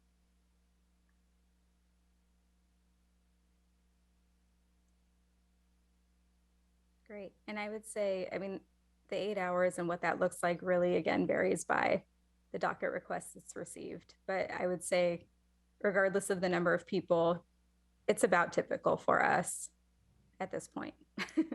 Yeah, and I would like to just add on to that. Our administrative process have been refined so that we are being efficient with our staff time. We do work with the applicant. We do tell them, like, for example, we are currently working on the phase 2 development regulations. Like, this is something that can be focused here, or, oh, that's already covered under the urban forest management program. And those regulations are coming in 23, 24. So we do try to educate ahead of time and give that information to the applicant so then they can make their decision if they would like to proceed or not. So we do work with them quite a bit to help refine their proposal and then give them options. But ultimately it will be up to them if they submit a proposal to be docketed in for consideration by council and planning commission.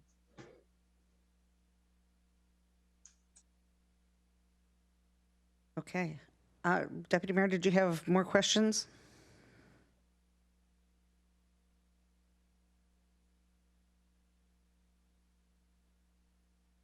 Okay. Councilmember Gamblin?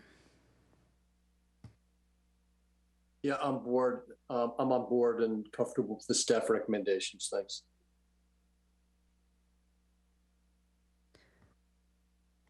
Councilmember Stewart? Yeah, I guess one of the things that strikes me, maybe for the public benefit ones, we could say if they're a resident of Sammamish, then I think we can subsidize it 100% because like when I think about at least, and look, I only have 4 years to look at, but when I look at the 4 years I've been here, a lot of these have come from folks like Mary Wichter. And I think we may have had some from maybe some of our stormwater stewards or somebody like that who came forward. These are people who are basically volunteering their time to put forth information for the public good. And they're, might I remind you, they're already subsidizing it because they're paying the taxes. So I feel like if it's a resident and they're submitting one for the public good, I think it should be 100% subsidized. And then I think that for ones that have a benefit, it's fine that they pay for it. And if they're not a resident, then we can charge them. But the residents are already subsidizing everything. So I'm just not comfortable charging our residents when they're volunteering their time for the public good. Okay, Councilmember Gamblin, did you have another comment? Okay. And I'm good with what you proposed. So if somebody comes in and it's for the public benefit, and you do the work and you show that it's for the public benefit, I'm totally good that we subsidize that. So I like what you've shown. So I'm totally good with that. Councilmember Ross. Yeah, I'm definitely good with the recommendation. And focusing on public good is the right focus for residents or non-residents. I think the reason you want to actually charge for the first two items is to consider the bandwidth of the Department of Community Development.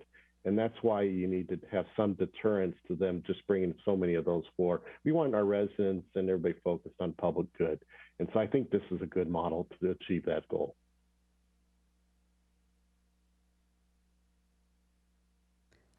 Okay, so Kelly, did that help you at all?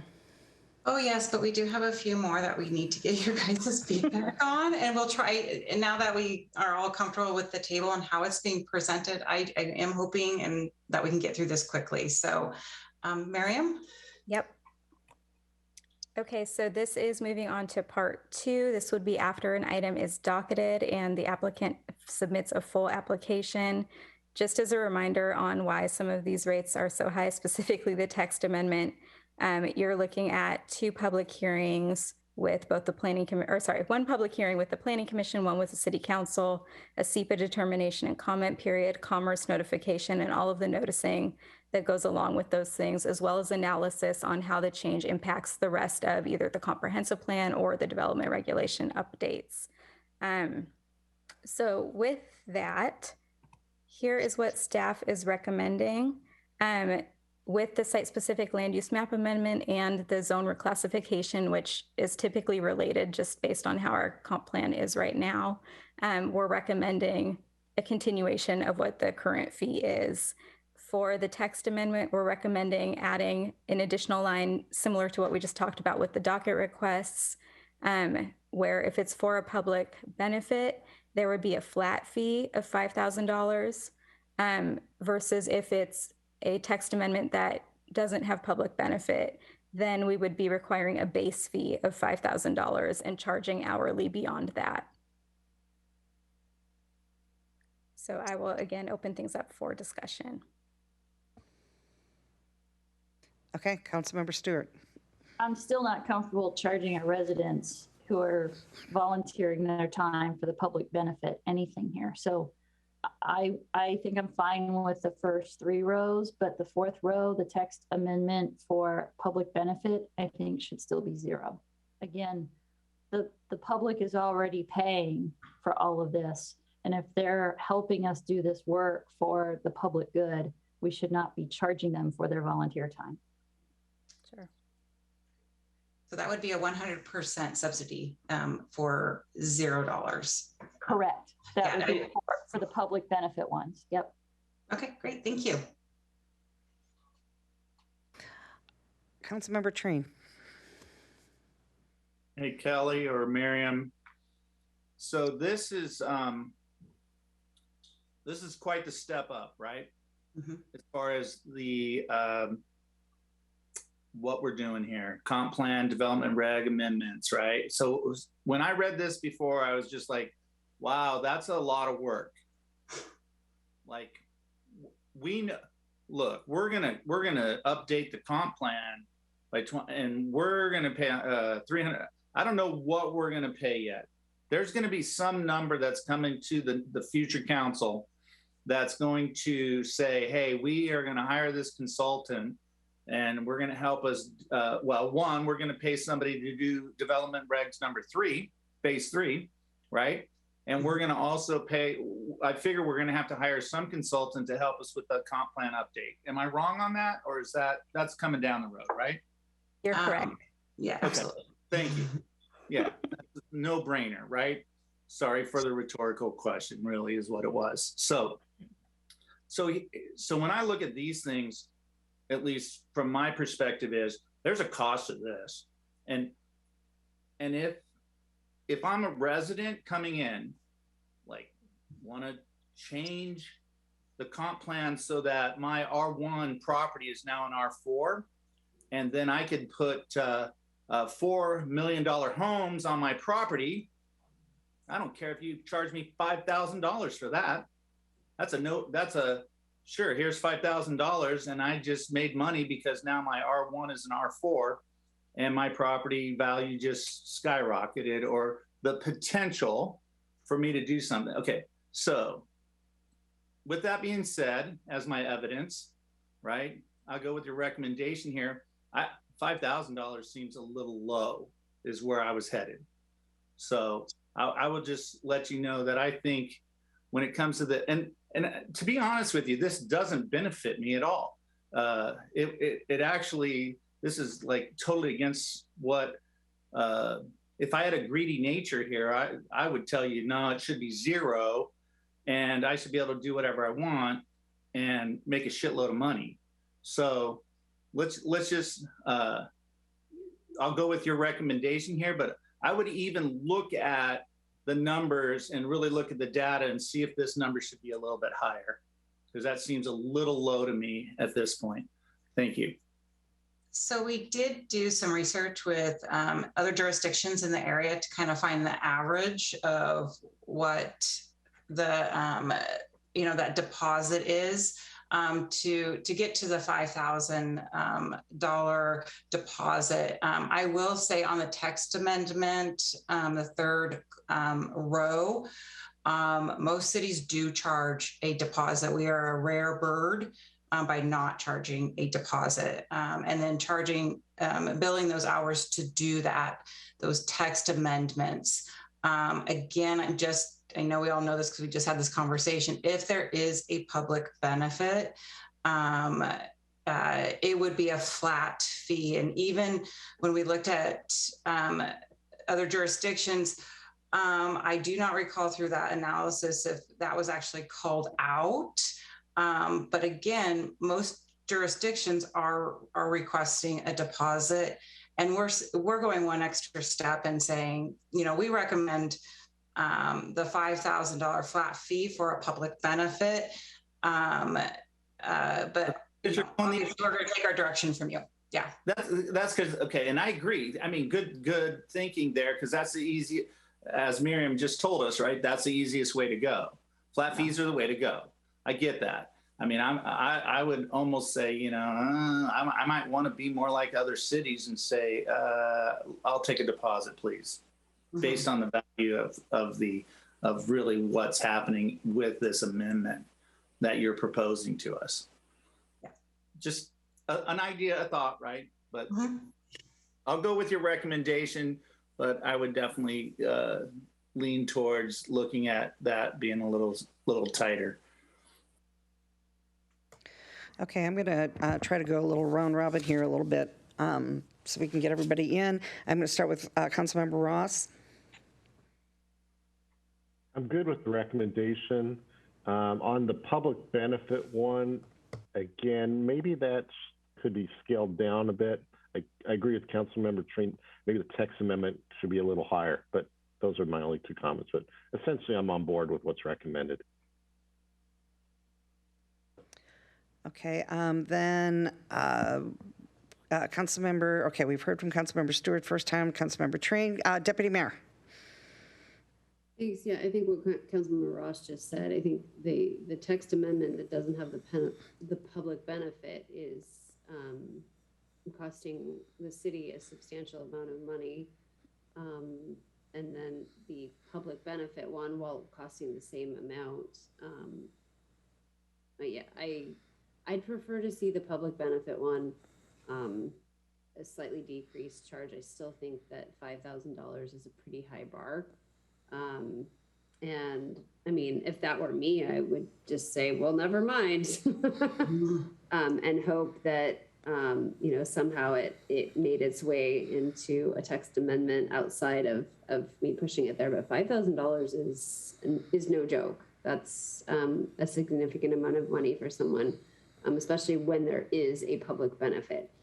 So I'm fairly uncomfortable with that number, but the text amendment with no public benefit, I think we might be able to recapture a little bit more of the actual cost that the city is paying. So, and just to clarify, capturing that additional cost in the deposit, is that what you're saying? So if we wanted to increase that, say to 7,500 or 10,000, we're just getting that up front, and then I'm not sure I know what the right number is, Kelly, but yes, that was, I'm looking at your recommendations, and the top two are fine. Obviously recapturing 100% of the costs to the city is fine on the top two.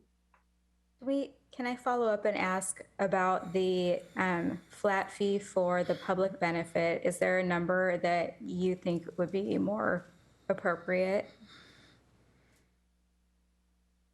You know, it's really hard to say. I mean, throwing out numbers to one person may be a high bar. Like, I mean, if we said $1,000, for example, I mean, that's a lot of money when you're talking about a public benefit, right? If it were a personal benefit, so I don't know, but it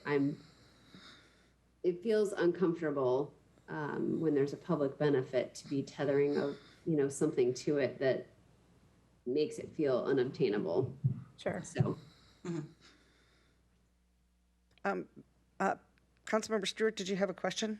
I do, because I think there's a misunderstanding, and it might be mine or it might be someone else. But on row 3, I thought you were saying that it's a $5,000 deposit, and then if it costs more than $5,000, you're going to bill them. So we're going to recoup 100% of the cost. It's just a matter of what the upfront deposit amount is, correct?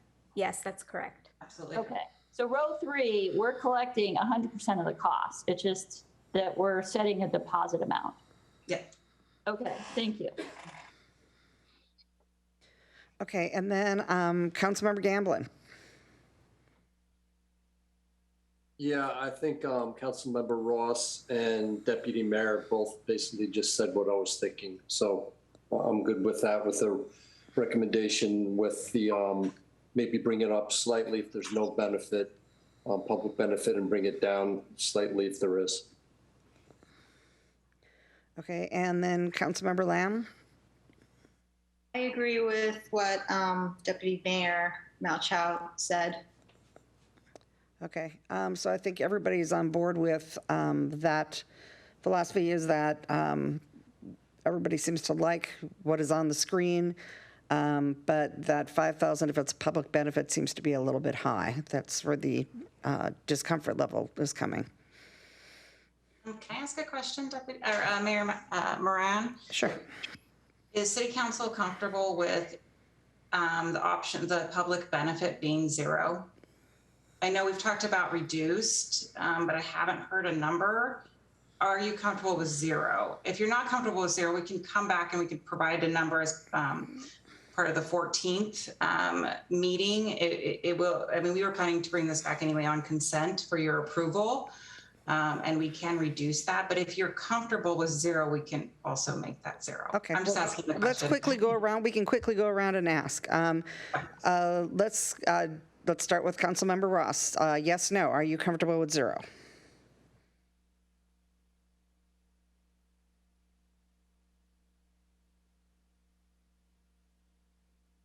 Sorry, struggling to get my mute button. Well, it begs the question, what about after the deposit? And so that's a second part of your question. Is it completely free of charge? Yes. I guess I'm kind of in line with the public benefit concept that you're almost charging a volunteer for contributing to our work. I think part of this, to help referee this from a work plan standpoint, is if it's part of our work plan and then it's a public benefit, then I would be very comfortable with 0. But I don't want a bunch of public benefit items brought up that, again, get back to the bandwidth concept and priorities of the city. So then you start going into a different path. So in short, if it's public benefit and part of the work plan, I'm comfortable with 0. If it's not part of the work plan in the next several years, then no, it needs that some kind of hurdle to get in there. So I would have a lesser charge, but some charge in those instances. Okay, Councilmember Stewart, yes or no for, well, I think we know yours. Well, I just want to say that since we're going to recoup 100% of the costs for all of the other kinds of fees, right? So again, line 3, we will recoup 100% of the cost because we're collecting a deposit, and then if it goes above that cost, we're going to collect the rest of it. So since we're recouping all of the costs on all the other types of changes, I don't think we should ever charge a resident for volunteering their time to make our city better when they're already paying all of our salaries. That's Okay. making them pay twice to help us. Okay, Councilmember Trine?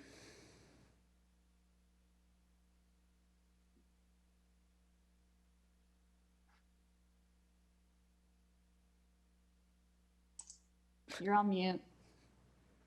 We may have gone to bed. Thank you. Thank you, Councilmember Stewart. So I would go with Councilmember Ross's position that if it's a benefit, it would be 0 if we're doing it on the work plan, and then the hurdle, if it's not, would be $3,000 instead of 5. Thanks. Okay, yeah, I kind of like that as well because I don't know what is going to be considered public benefit, because you could have somebody come in and say, it's to the public benefit to change my property from an R1 to a R24 because we're going to build this. I don't know, so who's to say, because who's to say what's the public benefit? I don't know what public benefit is. I don't know what that description is. So I'm not comfortable with 0. So I do like Councilmember Ross's. I think if it's in the work plan, so I'm going to leave that up to you a little bit there, Kelly. That is fine. That is fine, and we can definitely look at it. A public benefit would. We would defer to our director if we got someone who said, "Hey, we want to change, we want to allow a permitted use in the R zone that's not there, right? And it's a public benefit." We would consult with the director on determining if that's a public benefit. Right. So that's so in the work plan. I mean, I just that would be my one going. Well, that's. Yeah. Okay, so that's where I fall on that. Other than that, I very much agree with Councilmember Tree and Councilmember Ross. Deputy Mayor? Yeah, my dog's deciding to bark at a very inopportune time here. I'm on the fence here because I do hear what Councilmember Stewart's saying, and I do agree with her statements. I also understand the logistics of how our city has to work. And I understand that staff has limited bandwidth. So I appreciate Councilmember Ross's comments as well. So that's where I find myself on this fence of what is the right prescription. So I think I have to pick. So I would say that Councilmember Ross's thing is probably the most appropriate. Although I do think that whatever the charge is to our residents should be a low enough bar that anyone wouldn't feel terribly uncomfortable doing it. And again, that's, if it's not a work plan item. So it can't have 4 digits in it because then that feels very uncomfortable.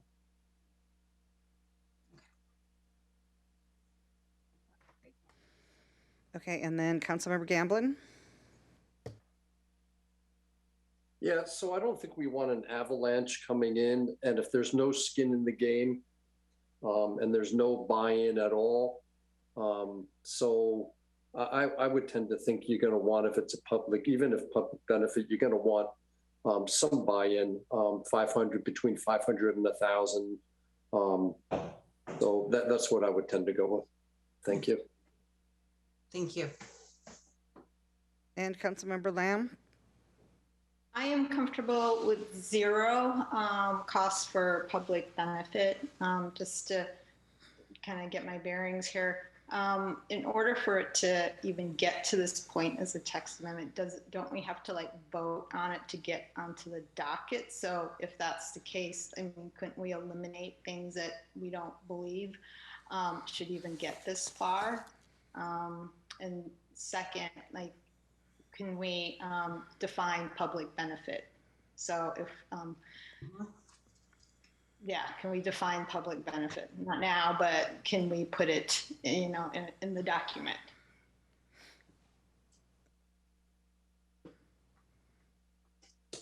Yes, I think so. You're correct. When you guys are looking at the docket request, one of the items that you're looking at for considering whether it should move forward is alignment with the current work plan. So at this point, hopefully everything that will be docketed would align with the current work plan. And in terms of adding the definition for public benefit, I would think that's easy enough to add into the fee schedule. I would just look to Kelly in terms of whether that's something that would have to be codified in order to do so. We will follow up on that. Yeah. Okay. Councilmember Stewart. So if I read this table correctly, we don't charge anybody anything today, and we don't get an avalanche. So I think charging 0 for public benefit, where the discretion of what's public benefit belongs to the city, isn't going to create an avalanche of things. And to Councilmember Lamb's point, the council's already weighing in on it in the previous step. So I fundamentally find it, I just don't think it sends the right message to be charging people money. Again, I think about it, the people who submit these are people like Mary Wichter and Jan Bird, right? These are not people we want to start charging money to do what they do, because they do so much for our city. And now we're going to start charging them for that. That just feels really wrong to me on a lot of levels. So I'm having a lot of heartburn with anything other than 0 for that last row, especially since we're going to start to recoup costs in areas where we haven't in the past, which I think will help significantly. Okay. So Deputy Mayor, did you have another comment on there? I do, yeah. I share Councilmember Stewart's heartburn, and so I'm going to reverse my own opinion here. I think at this point, it should be 0. And my rationale is somewhat based on previous comments, because it's always been free, and we never get a torrential downpour of text amendments. There's a handful of them in any given year. And truly, if it is for public benefit, we are going to deter the public from providing us these potential benefits. And again, if they're not valid or we don't want them, we don't have to docket them.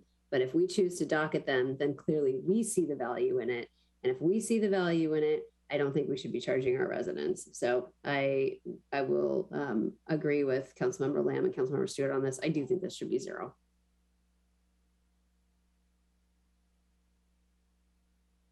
Okay, so we've gone around. I think you have your input, Kelly, and it is now 11 o'clock. And so I'm looking for somebody to extend. Move to extend to midnight.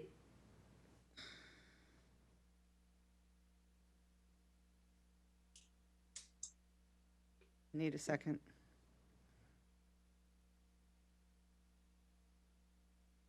Second. Okay. Doesn't mean we have to go to midnight. For you, 2 a.m. for me. Ooh. Okay, so any discussion? Okay, all those in favor say aye. Aye. Opposed? Aye. Nay. Nay. Nay. Ooh, okay, you might want to do a call on that one.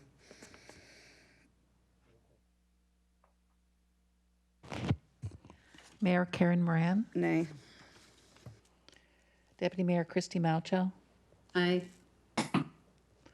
Councilmember Ken Gamblin, Nay. Councilmember Amy Lamb, Aye. Councilmember Chris Ross, Aye. Councilmember Pamela Stewart, Aye. Councilmember Kent Treen. Nay. It passes 4-3. Okay, we're going to continue on. Oh, 12. Okay, we're on. We got 55 minutes, guys. Let's right. keep moving. So I'm going to go ahead and move on to trees now. The only thing I would say about this slide is that staff are actually recommending, so for most of them, we're recommending the full cost goes to the applicant.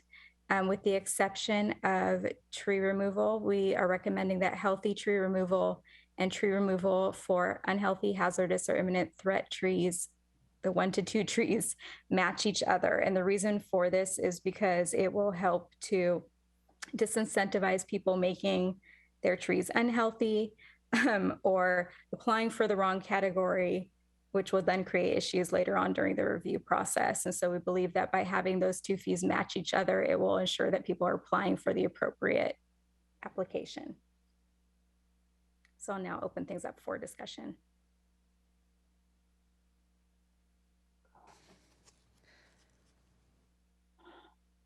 Okay, I'm trying to say, are we saying, so anybody who basically applies for a tree, there's a fee? That's correct.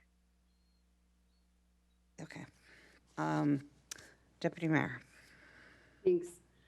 So I struggle with this one too. I understand us wanting to recapture fees here, but as it currently stands, applying to remove a significant tree that is healthy or unhealthy is a very onerous process for our general public. And by putting a fee on top of that process, I fear that we are likely to create an environment where people are more likely to take down their trees without a permit. So I am concerned. I'm very concerned about throwing a fee on top of this, especially, I mean, it's a pretty significant fee all in all. So I understand the fee becomes a bar to deter people to remove a significant tree potentially, if it's healthy. But yeah, I'm not sure what the right answer is here, but that's my concern in tethering a $518 fee to a significant tree removal is that the cost to remove the tree in and of itself is quite expensive. And so when you add a fee of $518 onto whatever someone might have to pay to remove a significant tree, they may just decide, I think maybe I won't pay that. I mean, there's these hazard tree removal signs all over Sammamish right now, and they're like handwritten. And I'm like, is this company gonna go get a permit? They make me a little nervous. So anyway, yeah, I don't know. Maybe if we do this, we have to like further advertise the risk to someone, because obviously the fine at $1,500 per inch is a bigger deterrent for not getting a permit. But unless that language is very closely tied to this, someone could choose to take down a perfectly healthy tree, not get the permit, and take it down. And, you know, frankly, unless people are on mybuildingpermit.com and running, you know, checks, these trees may come down and we may never know about it. Sure. And I would just say, you know, one of the reasons staff is recommending actual costs in most cases is just due to the large volume of these types of applications that we're processing and the amount of staff time that it takes. There's no reason why you guys couldn't look at the 75% subsidized cost, which is a little bit closer to what's currently being charged. It's obviously up to you guys what you want to charge and what you want to subsidize here. Yeah, I think a subsidy would be probably wise for these, but I do think that somehow we need to closely tether, like if somebody goes looking for tree removal, that it's very obvious what the fine is as the bigger deterrent to not getting the permit. And I'll just add really quickly for fun facts, because I do oversee code compliance. We had 30 cases just this year on illegal tree removal. It is our top violation here in the city, and that's with a current permit fee of $0 for tree removal for 1 to 2. So we still struggle with this, and we will be updating the code compliance webpage with informational guides, including links to our tree regulations and how to apply for a permit. But also, it is a very expensive penalty when you do remove those trees without a permit. And it's a balance of risk and reward, for sure. And we could easily add into the fee schedule some language around, you know, seeing that website that Kelly just mentioned for more details on, you know, what violations would cost.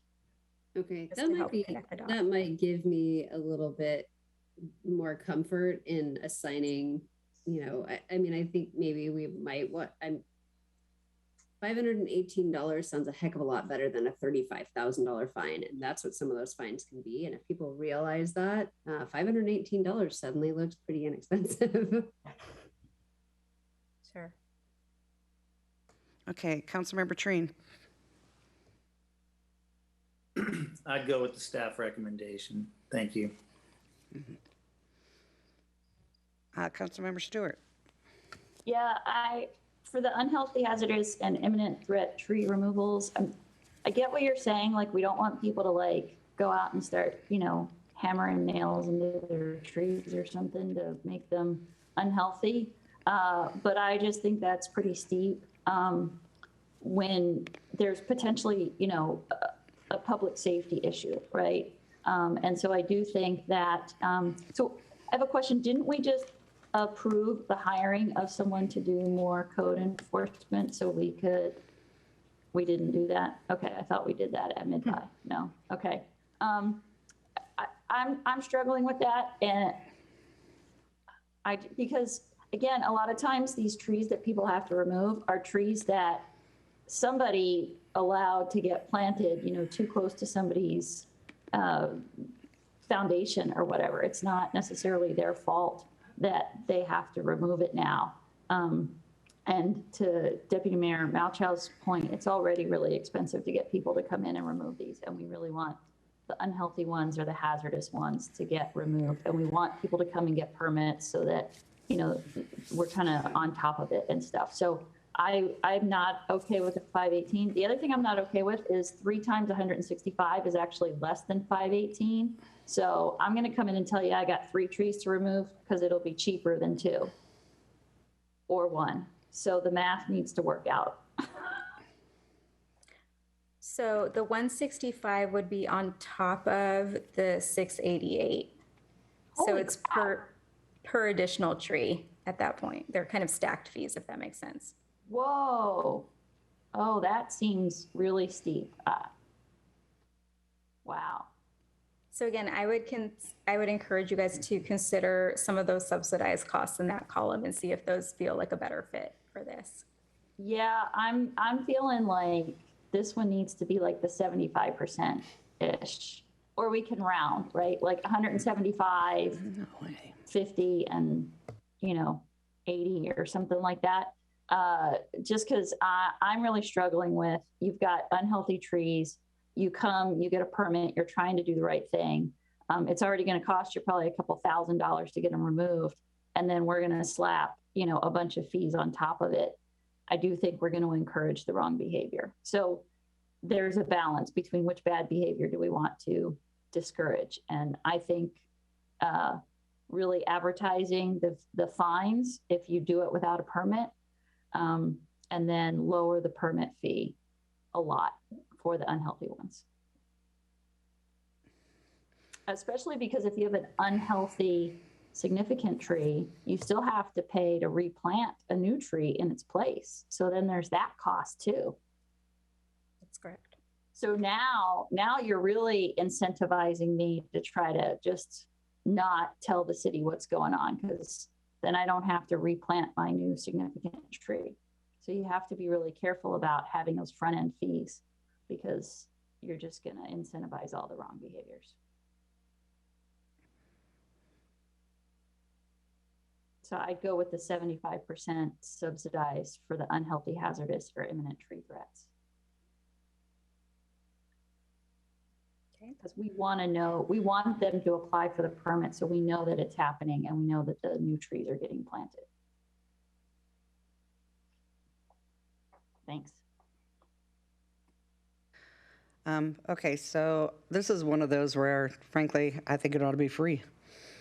This is where I do believe that taxpayers pay money in, and we do want them to come up to City Hall. We do want them to get a permit. They're trying to do the right thing, and if we charge them money for it, they're not going to come up to City Hall. They're going to just have somebody come and take the tree down. If we make it difficult, they're just going to have the tree taken down. They're just going to, if we charge them too much, they're just going to have the tree taken down. I see it all the time when I did the homeowner stuff. They're just going to have the tree taken down. If we make it really difficult, that's just what they're going to do. They're just going to avoid City Hall. So this is one of those where, frankly, if we start charging anything more than, $50, we're in trouble. So this is one of those things where this is where their tax money, we better be covering it. So anything more than $50, I think we're asking for trouble. That's my opinion. Councilmember Ross? Wow, you hit the nail on the head. I was going to say almost precisely what you just said. We don't want to deter them from doing the right thing. And when the fee is so high, they're just simply going to take it upon themselves to take that tree down and take a risk, many of them. So I think a low reasonable fee is in order. Councilmember Lamb? I would say $0 for the unhealthy, hazardous, because I want people to do the right thing and take the tree down, and we shouldn't have to charge for doing the right thing. And keeping, I agree with the staff recommendation for keeping the 518 for the significant tree removals.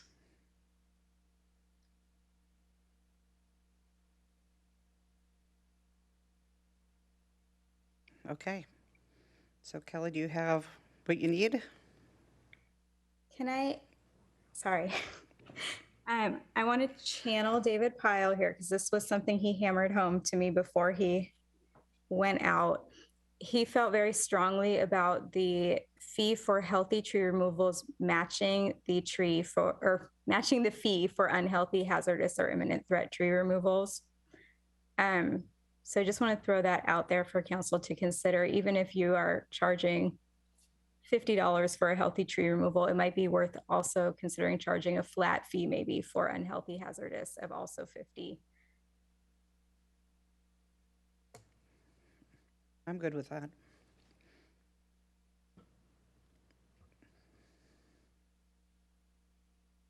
that's why. Councilmember Trine? Hey, Miriam, do we, if someone was to take an unhealthy tree and turn it into a snag, do we charge them for that? I believe we do. It would be considered, I'd have to double check. It's kind of I know under the. it's part of the application as to whether that's been considered or not prior to the removal. Okay, thanks.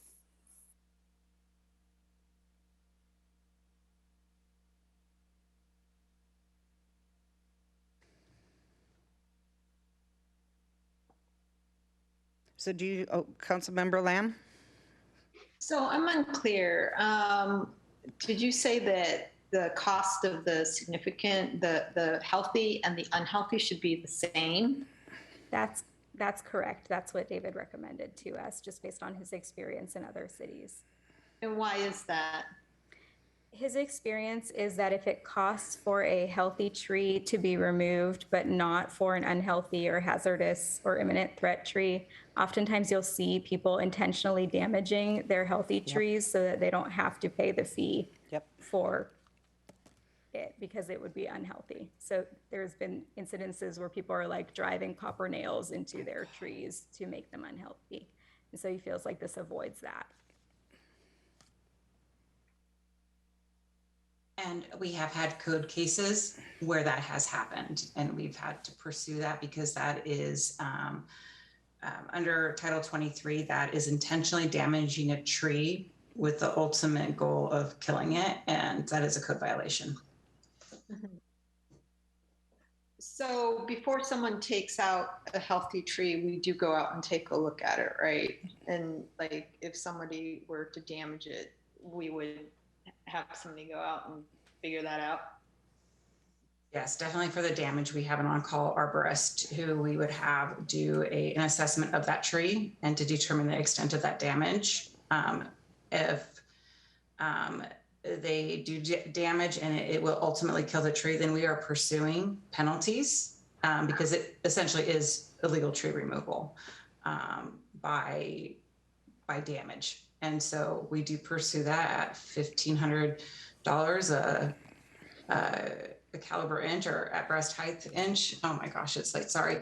And we go after them for those. So we've had those cases that we've pursued. Had 2 of them this year. Okay.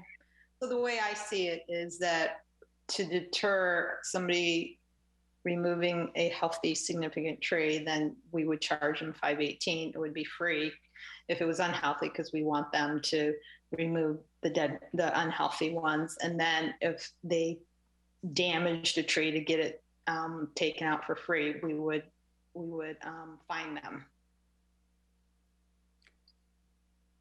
I think the challenge there is just going to be our capacity and oversight. When we have healthy tree applications come in, they're not reviewed by the arborist. It's only when we have unhealthy, hazardous, or imminent threat tree removal permits come in that we have an arborist do that review, and that's why they cost more. But Kelly, can you speak to how you guys know when to investigate? When it is reported as a code violation. So when we get someone reporting that someone is intentionally cutting roots, or tree topping is another popular one, that comes in as a code violation report and we investigate those. Okay. Okay, Councilmember Stewart. Yeah, so it's my understanding to remove an unhealthy tree, I have to have an arborist or I have to send you pictures, right? That's correct. And so we are more likely to be able to catch people who have potentially done that.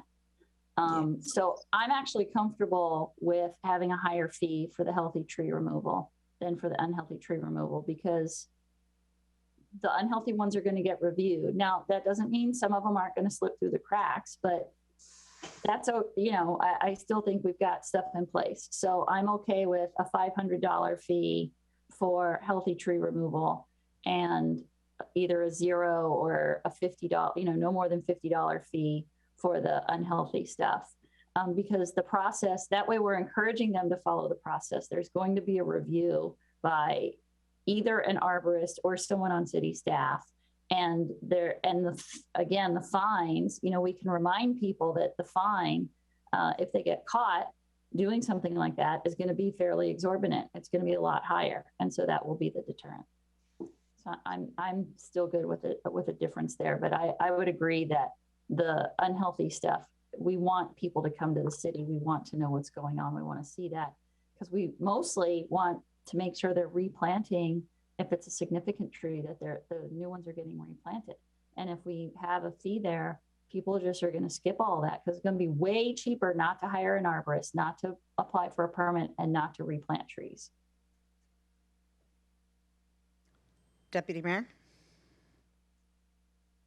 Thanks. So I actually agree with David Pyle. I do think these should be the same. And I think that's because some people will still potentially attempt to damage a significant tree. We've seen it happen. We're seeing it now. I don't want to perpetuate it or make it worse. So I think because David Pyle, as Miriam said, had kind of like really told her this was really important as the community development director, excuse me. He's kind of lived and breathed this. He used to be in code compliance too. So I think he knows kind of what people have a tendency to do. So I really think that these probably should be the same, and in hopes that it does deter people from removing them. And then I'm glad Miriam commented, like, I mean, I've had to remove a significant tree off my own property, unfortunately. And the process feels a little lackadaisical, right? Especially during COVID, no one's coming out to check my tree that I replanted, right? I had to take a picture of it, but no one came to check the tree that I planted as a replacement. So at any rate, I just think when it comes to the fees, I think it's important that we keep them the same based on the community development director's direct experience with this. So I feel pretty strongly about that one.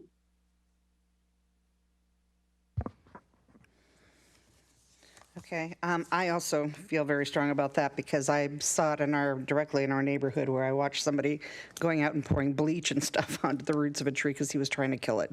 So yes, I think that we need to have a lower fee, and it should match the other one. I would be fine with zero.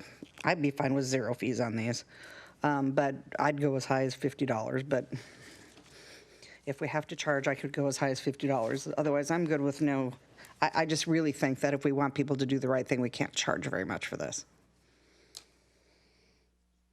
But I agree with David Pyle. How about who have we heard from? Councilmember Gamblin. Yeah, I'm good with the suggested fees from staff.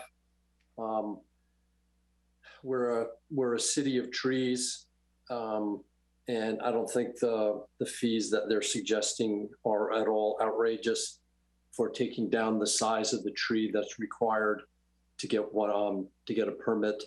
So I'm fine with the fees.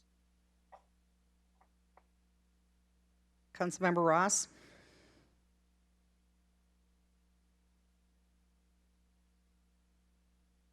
I'm similar to what you're saying, Mayor.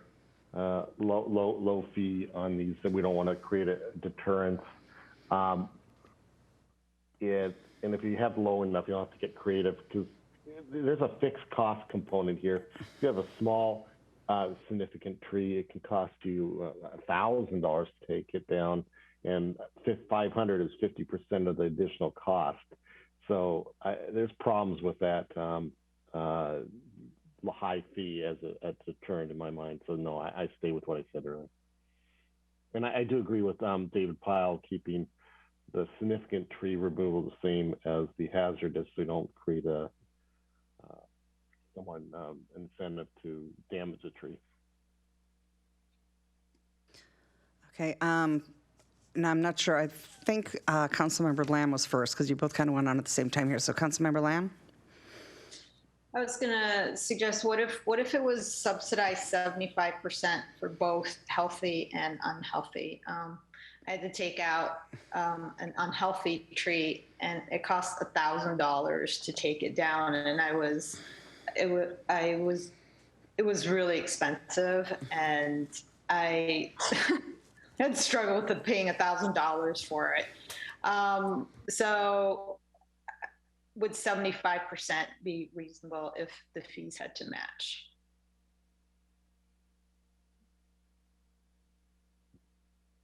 I guess I'm just putting out there for council.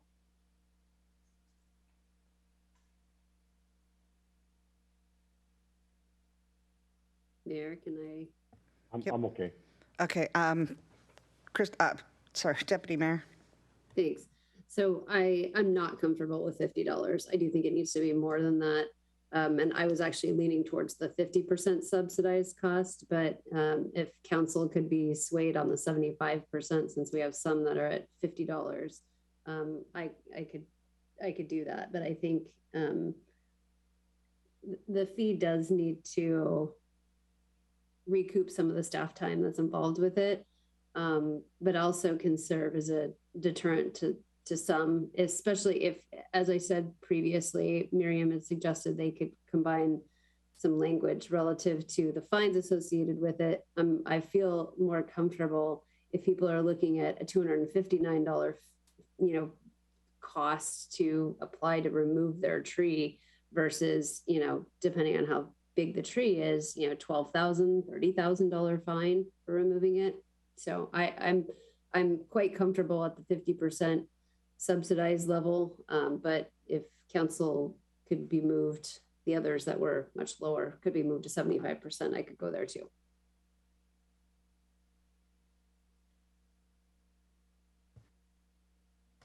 Councilmember Ross? Help move forward, I would take Councilmember Lamb's recommendation of 75% subsidized, matching healthy with unhealthy, meaning that 75% subsidized cost for the number 1 and 2 is $129 for unhealthy.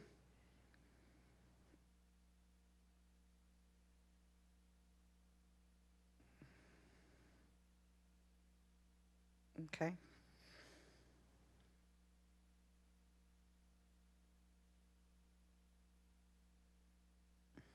I still think, personally, I think that's still too high. I still think you're going to have people that are just going to go, I'm not paying that.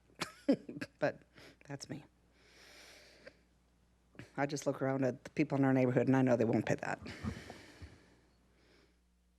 Councilmember Trina? Yeah, so I'm going to disagree with you on that and just say that I think we should go with the staff recommendation. And that we know there's a cost of removing trees, whether they're healthy or unhealthy. A lot of it depends on their height, their size. So, but, here's what I think. I really think Kelly, Miriam, bring back on this one. You might want to bring back 2 or 3 options for us, and then we'll just vote on it at the time. Because I think you're already hearing from us that we're not in agreement on this, and it may just come down to a vote. So at this point, I would say to move this forward and get the night over with is that we just have staff bring back 3 recommendations on this particular policy of tree permits. Thank you.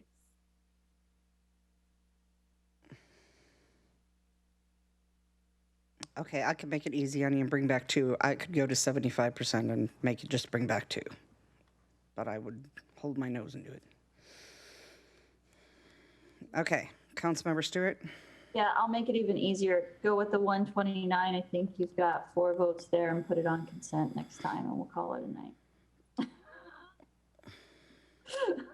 night. Thank you.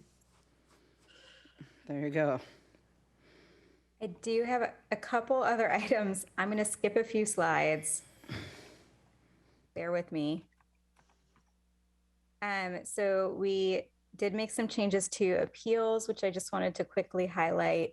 Adding in a non-applicant appeal processing fee, which basically covers the rest of the full cost for the appeal, depending on how the decision is granted, the person or the party that is granted the appeal would have their amount refunded back to them. So if the non-applicant has their appeal granted, they get their their 535 back. If it goes the other way, the other party would get the 7,397 back. And this ensures that we have our full cost covered. And then in that third line, this would be for an applicant appealing the city's decision. And again, if the hearing is granted in their favor, they would get that amount refunded back to them. And this language will be posted on the fee schedule, just linking them to the website where they can get more information on what the refund policy is. And that's why we're recommending the full cost here. Any questions on that or any feedback? Got a question. Deputy Mayor? Thanks. So you said that the applicant, if they appeal the city's decision, would get their full refund. What if it's a non-applicant in the appeal process? Yeah, so let me back up here real quick. So that would be this situation. So we have a non-applicant that's filing the appeal. The appellee, I cannot pronounce that word, please forgive me, would be paying the remainder. So if it is granted in their favor, they would get a refund for that amount. If it's granted in the favor of the appellee, then they would get the refund for that amount. And there's no refund currently? There's no refund currently. We also, so right now, I believe we only have the appeal fee. We don't go into this level of detail. Okay. So if you can skip back to that main slide that had all of them. Yeah. So I have some apprehension on the non-applicant appeal process, and that's $7,300, even though if they win, that they would get that back. That is a giant hurdle. And the only reason I look at it that way is that I have been in that boat and filed an appeal. And $250 was doable. I think that's probably too low, but $7,300 is a lot of money. And somebody who is likely appealing this also has attorneys and is paying those fees. And so you're basically telling people, don't you dare appeal anything that the city does, that we do everything right. And I want to be able to give people enough ability to challenge the city if they believe that the city hasn't applied our code correctly. So Sure. I think that's too high. I just want to clarify, so that middle row, the $7,397 would actually be paid by the developer in most situations. So it is the developer covering the rest of the cost so that the non-applicant doesn't have to. Does that make sense? So say that again. Like if I'm going to appeal a development, I'm not paying the $7,300? Correct. So if you look at this example, so you would be John Smith, and Sunny Lane Homes, the applicant, would be paying for that component. Okay. Understood. And then, okay, that makes more sense. So there's a risk, and that's not necessarily a bad thing, because we don't want people to just willy-nilly be appealing things. We want them to have a rational basis for appealing them. So correct. Okay, that makes more sense to me then. I think I'm okay with the staff recommendation there then. Okay. Any other comments or questions? Okay, let's go down the list here. Councilmember Trine.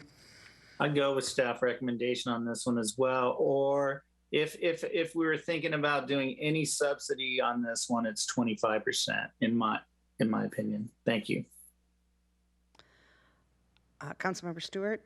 Yeah, in that example, what happens if it's like an individual person who's building something and someone appeals? Then that person has to pay the $7,397? I believe that's correct.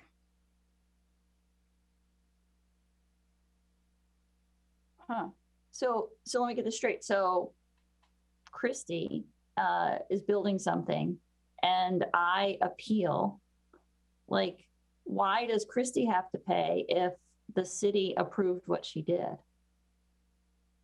And I'm appealing it. Like, what did she do wrong?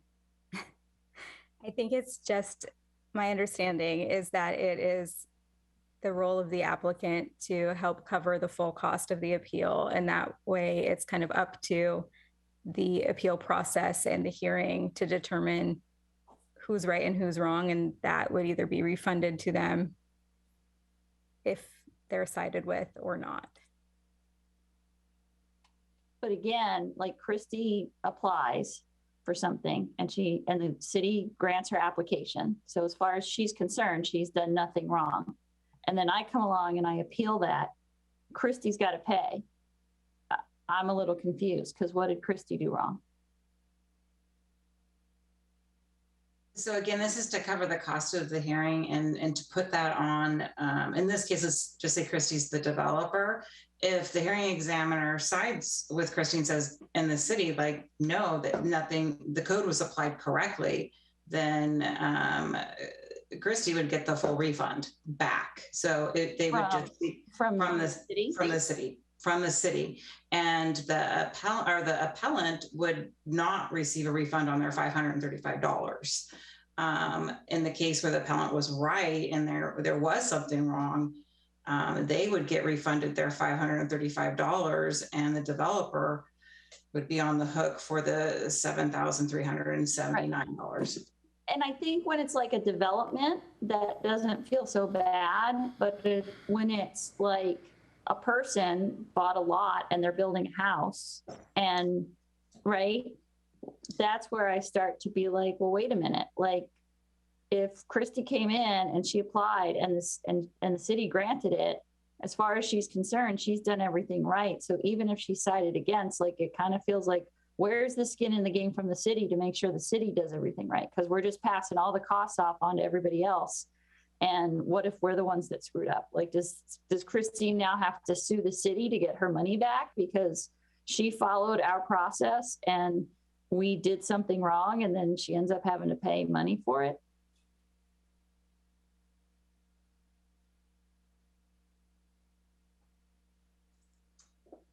Like, I'm not trying to make it overly complicated. I'm just trying to make it fair. And part of this doesn't feel fair. If the applicant has been granted the permit from the city, I'm unclear why we're putting so much of a cost burden on them. Even if they're the person who appeals is found to be right,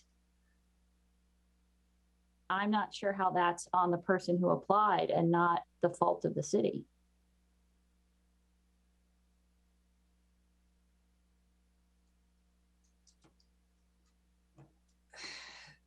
So this would apply to type 2, 3, and 4 decisions. Type 1 decisions are not appealable.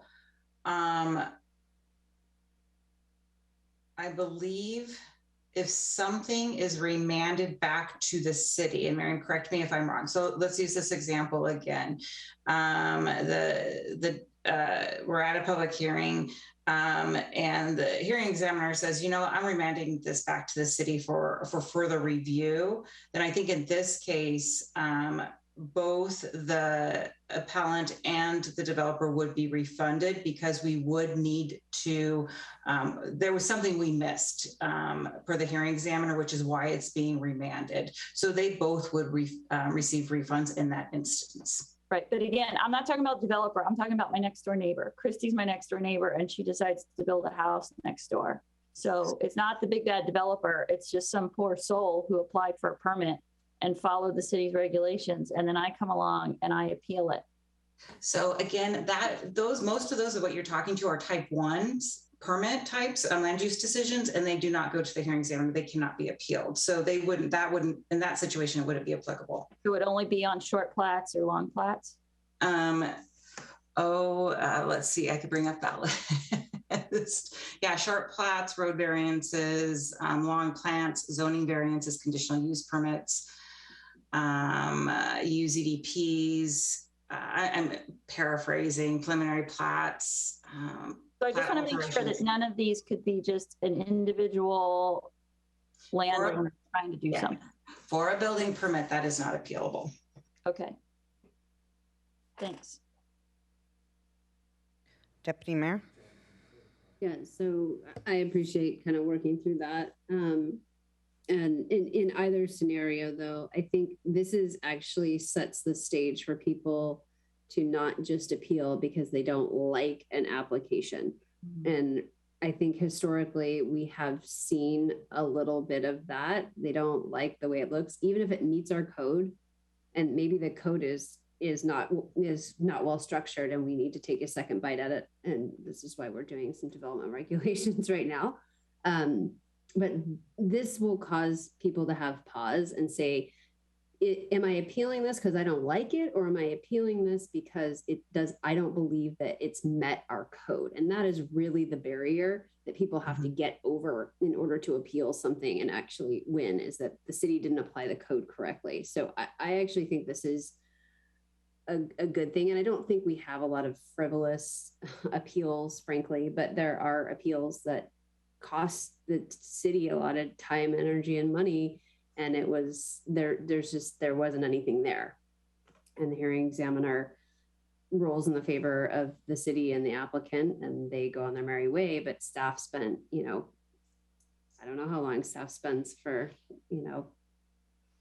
Big Rock Vista or something like that, a plat that gets appealed. So anyway, I'm comfortable with this.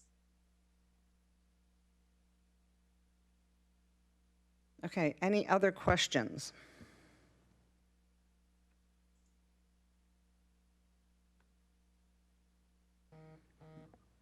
Sorry, I've skipped ahead. So again, one of the other items that you wanted us to come back on was public information. And we just wanted to feature here that we do provide informal general questions related to permitting and applications through project guidance, through calls and emails to our permit center and our review teams. And those are all at no cost to the public. And so for that reason, we are recommending that the items that you see on screen go for the full cost without subsidy.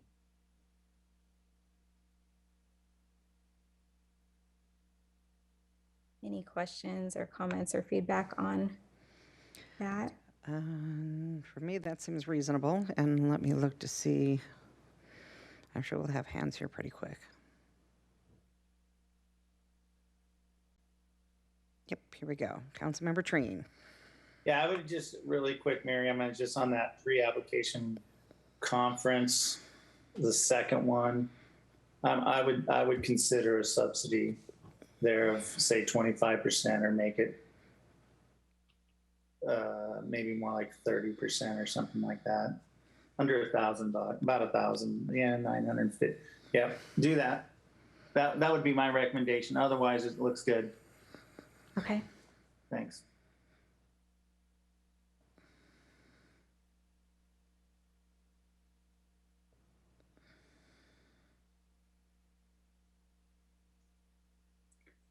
Any other comments? Councilmember Stewart?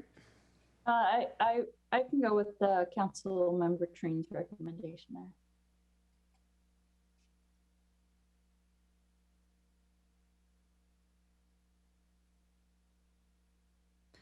Councilmember Ross? I'll go with the Treen amendment.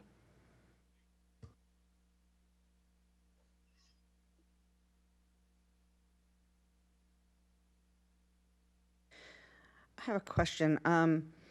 Kelly, maybe you can tell me how many hours go into that pre-application conference? Am I okay? I'm not on mute. Sorry. I can really only speak to the UCDP as I've experienced that firsthand, and that is about 20 hours. I'm going to assume Actually, I shouldn't assume. I should defer to Miriam. Miriam, do you have an answer to that? I was just actually asking Courtney if she can look at the back end data to answer that for us. Give me just a second. I need to pull it up.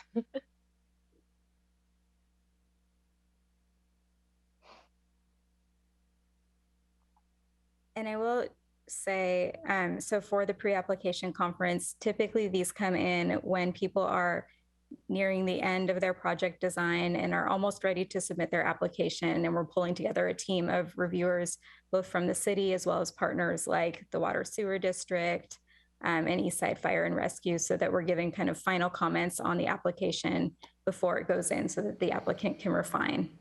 Okay, so this is a lot more involved than. It's about 5 hours of planning stuff. Okay, Councilmember Lamb.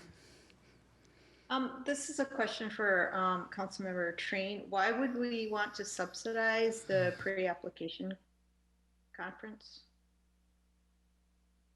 Well, my biggest thought was just on the single home builder who's coming in. Got it. Even though I get it, look, I want them to have a good conference there, because this is usually when, and Kelly, you can correct me if I'm wrong here, but this is when it's all finalized and they go, yeah, here you go. Mm-hmm. You're moving forward. The project is a go. Funding, the developer or the builder, the person who's doing the project has got the funding. Money's now it's costing money, and so it would be nice then if give me a little break. I've already spent $1,000 on the pre-development. I'm going to spend it there. I'm going to spend. They're still spending money. Believe me, they got to pay for the permit, right? Well, Kelly, isn't this when the permit takes place, right? This is about when we're about a developer. Again, scale project is, varies, but when a developer comes in and they're about 85 to 90% there with their application, and we're doing, it's a pre-check. Yep. You're going to need this, you're going to need this, you need to evaluate, you need to add more here. And you go through that. Those notes actually become part of the record when this then moves into permit review. So those notes carry forward. So then when we start the permit review, we will refer back to the pre-app notes. So I like to say it's the initiation phase without having applied for a permit. They're ready to do it. They're just getting the final check through their materials that they have everything they need. And then they're getting clarification on, some of the finer details that need to be included in the application. So there is significant work that goes into that. Sorry, Kelly. So it's also an opportunity that they go, oh my gosh, this isn't going to work too. There are points, yeah. Yeah, and I've experienced that at the UZDP for sure, where we've had applicants coming in with an idea and it doesn't comply with the land permitted uses or the design standards of the town center. And we've been clear in our pre-app notes that you're going to have to refine your application prior to submitting. And we've had applicants not do that because they can't pencil it out with what they want to do and what's allowed. So that was my reasoning, Councilmember Lamb. Okay, I can support that. Okay, do we have any other? Okay, looks like you, Deputy Mayor. I was just going to say I support staff's recommendations.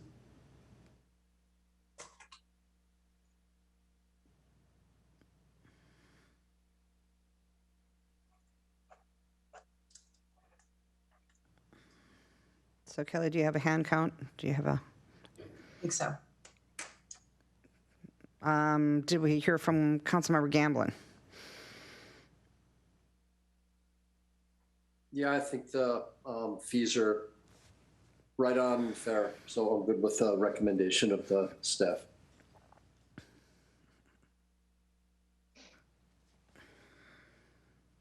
Okay. Okay.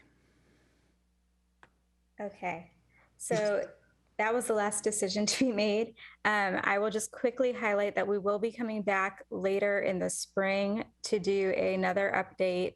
This will likely be on consent, and this would be to integrate the 2022 COLA, which was not part of the fee study that was done just due to the timing of the approval of the COLA versus when the fee study started.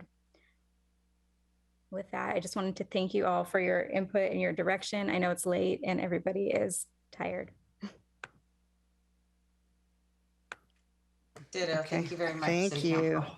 All right. Thank you for, it's late, but thank you guys. Good job. Okay, so the next up, we have got council reports. And Deputy Mayor, I had you down because you, we need to talk. I'm happy to dive right into it just to save us time. Yep, go ahead. Issues committees tomorrow. I sent everyone the packet previously, but there's 2 items that we'll be voting on. That's the PIC chair and vice chair. And then also, I'm sure you saw the nominating committee's recommendations for all the SCA boards and commissions. So I just need everyone's approval to vote in the affirmative as the nominations committee is recommended. I move that we support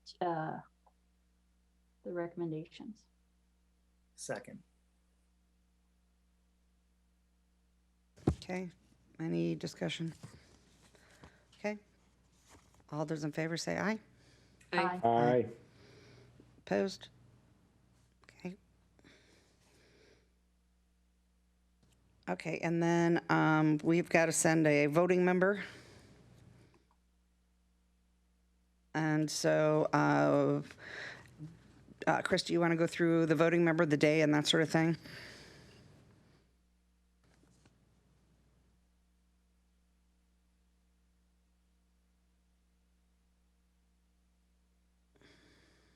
You're on mute. Sorry, I don't have that in my report, Karen. But you can, I think I asked you to tackle it, so go ahead. I don't have those notes like out. So there's a meeting coming up and it is, we need to send a voting member and I don't have those notes out. I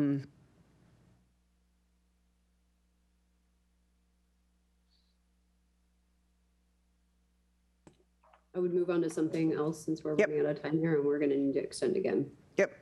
I'll look. Okay, so the next thing that is up, and actually I can talk, does anybody else have anything to report on? Otherwise I can hit my report. Okay, so we had a mayor's lunch meeting today. It was a virtual. And everybody was on their last meeting of the year. So we got to hear kind of everybody's mayors that were retiring and people that wouldn't be back for next year and that sort of thing. And kind of everybody's closed down for the year. I think there's just a few that have got, us being one of them, that have got meetings next week. Most cities are done for the year. So it was kind of interesting. But it was, there's still some interesting stuff that's going on with the different cities. There was something major that was going on, a big shift in staff going on down in Medina today. So I was waiting to hear back on that one of what was causing that to go on. But so everything from Shoreline, who is going to be seeing their mayor leave, to up in our neck of the woods where we've got Snoqualmie, and they're going to be seeing their mayor change. And so it's going to be we actually had breakfast on Monday early in the morning with Sarah Perry. So we did that, and we met with all the 3rd District mayors, went and had breakfast with her. That went really well. I'll be having a one-on-one with her on the 22nd. So that we can go through what the issues are, Sammamish specifically. So if you have key objectives, I'm kind of doing a running list. So anyway, it was a good discussion. It was a good week. It was, that was what we talked about today. It was kind of was just kind of running down and kind of giving their last thoughts for the year. But it was nice to see everybody because everybody's kind of been separated apart. Then we had, the last week has just been a busy week, just trying to keep, everybody's closing down.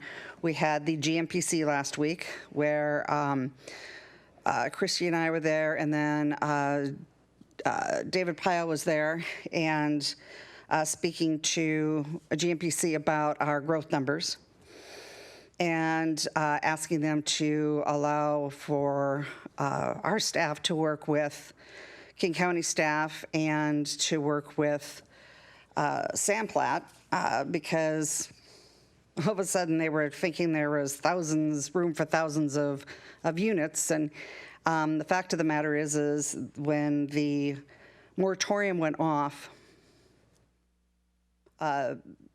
somehow there seems to be a disconnect of how many units are there ready for hookup, and that was not counted. Those units were not counted in the pipeline for addition as units in our number count. So we need to go back and have our staff work with King County staff and with Samplat to allocate what those numbers will be. And so it was very interesting. I was very glad we were tipped off to that.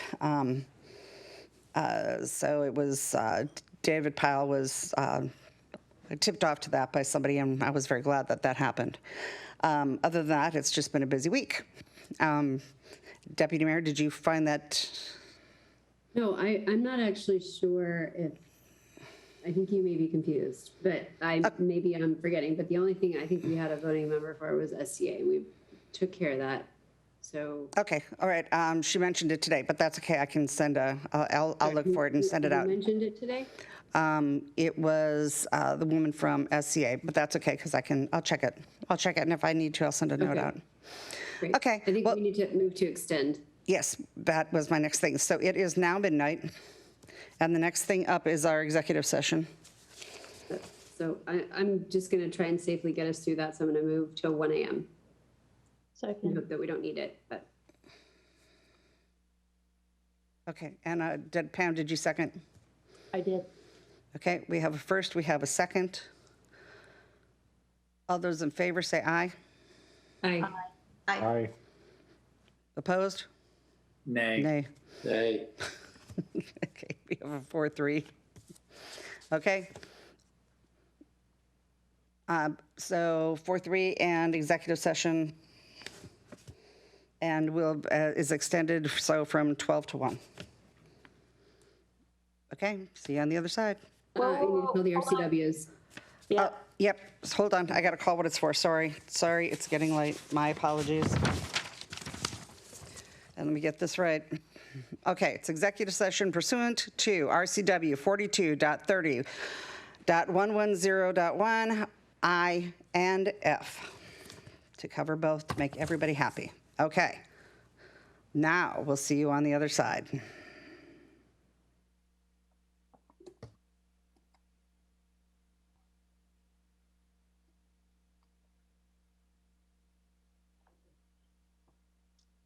Good morning, everyone.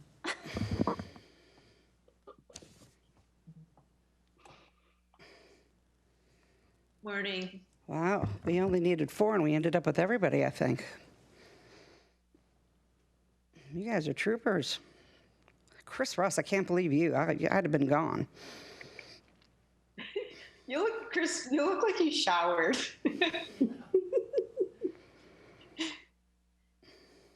I had to been the one block over. Oh my goodness. Do we have everybody back?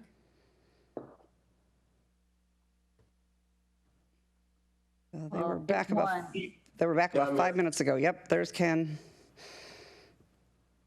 All right, well then I'd like to make a motion. Ken, well, hang on, I just heard them, but are they back on? Ken, are you back on? Okay. Yeah, I'm here. All right. All right, I move that we accept the city manager's request to extend the deadline for his response to December 13th, 2021. Second. Any discussion? All those in favor, say aye. Aye. Aye. Aye. Opposed? Excellent. Move to adjourn. Second. Good night, folks. Night.